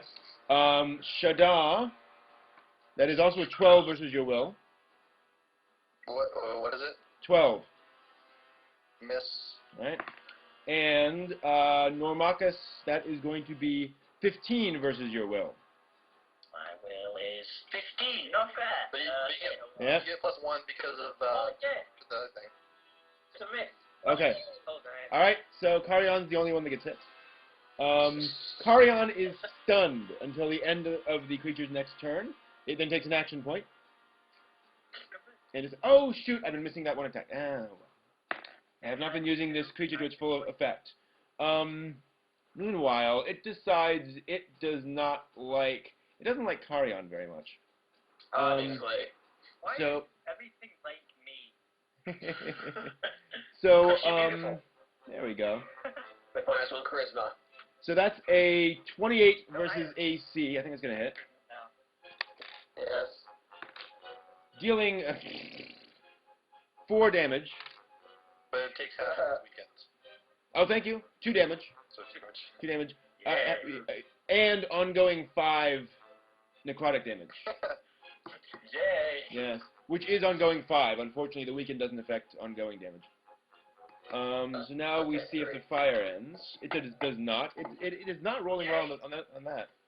All right, so James, you're up. Okay, I'm going to continue. Oh, I'm sorry. Wait. I'm sorry. I forgot the statues. The sarcophagi guys. Yeah. Yeah. Whoops. Hi, Frank.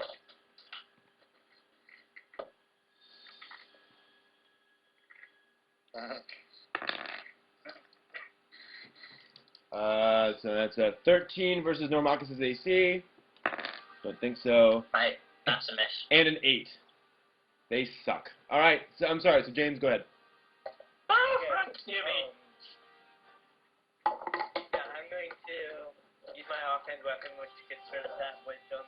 It's my AC, but whatever. Yep. Use Twin Strike, and my first one was a. Give me a second. Calculator. 13 plus that. It was a 21. Ooh. Versus AC. against the statue. That's a miss. Grr. Yeah. All right. Roll again. Nope, I'm rolling again. Okay. I'm using Twin Strike. Right. And I rolled a 13 plus 9.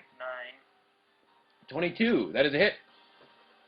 Oh, at least now I remember what it's saying. Yeah. And a D8 for my attack is 7, and D8 for my underscore is 1. All right. It is 8 total damage. Very good. All right. Zan, you're up. Zan, are you there? Not again. All right. So Matt, go ahead. Oh, it's really hard to guess what I'm going to do. It begins with an E and it ends with on face. In the middle is Drift Blast. On face. Yep. 20 against reflex. Hit. Yay! Oh, Warlock's Curse. Sorry, I really need to start remembering that on time. So that's a total of 9, 3, 12. 12 damage. Well, it doesn't really matter because it hits. 4. Very good. All right. Explodes. Not quite yet. Really? Oh, you're going after that. I'm sorry. I thought it. Yeah, it's going after the face. Okay, sorry. Okay. Then Chris. Okay. I guess I'll try and take out Frank. All right. With Lance of Faith. And my roll. Well, that's gonna hit 19 plus 3. Yeah, that's gonna hit. So, and then it hits, so it doesn't matter. Yep. So it's gone. But I also get to give 2 attack roll to someone. Okay. And I guess I'll give it to Carry On when he gets back. No, because I'll be stunned by next turn, so it'll be all for nothing. Oh yeah, give it to you. So give it to James or me. Yeah, give it to James. All right. Cool. So Zan, we skipped your turn, so go ahead. Again? Well, I was stunned for a turn, so it didn't really matter. Yeah. Okay. We should still have said something. Oh, well, sorry, I was shooing away a squirrel. Okay. All right. So Chris just went. So we're back up to the statue. What? Oh. So now it is time for. Has anyone hit the statue this turn? I'm sorry. Has anyone missed the statue this turn? Not me. I didn't attack I missed it once. That's I true. missed it, hit it. That is true. Very good. In that case. It explodes. In that case, it lashes out at James. For once, something's attacking me. That's going to be a 26 versus your AC. I think we'll hit. My C is 18. Once you're in the double digit, the 20 ACs. Yeah. Dealing 7 damage. Okay. And pushing James 1 square to the right. So that was just a reaction to that hit. So now he takes his normal turn. And first we get to see if it's that recharge. Oh, I'm sorry, wrong recharge. That doesn't recharge. Yeah. It's still taking damage. And is it still on fire? And Flaming stone statue that bleeds. that's exactly what it is. So here we go again. Necrotic energy pours out of it in a blast. And that is 18 versus Carrion's reflex. Yeah, I hit. That is 11 versus James' reflex. My reflex is 16 right now. Alright. What the hell is up with the racism? 15 versus Shadda's reflex. It's gonna hit. Alright. And 22 versus Normachus' reflex. Yeah, that Alright. So we are doing 1 damage roll, as should be. Ooh. That is going to be 10 damage to each person hit, and ongoing 5 necrotic damage. Oh. Now note, if you already have ongoing damage, it does not stack. Yeah, we've all been forgetting to Okay. roll for it. Cool. Okay, so already just that then. And those statues are gone, so it's now up to James. Whee! Okay, so, Twin Strike. Okay, that was a minute. Try my other sword. So wait, I have to move here, but You missed, alright. my first one missed. My second one was a natural 20. Ah, nice. And so at 10 8, and I have to roll for my Hunter's Quarry, which was another 1. Ah! But 9. 9 damage? Yeah. Alright. Die, you stupid thing. It then lashes back out at you. 20 versus your, 20 versus your AC? Yeah, Yep. And Wait, you missed? Didn't you get +2 for my thing I gave you? Would that have made a difference? No. Okay, never mind. that deals 8 damage and pushes you a square again. It's trying not to kill you, man. What the hell? It's pushing you away. Like, I don't want to hurt you. All right. Can I drink a potion? Yeah, minor action, sure. Okay, cool. Give me that potion. I have 8 bloody health. Well, I only have 13. So this statue is racist. and Zan, you're up. My turn. Did I miss my turn or something? No, I don't think so. You went, the statue went. You went, statue went, James went, Zan's go. Oh. Alright, you know what? I'm using Knife's Move, my new utility power, and just getting the hell out of dodge. Just 3, 4. Alright, so you're going to provoke attacks from those darts. Fine, I got 19. I've got defensive mobility. Hit me. You have low health, so don't hit them. 22 versus your AC. Son of a bitch! Doing 10 damage. Fuck. He's unconscious. Alright. So that was Zan's turn. Matt, you're up. Yay. I'm going to use the power of power.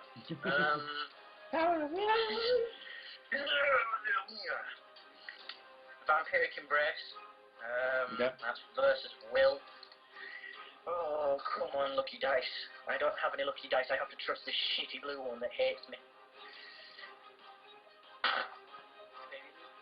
Wait a minute, it's plus Constitution. So... 22. Or 19. Versus Will, that's a hit. This thing's still my Warlock's Curse, because I can Warlock's Curse multiple things. Okay. So that's 2d8s plus a d6. So I'll roll one of the d8s and then a d6. That's... You haven't used Warlock's Curse yet? Wow. No, I have used Warlock's Curse. In this encounter? Yeah, I've used it twice. I used it on Face, and I used it on the statue like really early in the game. I thought that was an encounter power. No, I can curse as many things as I want. Okay. I'm sorry, I meant Vampiric Embrace. Oh no, I haven't used Vampiric Embrace yet. Okay. Yeah. Right, so that's 7 and 4, so that's 11, then roll another d8. That's 13 plus my Constitution modifier makes it 16, and I get plus 5 temporary hit points. So that's 16 total damage. Okay. It's still up. I don't care as long as I do all that damage. Alright. So, Chris, you're up. I'm just checking again about the reviving people when they're unconscious. Or healing them. Yeah. I did note... When you're dying and receive healing, you go to 0 hit points and then regain hit points from the healing effect. If the healing effect requires you to spend a healing surge but you have none left, blah, blah, blah, that won't really occur. So, if I heal Carry On, he'll go to 0 health and then gain as much as I give him, right? Correct. One second here real quick.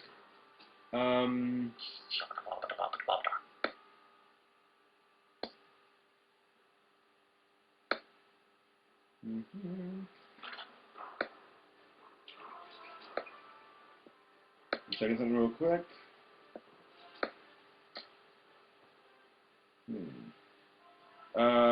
Yes, that looks good. Okay.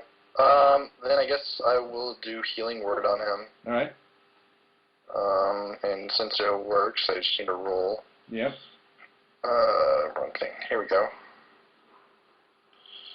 So it's 3 plus 3, 6 plus another 3, it's 9 plus that 5. So 14 in the healing surge. Okay. Okay. 14, 15, 16, 17, 18, 19, 22, 21. Wow. Okay. Yeah. He was just dying, and now he has more health than me. I'll just think to help you about that. Just you guys keep on working on that statue. I am going to, what do I want to do?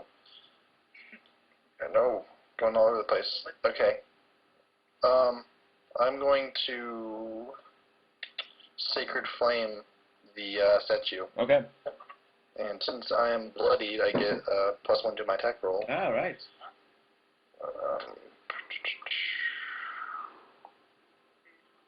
That's going to hit. 18 plus 1 plus 3. So that's 22 versus Will. Yep, hit. Okay. Gonna roll this. Lame. 4 damage, or 4 radiant damage. Okay. And I can give 2 temporary health points to someone, and 2 needs it. I've only got 13 health and 5 temporary points. What? Well, actually, how much does James have? I have 23 out of 32 because I used potions. Okay, where did your temporary hit points come from? When I used Vampiric Embrace, I got 5 temporary hit points. Okay, and I'll give it to you then. 2 temporary hit points. So now Was I supposed to take 5 damage this turn? Yes. Oh, lame. Alright. So I used a minor action, I used a standard action. I want to use another minor action to heal myself. Am I able to use a heal ability on myself? It depends on what the ability says. Oh, just like skill heal. Oh, I don't believe so. Let me check.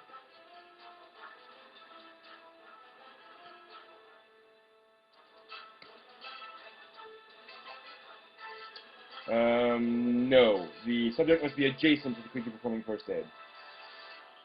Okay, then I guess I'll just use a potion on myself. Okay. And I mean, you can certainly do a second wind. Oh, well, that's a standard action. Oh, is it? Oh, that's true. Yeah. Yeah. Yep. Okay, well, I guess I'll just use a potion on myself. So I'm not blooded anymore. Mm-hmm. I'm at 19 HP. Yeah, that potion wasn't necessary, man. I could have healed you. Could have killed him? Well, yeah, it's the statue's turn next. Alright then. And I only had 11 HP, so I didn't want to die. Mm-hmm. Okay. We don't want a cleric to die. That'd be bad. That's most That's what happened last time. Yep. Yeah. Yeah, when he ran off. Sorry. That's right. Okay, well, that's my turn. Alright. Alright, so none of you hit it, so it didn't get a chance to hit back. So... And it takes 5 damage. That's right. Takes 5 damage. Roll to see if that... it will not take 5 damage from now on, fortunately. Oh. We'll see if that recharges. Alright. So wait, when we take our 5 damage, do we take saving throws too? Do you take what? Saving throws to end it? Yes, at the end of your turn, you roll a d20 to see if you end the effect. Then I should do that now. Yes, you should. 15. Alright, then it ends. Cool. Alright, so it is going to roll. Well, that's going to miss. That is going to hit, because that's going to be a 26 versus AC on Shara, actually. Oh, lame. So it's right in front of him, kind of. Okay. Oh, that hits, of course. Yeah, and that's going to be probably not too much, actually. Because his cool stuff didn't recharge. So that's 4 damage. Okay, and I'm blooded again, though. Yeah. Alright, James. Okay, then I walk at it again because it appears to not want to attack me. And I roll... Just shoot it, man. I'm blind. I don't think it would work. Yeah. Oh, good point. Oh, this is toggle. I still don't think it's working. Okay. I rolled an 18 plus an 8, and That'll hit. I roll a 11 plus 9. Wow. Okay. Okay, so let's see if I can kill it. Roll. Really? I just rolled 2 1s. Ah! People hate me. Alright. Zen. Okay. Use a minor action. action, and I use Inspiring Word. And what Inspiring Word details in is I can use it twice per encounter. Close burst to 5, self or ally, and basically target spends a healing surge while we're gaining 1d6 worth of hit points. Okay. As well. Do we each roll our own? No, I roll mine, and then you guys gain a healing surge plus this roll. Well, but she said it's like exactly my healing word, except it's better. Well, but it's also only close range. Like I can only do if you guys are around me. So 4. We're always plus around healing you. surge. When are we ever like super far apart from each other? The first battle with the tentacle monster? Yes, exactly. Well, you guys didn't freaking help me. Did you say 4 plus healing surge? Yeah. Yes, it did. Is that to me and That's everybody. Shadam? That's what you spoke on. It's blast. It's not to James because he's not next to me. Oh, he's not? Yeah, it's only like I around. thought it was close first to 5. Oh, That would hang on. I think it's close first. Plus 5, meaning to plus 5 plus the d6. I think maybe. I don't know what it says. Yeah, cause it says close burst, so I think it's like close around. Well, if Right, does it say so- close first 5? So is there anything else then? I see. That T. No, never mind. Okay. When it says close burst, I took the T as a plus. So it's just like, yeah. So anything else? Close burst. Close Is there a burst number 5 and then, yeah. Yeah, close D6. first 5 means it would hit James. Because True, it's true. 5 squares. So James is getting healed. Is he? Okay. Whatever you guys want to see it as. Yeah, well, close first 5 means 5 squares all around you. That's not how I interpreted it the first time, but okay. Well, that's what it is. 4, okay, alright. 4 plus some healing surge. Okay. 4 James. Cool. Anything else then? Yeah, I will help again. Yeah, I'm gonna shoot it. Okay. Oh, that was a minor action? Yes. Awesome. And I rolled a 18 flat. Okay. Does it hit? So just 18. Yeah. Versus what? I guess AC since it's a crossbow. Miss. Okay. Yeah. And I guess I'll use an action point, and when I use an action point, can I move as well? No.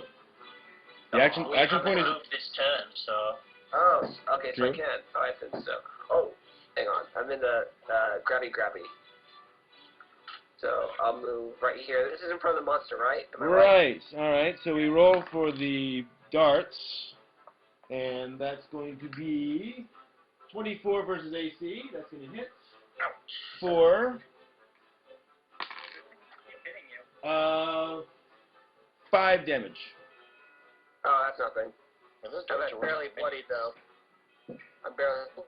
Okay. Okay, then. And I then use an action point to swing at the monster yet again. All right. And I rolled another 18, but this time with strength modifier, so 21. Versus AC. Yep. Miss. Oh. Just barely a miss. All right. Yep. So Matt. Now it's going to just bring me. Watch. It's going to be like, 24. Oh, me, actually- but I push James away again. Actually, because you miss, it gets 2 attacks at you. Well, actually, it just gets 1. But that's going to be 11 versus AC, so that'll miss. So you luck out there. God, All right. So go ahead, Matt. Yeah, I forgot to take my damage for the last turn, so I took, that 5 damage, so I took it already. All right. So, And have you rolled to see if that ends? no, should I roll that now before taking the damage, or? Well, if you've got it last turn, then apply it. Yeah. Then roll as though you had rolled at the end of your turn to see if it will apply for this turn. Yeah. It's D20, yeah? Yep. 2. So All right. no. Nope. Okay. So take the damage now. And that makes me down to 2. Sorry, again, really bad number 22. Gonna go with Eldritch Blast because I really have nothing else. So that's +4. Miss. Okay. Good. Oh, well, saving roll as well then, yeah? Yes. Which means... 15. Okay, so that will not apply in future. It lashes out at you with a necrotic hit. 15 versus AC. It is a miss, I think. Yes, it's a miss. Good. Way. Alright, so... Let's see here. That's Matt, so we're back up to Chris. Yay. Okay, what do I want to do? We used up most of my arsenal, so I think I'm probably just going to do regular attack. I'm going to check, though. Let's face. I'm going to start off by using Channel of Divinity Divine Fortune, and what that does, I can get +1 bonus to my attack roll or, a saving throw, but I'm going to do to the, +1 to my attack roll. Okay. Yeah, so I'm going to do Lance of Faith. Cool. Let's see. 8 plus 4 plus 1, so that's 13 versus will. It's probably gonna miss. Alright. So now we see if that power recharges, which it does. So I can do that again. So more necrotic power just pours out of this thing. God damn it. It really likes that attack. That is going to be 19 versus Carrion's reflex. Yeah. Yeah. That is going to be 13 versus James' reflex. Man. 15 versus Shadaw's reflex. How much reflex do you have? And 10. How much reflex do you have?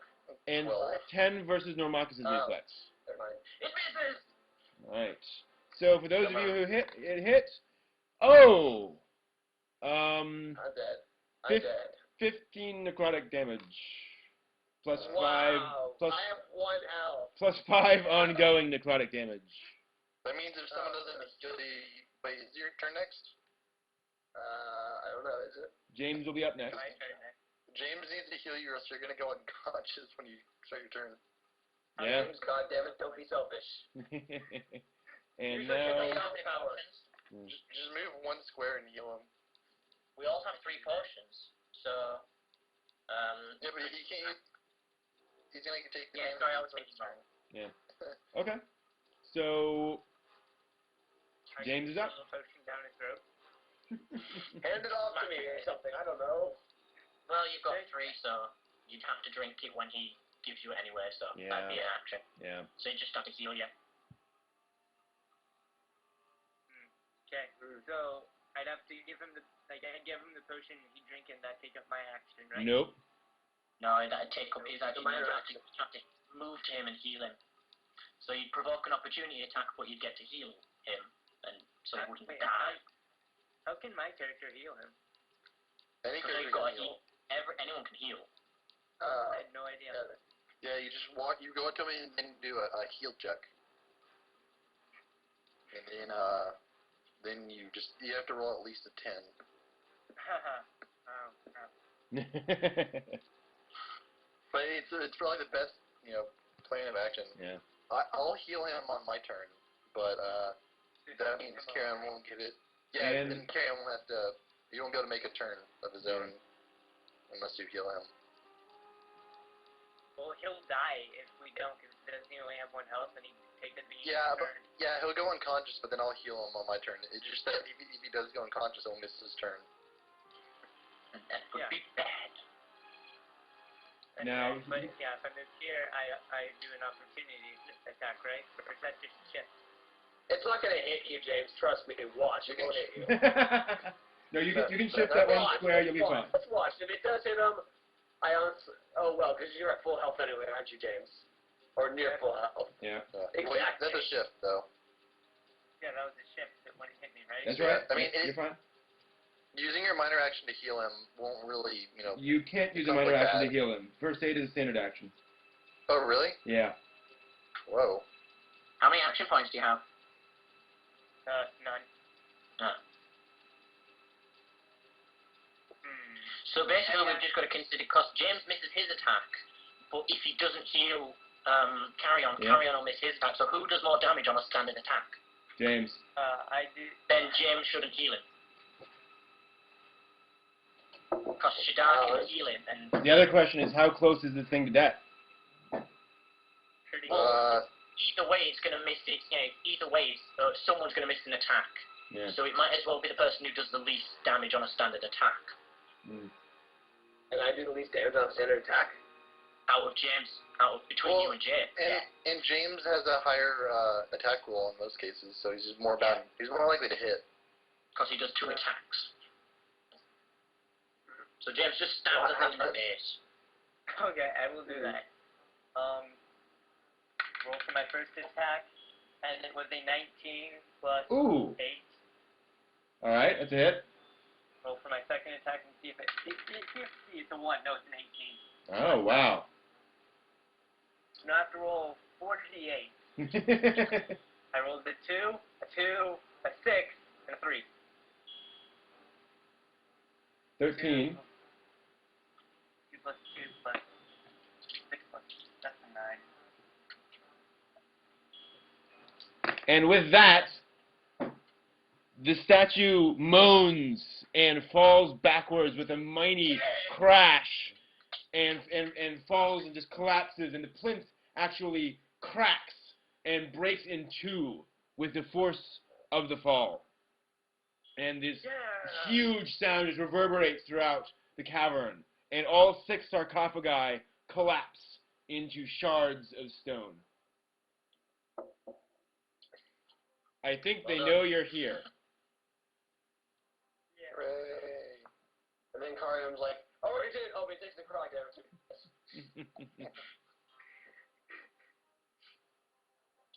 Well, since the fight's over, I'm going to take a healing surge.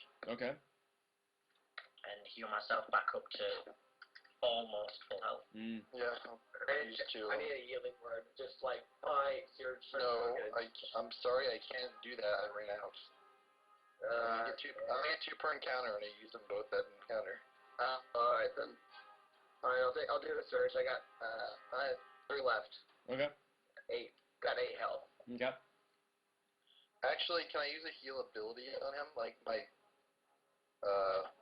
just heal him? Because if I do that, then can I use like the Beacon of Hope's +5 healing from last battle? Does that not count? Beacon of Hope is an encounter power?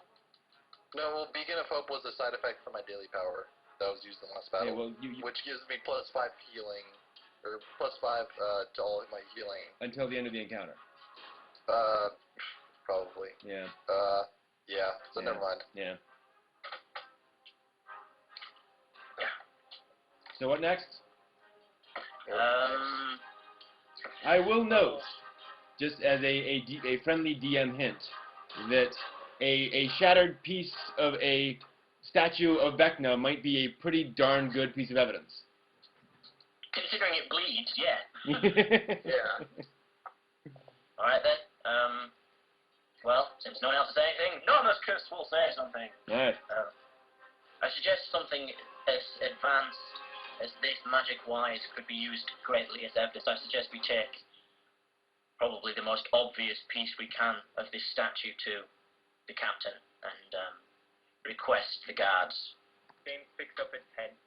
Yes. It doesn't have... Oh yeah, I was going to say, I was confused if it still had its head, but it's its left eye it's missing, right? Correct, it's missing left eye and left hand. Yes, we really should head back and give this evidence. I just want to say that while I was climbing over the sarcophagi, I noticed behind the statue there is a trapdoor. I couldn't tell you guys because you were on the other side of the room. But it really depends on what you want to do. If you think that is the well, we will be returning here anyway, so I suggest we will be returning here anyway with the guards, so we can explore this when we come back. Yeah, let's book it. Really? Why can't we just let the guards do the work for once? No, that is not it. We will head to the captain, and then rest of the inn. That's all that there is to it for now. I do want to point out, if you do that, you know, as soon as they know this thing is gone, they're going to clear out. Exactly. That's not the issue, though, is it? I mean, True. there's not much more we can do. Yeah, that's a good point. I'm just saying, if you want to look at this trapdoor, this might be the only chance you get. I say we do. I don't want to look at another encounter, though. A trapdoor may mean a way out. Well, all we've lost is our this is out of character. All we've lost is our daily powers, you know, because we get our encounter powers back. We're pretty close to full health. No, it's like I've only used 2 healing surges. I have 7 healing surges left. I'm guessing you guys have quite a few left still. I'd be surprised if Ariane had a bunch. Oh. I had 3. That's kind of a bunch. Well, that's still enough for at least one encounter. So I guess if we can well, back in character. I suppose you were right. We could explore the trapdoor now, and for it to see, there is little risk we're to come at sorry, stuffing now. That we are to come at too much harm. If we can get through this, we can get through at least another fight. Right. So I'm for exploring the trapdoor. Besides, if that thing was the main boss, I think what's protecting is much weaker, or at least non-defended completely. Let's just go to the trapdoor. James opens the trapdoor. Okay. All right. Very good. Don't want to check for traps? Yeah. Yes. Should I check for historical traps again? I blew up looking for the trap. Am I blind? 18 plus 9. The door is very much trapped. There is an explosive powder that has been packed in around the space.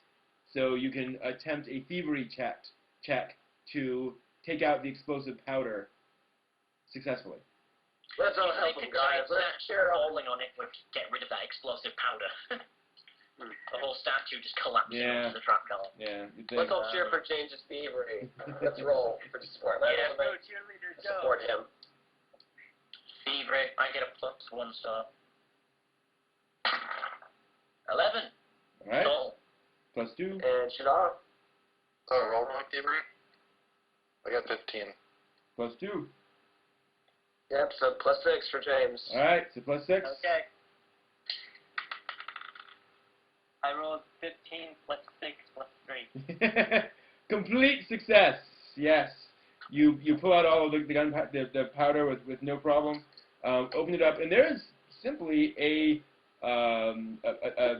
small chamber beneath. It's just a couple of feet tall. Within which are Black dragon. Naked women waiting to reward us for all our efforts. Exactly. A huge jar of marmalade. Marmalade! Marmalade. That went a while. And Ronald is waiting for us bathing in a marmalade jacuzzi. Ew. And No. Hello, fellows. hello. So in there is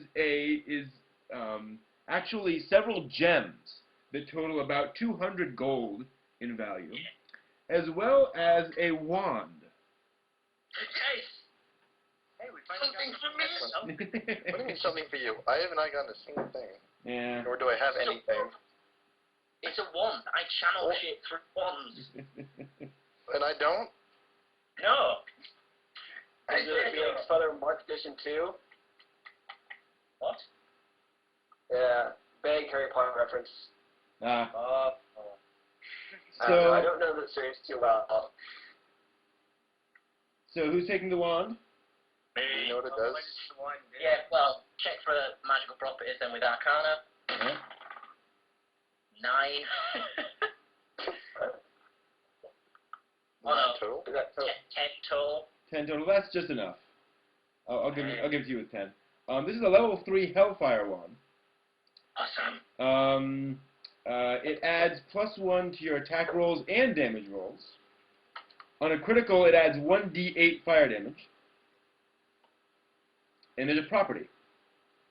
You gain a +1 item bonus to damage rolls when you use this wand to attack with a power that has the fire and implement keywords. Wow, that's a lot of stuff. I'm going to need to look that up in the... Okay. Because it's not in the players thing. Is it in the... Which book is it in? I'll look it up and copy it out. Adventurer's Vault. Adventurer's Vault, I thought so. Yes, I'll look that up. But yeah, I'll take that. All right. That sounds very much warlocky. Yeah. So add that to my character sheet. What's it called again? Hellfire wand. Hellfire wand. Hellfire, all one word. Hellfire. Hey guys, let's give all the gems to charity. What do you say? No. Oh, thank you. Normie, you're so mean. Take it to children. Actually, let me look at Norman's background sheet.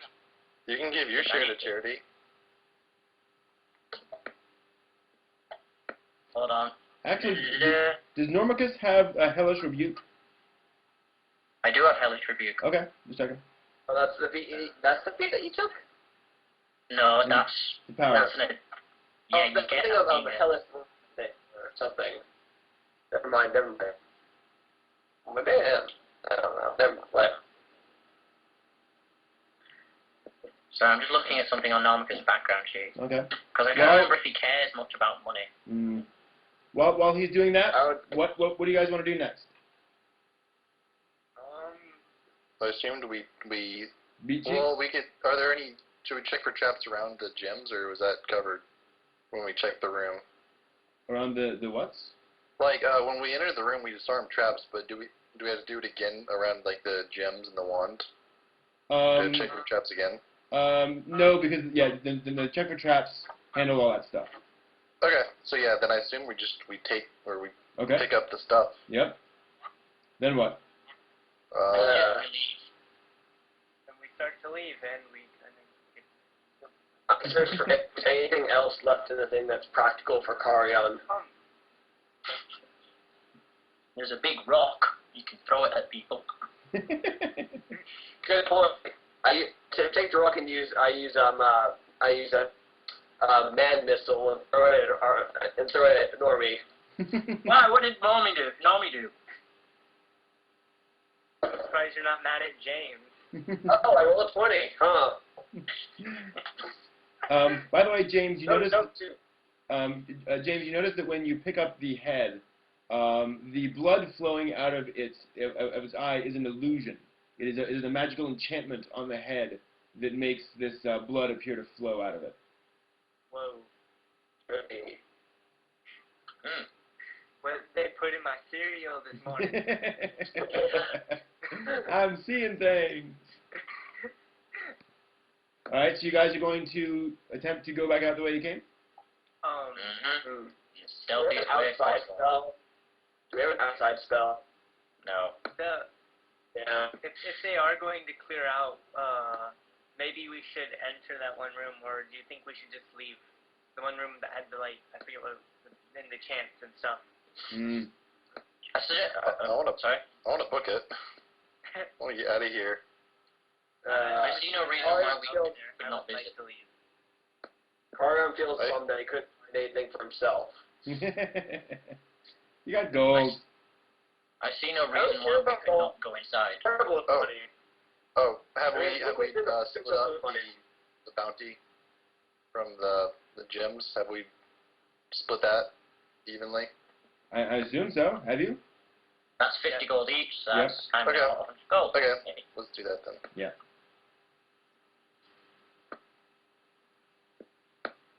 I take the red ruby because it looks fancy.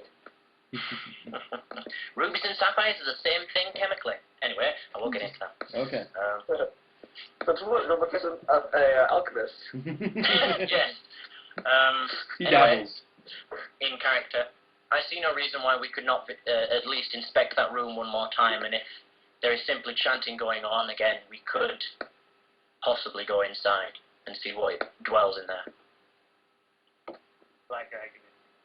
Well, no, just again, out of character. If this thing was the big badass boss, I'm pretty confident that whatever's in there is just another standard encounter.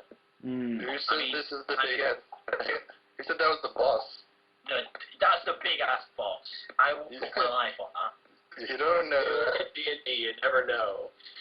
You're right. I'm sure that's the big boss. There can't possibly be anything larger in here. You know, the guy who kicked your ass last episode. Excuse me, he kicked your ass as well. But yeah, I'm just... No, you said yours. Anyway, yeah, I see no reason why we couldn't go in there. Well, I think... Again, we've got more than enough healing surges, and all we've lost is our daily powers. Well, I think that if we... I have no problem with inspecting the room. However, if we do find that there is chanting, thus meaning people there, I advise against entering, because we did not fare too well against the large group of enemies we fought last time. I see. Well, we can at least inspect the room and decide once we've done. Yes. Then Carl wishes to inspect further because he feels left out and that everyone got something except for him. You got money. I don't care about money. I spend it all the time. I'm terrible with money. I mean, look, Well, first that's episode, something. spend it all on potions. Next episode, spend it all on bad. I'm terrible at money. That's your own fault, not ours. All Yeah. dear. Carrion finds a shiny little coin that he really likes. It's a really old coin, though, so it's not valid anymore. Can I do a history check on the coin? Yes. Yay. 15 plus 2, 17. It is an ancient coin from the realm of something or other. Actually, that's on the coin. Something or other. something or other.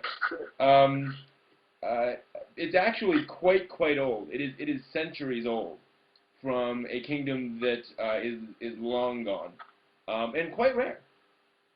Maybe I'll sell this on you, old bay. I put it in my pocket. Okay. My armor has pockets. Yeah. Narath, that's what I'm thinking of. So then I guess that we should get moving. Mm-hmm. Okay. So? We go to that old room that we were in previously. There's still a greenish light emanating from behind the door. You hear a splash and like a scrabbling sound from behind the door. What's this scrambling? Can I do an insight check to know what scrabbling is? Scratching. Okay. Like rats or something? Could be. Okay. And the chant stops. So when we approached, there was chanting, then it stopped? Yes. Okay. And you hear a voice, a young woman's voice from behind there saying, that is amazing. I know I was supposed to leave, but I am now glad that you had me stay and watch this. This is a triumph. So you're telling that means we didn't have to go into the steel room. That's what I was thinking. But how does steel door? That usually means something. Well, we did get this stuff out of it, so that's good. I am still adamant that we could, whatever is dwelt behind that door, we can fight through, if even necessary. I disagree, but I don't mind boldly going ahead with it anyway. Where no dragonborn has gone before.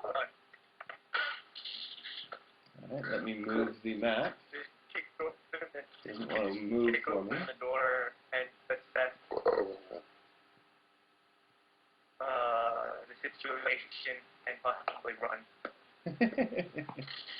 Alright, for some reason the pogs don't want to work for me. Alright. Looks like Game Table has some issues with publishing and unpublishing. So I'm just going to redo it up there, that's fine. Oh, it's going to be all off again. Oh.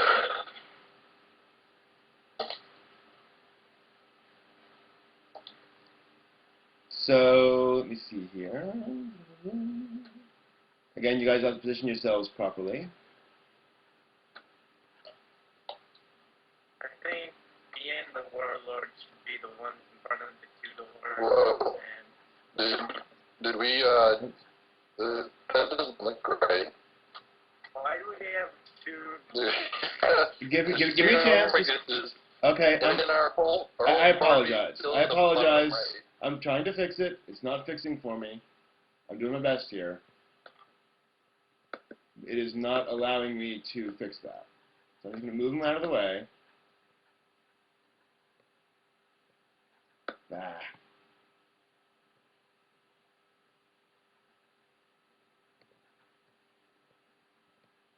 There we go.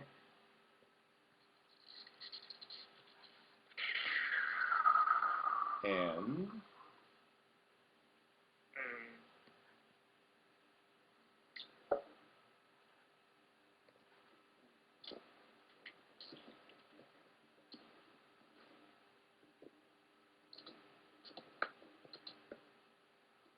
so again, you guys can position yourselves where you need to be. Well then we need to move the map. Yeah.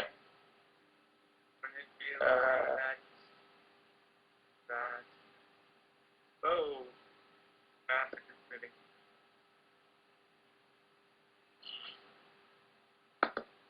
Would it be kind of like this? That sounds right. Seems right. And where does that put you guys? For me, I think it should be like this. We can't be like that, though, because there's a wall behind us. Carry on. I think that's carry on.